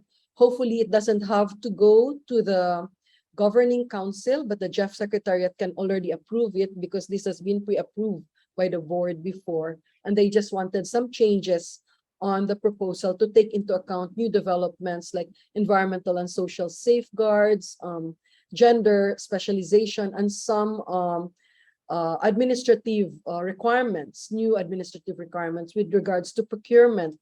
That is us, not only of PEMC, but many other applicants and also even required of the UN agencies. We are also hopeful for the approval of the full project proposal for IKI IMO Blue Solutions project. This is a euro 16 million project for 5 years. We have submitted this proposal to the German government alongside with IMO, and we are expecting their feedback on this sometime after the summer holiday. I mean, it's summer holiday in Europe, but the word is that we should have this approved if everything goes well by next year, mid next year at the latest. We are also working on concept proposal for the 8th cycle of Jeff funding on blue economy and pursuing other collaborative funding opportunities. Yesterday, I already mentioned that Asean Phase 2 has been approved by the ASEAN Working Group on Coastal and Marine Environment, and we expect a seamless transition for the project to start at the beginning of the year next year. We are in discussions with World Bank CMAP for a project also with ASEAN countries, and I mentioned here some private-public partnerships that will arise from the approval of the IKI Blue Solutions project. We are also operationalizing the capacity development and monitoring services of PEMC as our own contribution, also the staff contribution to the services as part of the mixed sources of revenue. And reviewing PEMC membership, sponsorship agreements also to ensure that we have some other fund sources. And this will include working with PML and State Key Laboratory for some of the activities, particularly in training and capacity development. So there are other sources of funds not just from them also, but also our country partners, because the annual country contributions is to the operationalization of the staff, PRF operations, but actually there are some sponsorship and some restricted funds that, for example, China and Timor-Leste and Korea are providing. For example, the gender analysis for the SDSC implementation plan has been sponsored by the RO Korea government, MOF, and then some training and capacity development programs also via the Ministry of Natural Resources China, and the Regional State of the Ocean and Coast 2021 update with the Global COVID Supplement Report was also sponsored. So there are some of these restricted funds. We have to be creative in our seeking diverse sources of funding, especially in a very competitive atmosphere environment now, with more and more projects and focus on ocean and coastal programs in the region, by way of projects, by way of other initiatives as well. Next slide, please. The second objective is to ensure the completed delivery of the adjusted SDSC implementation plan 2018 to 2023. Next slide, please. So yesterday I failed to provide this figure to you. This is our, in a nutshell, the programs of SDSC implementation plan in the last 5 years. The last year is this year. And we have priority management programs of biodiversity conservation, climate change and disaster risk reduction, pollution reduction and waste management, and priority governance programs, which are cross-cutting programs on ocean governance and strategic partnerships, knowledge management and capacity building, and blue economy investments and sustainable financing. The ones marked in yellow highlights are ongoing. The ones marked in black are, insofar as the targets and indicators are concerned, are completed. And the ones in red are the activities and that were identified in this plan that has yet to be undertaken, namely the Integrated River Basin Management Program, given the delay of the approval of the UNDP GEF ASEAN project.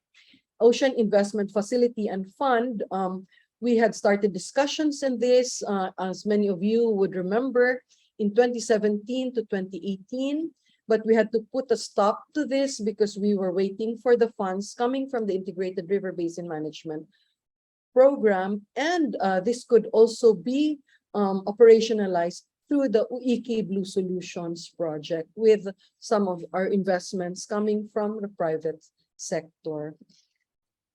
Can we go back to the slide before this, June? Okay, so as you know, we are preparing the SDSC implementation plan 2023 to 2027, and many of you have provided inputs. Thank you for that. Some of you said that you will also be providing more feedback afterwards. As Karen mentioned earlier, our next steps on this will be to have some bilateral consultations to flesh out some of the programs that you have identified, so that it could be clearly part of the SDSC implementation plan.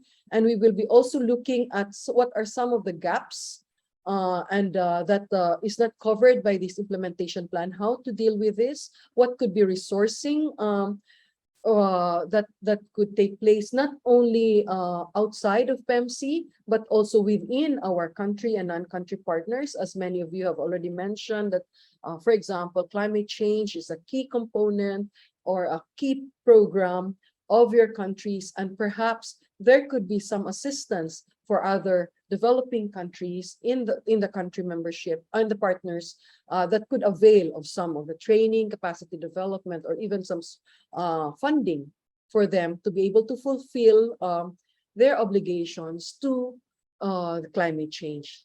Just taking that as an example. We want to seek your approval of this in November at the expanded EC meeting. So I hope we would be ready by then. And so please let us know what preparations or what approval endorsements you need or clarifications you need from your respective countries, and how we can help you provide us, technical support, advice, or even, be resource speakers in your own national consultations for this regional framework. Implementing targeted actions on pollution reduction and solid waste management will continue with the Asean project, as well as we have this small grant from the Koch Foundation. Hopefully, we could start working with the World Bank on the CMAP project as well. Develop the regional governance mechanism and the updated strategic action plan for the Arafura Timor Seas, and then develop and seek PC endorsement of the regional guidelines on biofouling management. We will have a dedicated task force meeting on this biofouling management, as Karen has mentioned, but we are sharing these guidelines with you so that you could also help us in your interagency committees to review the biofouling management, to be able to endorse or also provide some feedback and guidance from the environmental transportation management side to the port management authorities, climate change authorities in your respective countries, or even within your divisions within the ministries. We will be promoting benefits, best practices, tools, and lessons in implementing ICM in relation to the blue economy. We have been doing this with some of the networks of learning centers, with XWOW, with some other organizations as well. And then Ingrid and I will be participating in the Bogor University's Blue Economy and ICM training program starting on Monday.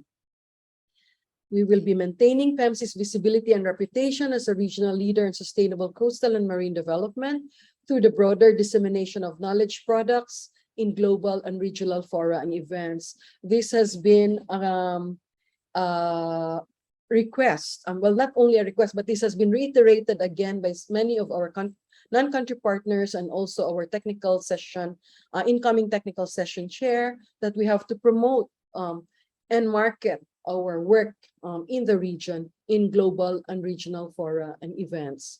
And of course, we have the PEMC Capacity Development and Training Plan, which will emerge and be updated based on our upcoming projects, as well as those that were shared to us, so that we can have a fit-for-purpose training plan that is also updated and refined, where country partners, other non-country partners, and constituents, local government level, can avail. Next slide, please.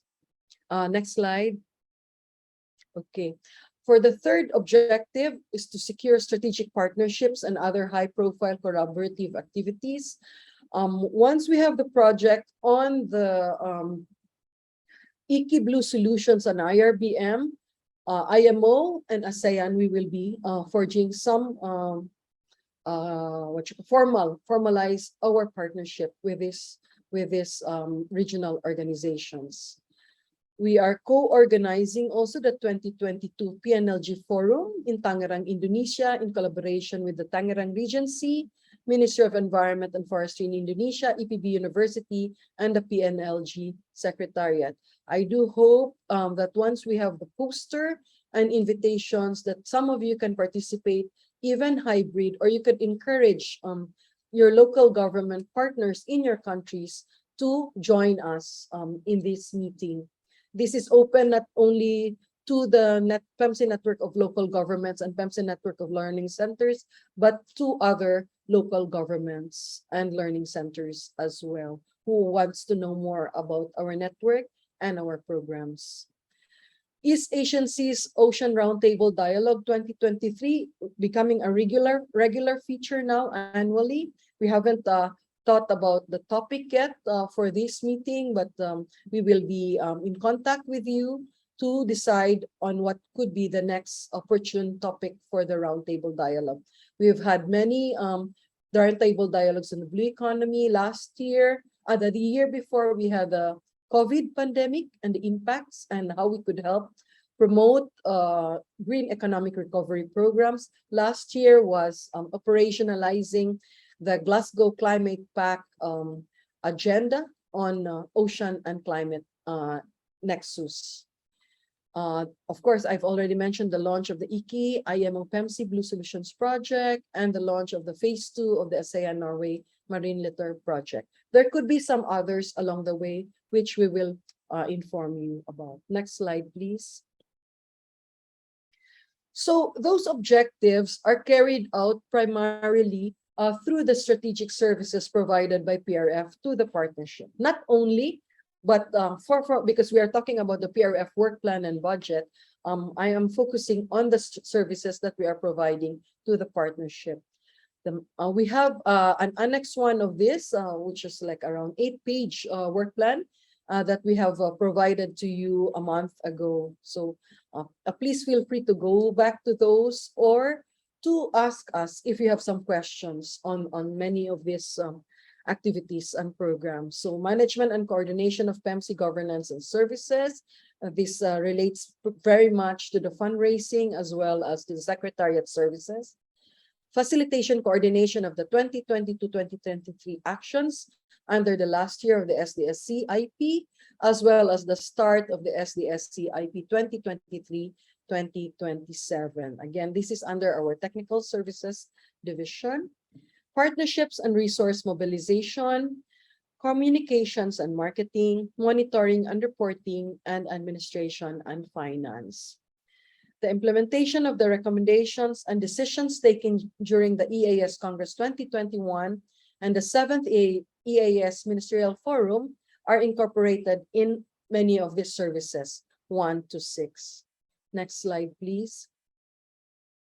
Okay, so the sources of revenue. For 2022, we have been able to secure $2.143 million, and we have a healthy. I mean, you will be able to get a good reading on the audit plan for 2022. For 2023, the realistic figures we have is 1.1. So we're short of 1 million if we have to get into the average, into our minimum required sources of revenue. Having said that, on the red, on the right-hand side of the screen is the expected funding from IKI Blue Solutions, NORAD, ASEAN 2, and JEF UNDP RIBM project. I will keep you closely updated on these developments, especially in November next year, when we also have a clear result on the expenditures we have for 2022. At the moment, we are preparing for a mid-year 2022 expenditures results, but that unfortunately it's not ready until August 2022 for a clearer version. So, but we will keep you updated on this because this is quite alarming. And so I would just like to remind our usual partners to please continue to provide your country contributions, because that will help the PRF in its operations. Otherwise, some of our worst fears in the foreseen challenges that we have mentioned in the beginning of the director's report will happen, that we may lose some staff if we don't have the funding that we will need for to sustain the SDSC implementation. And we are hoping that Indonesia will continue funding us, Timor-Leste as well, Cambodia also under the leadership of Dr. Van Waninit. I hope we can have some contribution. Lao PDR, you had mentioned that you would be happy to do some joint fundraising with us. We would like to take that, we'll take your offer on that so that we could augment our funds and be able to serve the partners more. Next slide, please. On the projected expenditures we're hoping to have some savings from 2022 to be able to fill in the gap for 2023. But this is something to be monitored. So I really would like to appeal to our country partners in this period of transition where we're waiting for the big projects and other funding sources to be able to help us tide over to the next, at least to the next year. Next slide, please. There are additional projects in the pipeline that we are preparing, but as you know, gestation period for these projects take time. The IRBM project was developed in 2017 and finalized in 2019, but until now, with COVID and other reasons, it still has yet to be approved. We have hopefully we are looking into this ROK Pnlc, reducing marine litter in the East Asian seas as a buffer funds. I'm still waiting for feedback on whether we made it to the shortlist of approved grants on the by the MOF. Asean Phase 2 has been assured, but that's very little money. We are working on ATSI Phase 3, and there's some discussions already. The midterm review report will be finalized and presented to the Regional Steering Committee of ATSI 2 on Monday. There is recommendation for an extension, and also there's recommendation for Phase 3 that we are working on with UNDP. JEF 8 Regional Blue Economy Project concept note has been put forward to UNEP, and they are waiting for their bosses in Nairobi to be able to see whether they could be our regional implementing partner. This is going to be a shift from UNDP to UNEP, but it's taking some time also with UNEP in terms of whether they will accept us as a partner. We would like to resume the discussions with the Global Climate Fund on PEMC's application as an accredited entity and development of 1-2 national projects. We have been in discussion with some senior officials in some countries to be able to work on this GCF funding application. It's been tough because they don't see PEMC as a climate change investment investment entity. So this is something that we need to work on in terms of our qualifications and how we could best do that. We have some scientists in our non-country partners, but they are looking for the investment part. So it's a chicken and egg. We cannot develop our investment expertise if we don't have the funding, particularly from the IRBM and from the EK Blue Solutions project. So with this action, I would like to seek from the intergovernmental session to review, approve, or provide some comments or suggestions on the work plan and budget of PRF. Thank you very much, Mr. Chair. Thank you very much, PD. So, I'll continue the program. I would like to invite the country partners to review and have a comment, question, comment, or suggestion on the budget.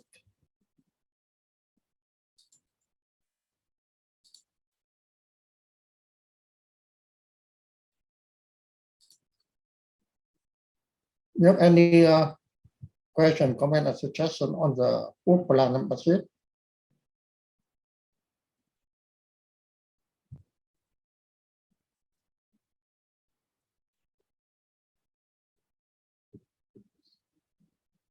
I do not see any raised hand. Excuse me, sir. Oh, yes. Yes, can I have some comments? Oh, yes, please. So I look at the presentation from the ED.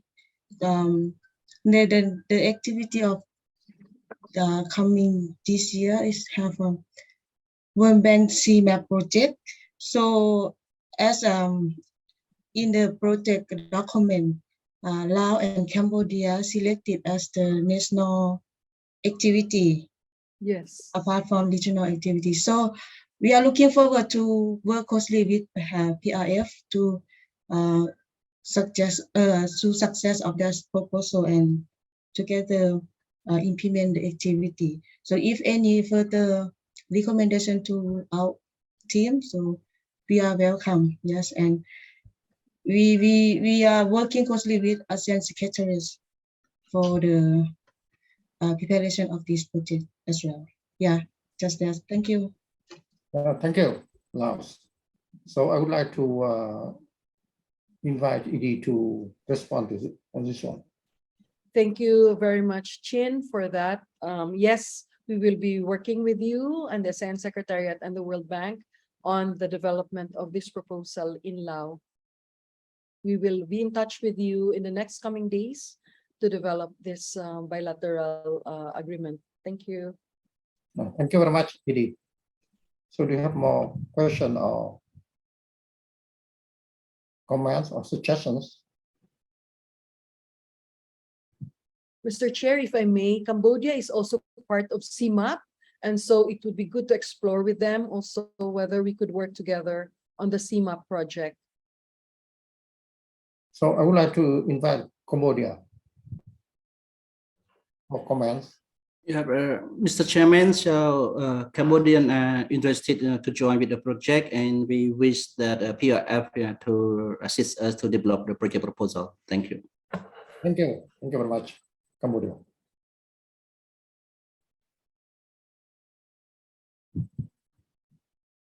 Do you have any question, comment, or suggestions?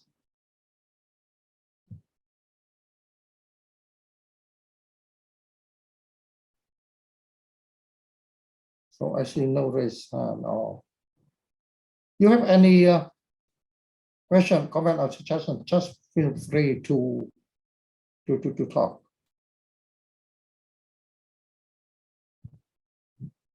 Okay, thank you. I see no question, comment, or suggestions. So I would like to suggest that we shall approve the work plan and the budget of PIF for this year and the next year that ED had presented to us. Would you agree? I see no objection. So thank you very much. Thank you very much, country partners. So next, I would like to come to the agenda item 12.0, the PF audit. So for this, I would like to invite Ms. Marie-Anne de la Pena, Finance Specialist of PIF, to present the 2021 audited financial statement of PIF.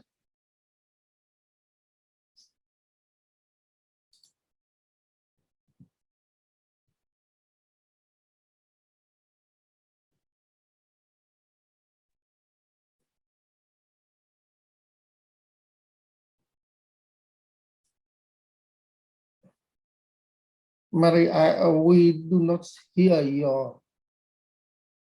Good morning to everybody. Thank you.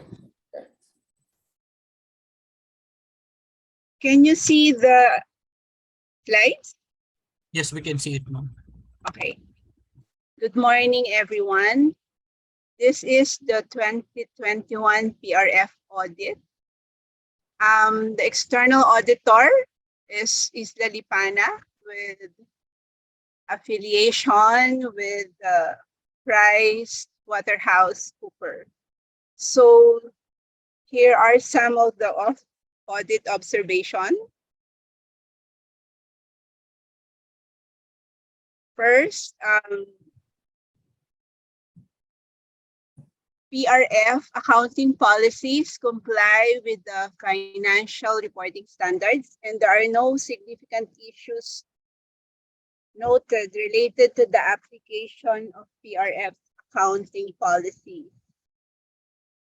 There are no identified material uncertainties that would raise doubt on the ability of PRF to continue as a going concern.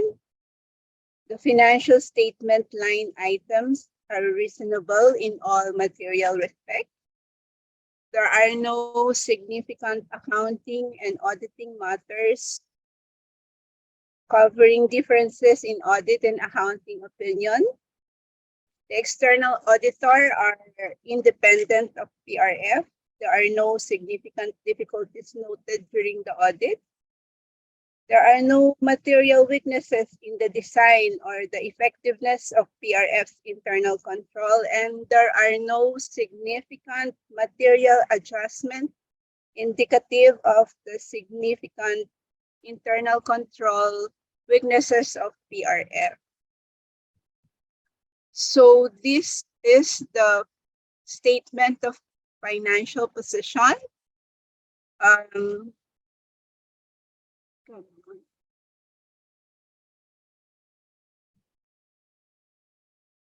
Total assets increased by 14%.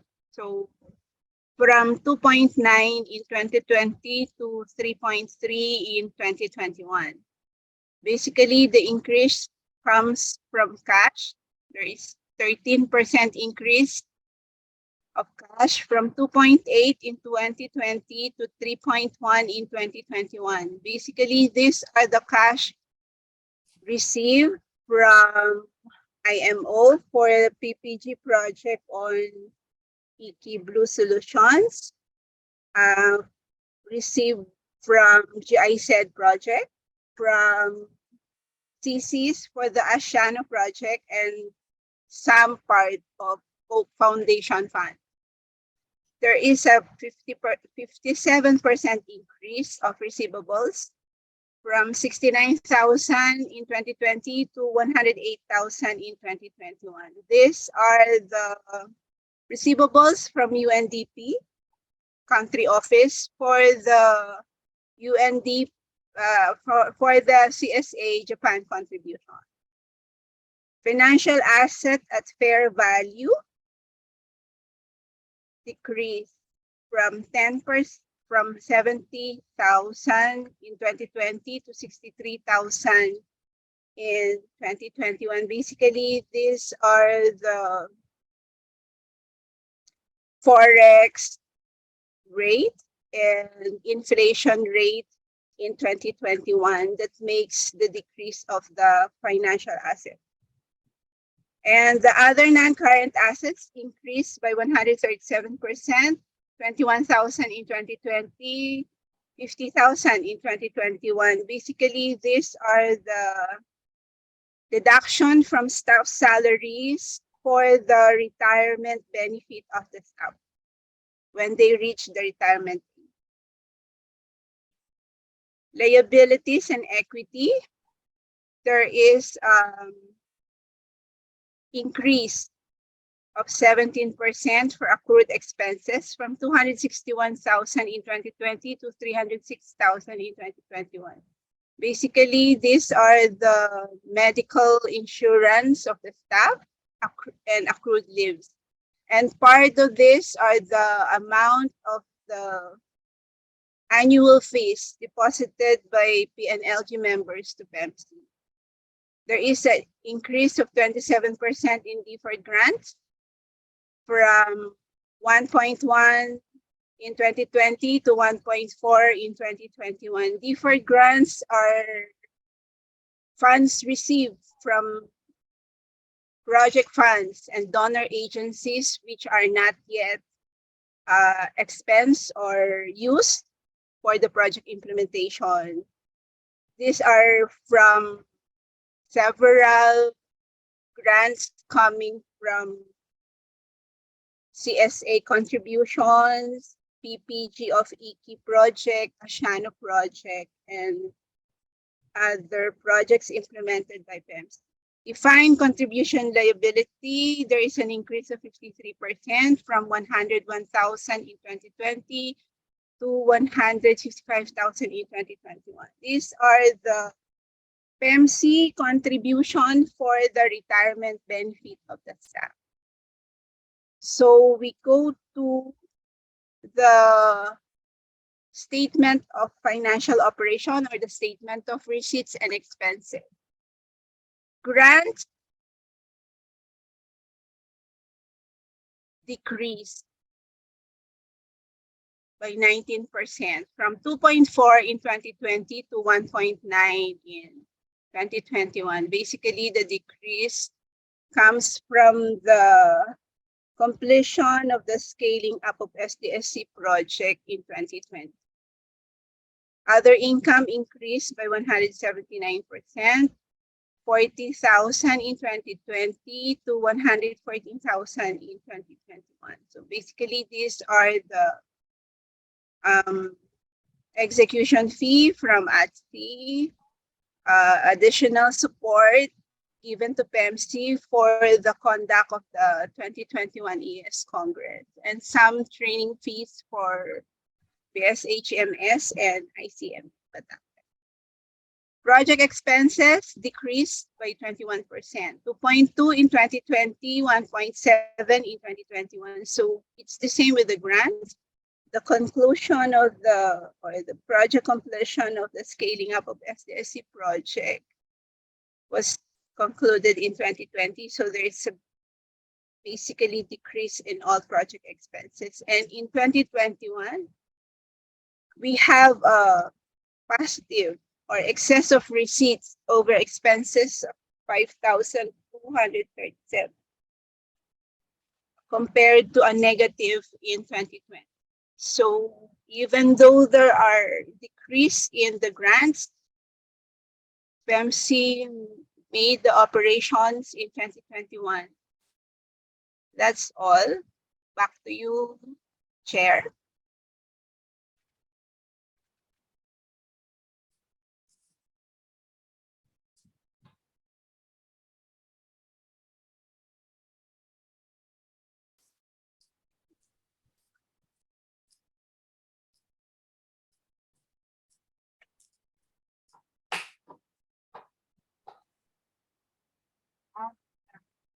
Okay.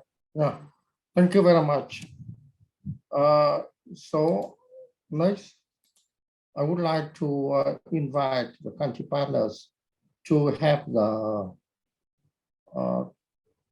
questions, comments, or suggestions on the 2021 audited financial statement of PIF.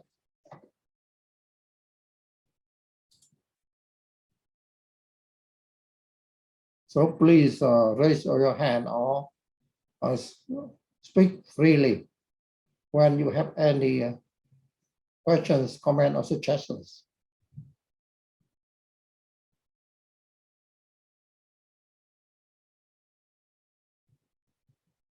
I see no raised hand.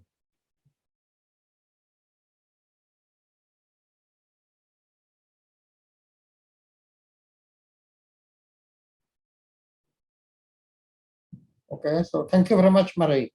And I suggest that all country partners will approve the 2021 audited financial statement of PIF. Okay, thank you. Thank you very much again, Marie, and all country partners. And so I would like to go to the next item, the item number 13.0, other business. So I would like to invite country partners and PIF to raise your hand if you have any other business.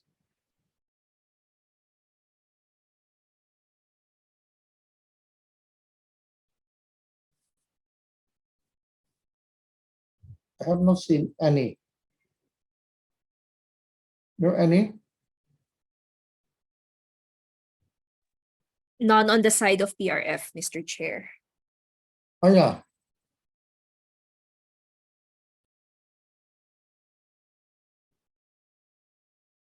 And even if you have any other business, so please.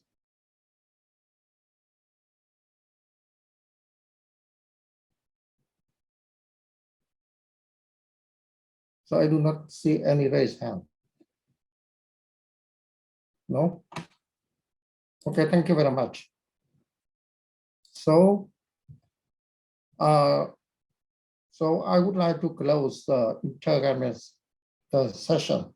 And as you know, this is my last intergovernmental session. So I would like to thank all colleagues in EC and PIF for supporting me for a very long time. In fact, similar to Dr. Yugono, from 1916 until now, I worked as a Intergovernmental Session co-chair and now chair. And 6 years is very fast. And during the time, Pnlc have done many works. And I really hope that Pnlc shall continue to work to support the country in East Asia. We have various problems that still remain in our seas, and that need a regional mechanism that can address and solve the problem. And as you know that now the United Nations strongly support the regional mechanisms like Pnlc, since the regional mechanisms can work very effectively to address the regional issues and coordinating countries in the regions to address and solve the problem of their own. So I hope that the new EC members and PIF will continue good work, and all country partners should contribute their best to the successful of the Pnlc work to help to improve the situation of our seas and coasts. And thank you very much, all colleagues. And I would like to say goodbye and farewell to all of you. I wish you good health and happiness in your life and work. And thank you. Thank you very much. Thank you very much, Dr. Ka. Thank you, Mr. Chair. Okay, I would like to close this one. Thank you. So I give the floor to the PIF. Thank you, Mr. Chair. On behalf of the PRF, we would like once again to extend our gratitude to you for your leadership and support to the PRF since 2008. Your guidance to us has carried us through the third-party assessment report on achieving a self-sustaining Pnlc research facility, which is an ongoing effort. And you have also carried us through the monitoring and guidance as Pnlc undergoes a new normal of economic activity through this COVID-19 pandemic. Thank you very much, Mr. Chair. Again, we would like to formally adjourn today's 14th EASPC meeting. We have completed all agenda items under the intergovernmental session. And as indicated in the chat box, we would like to remind our country partners to complete the post-meeting evaluation survey on the conduct of the 14th PC meeting.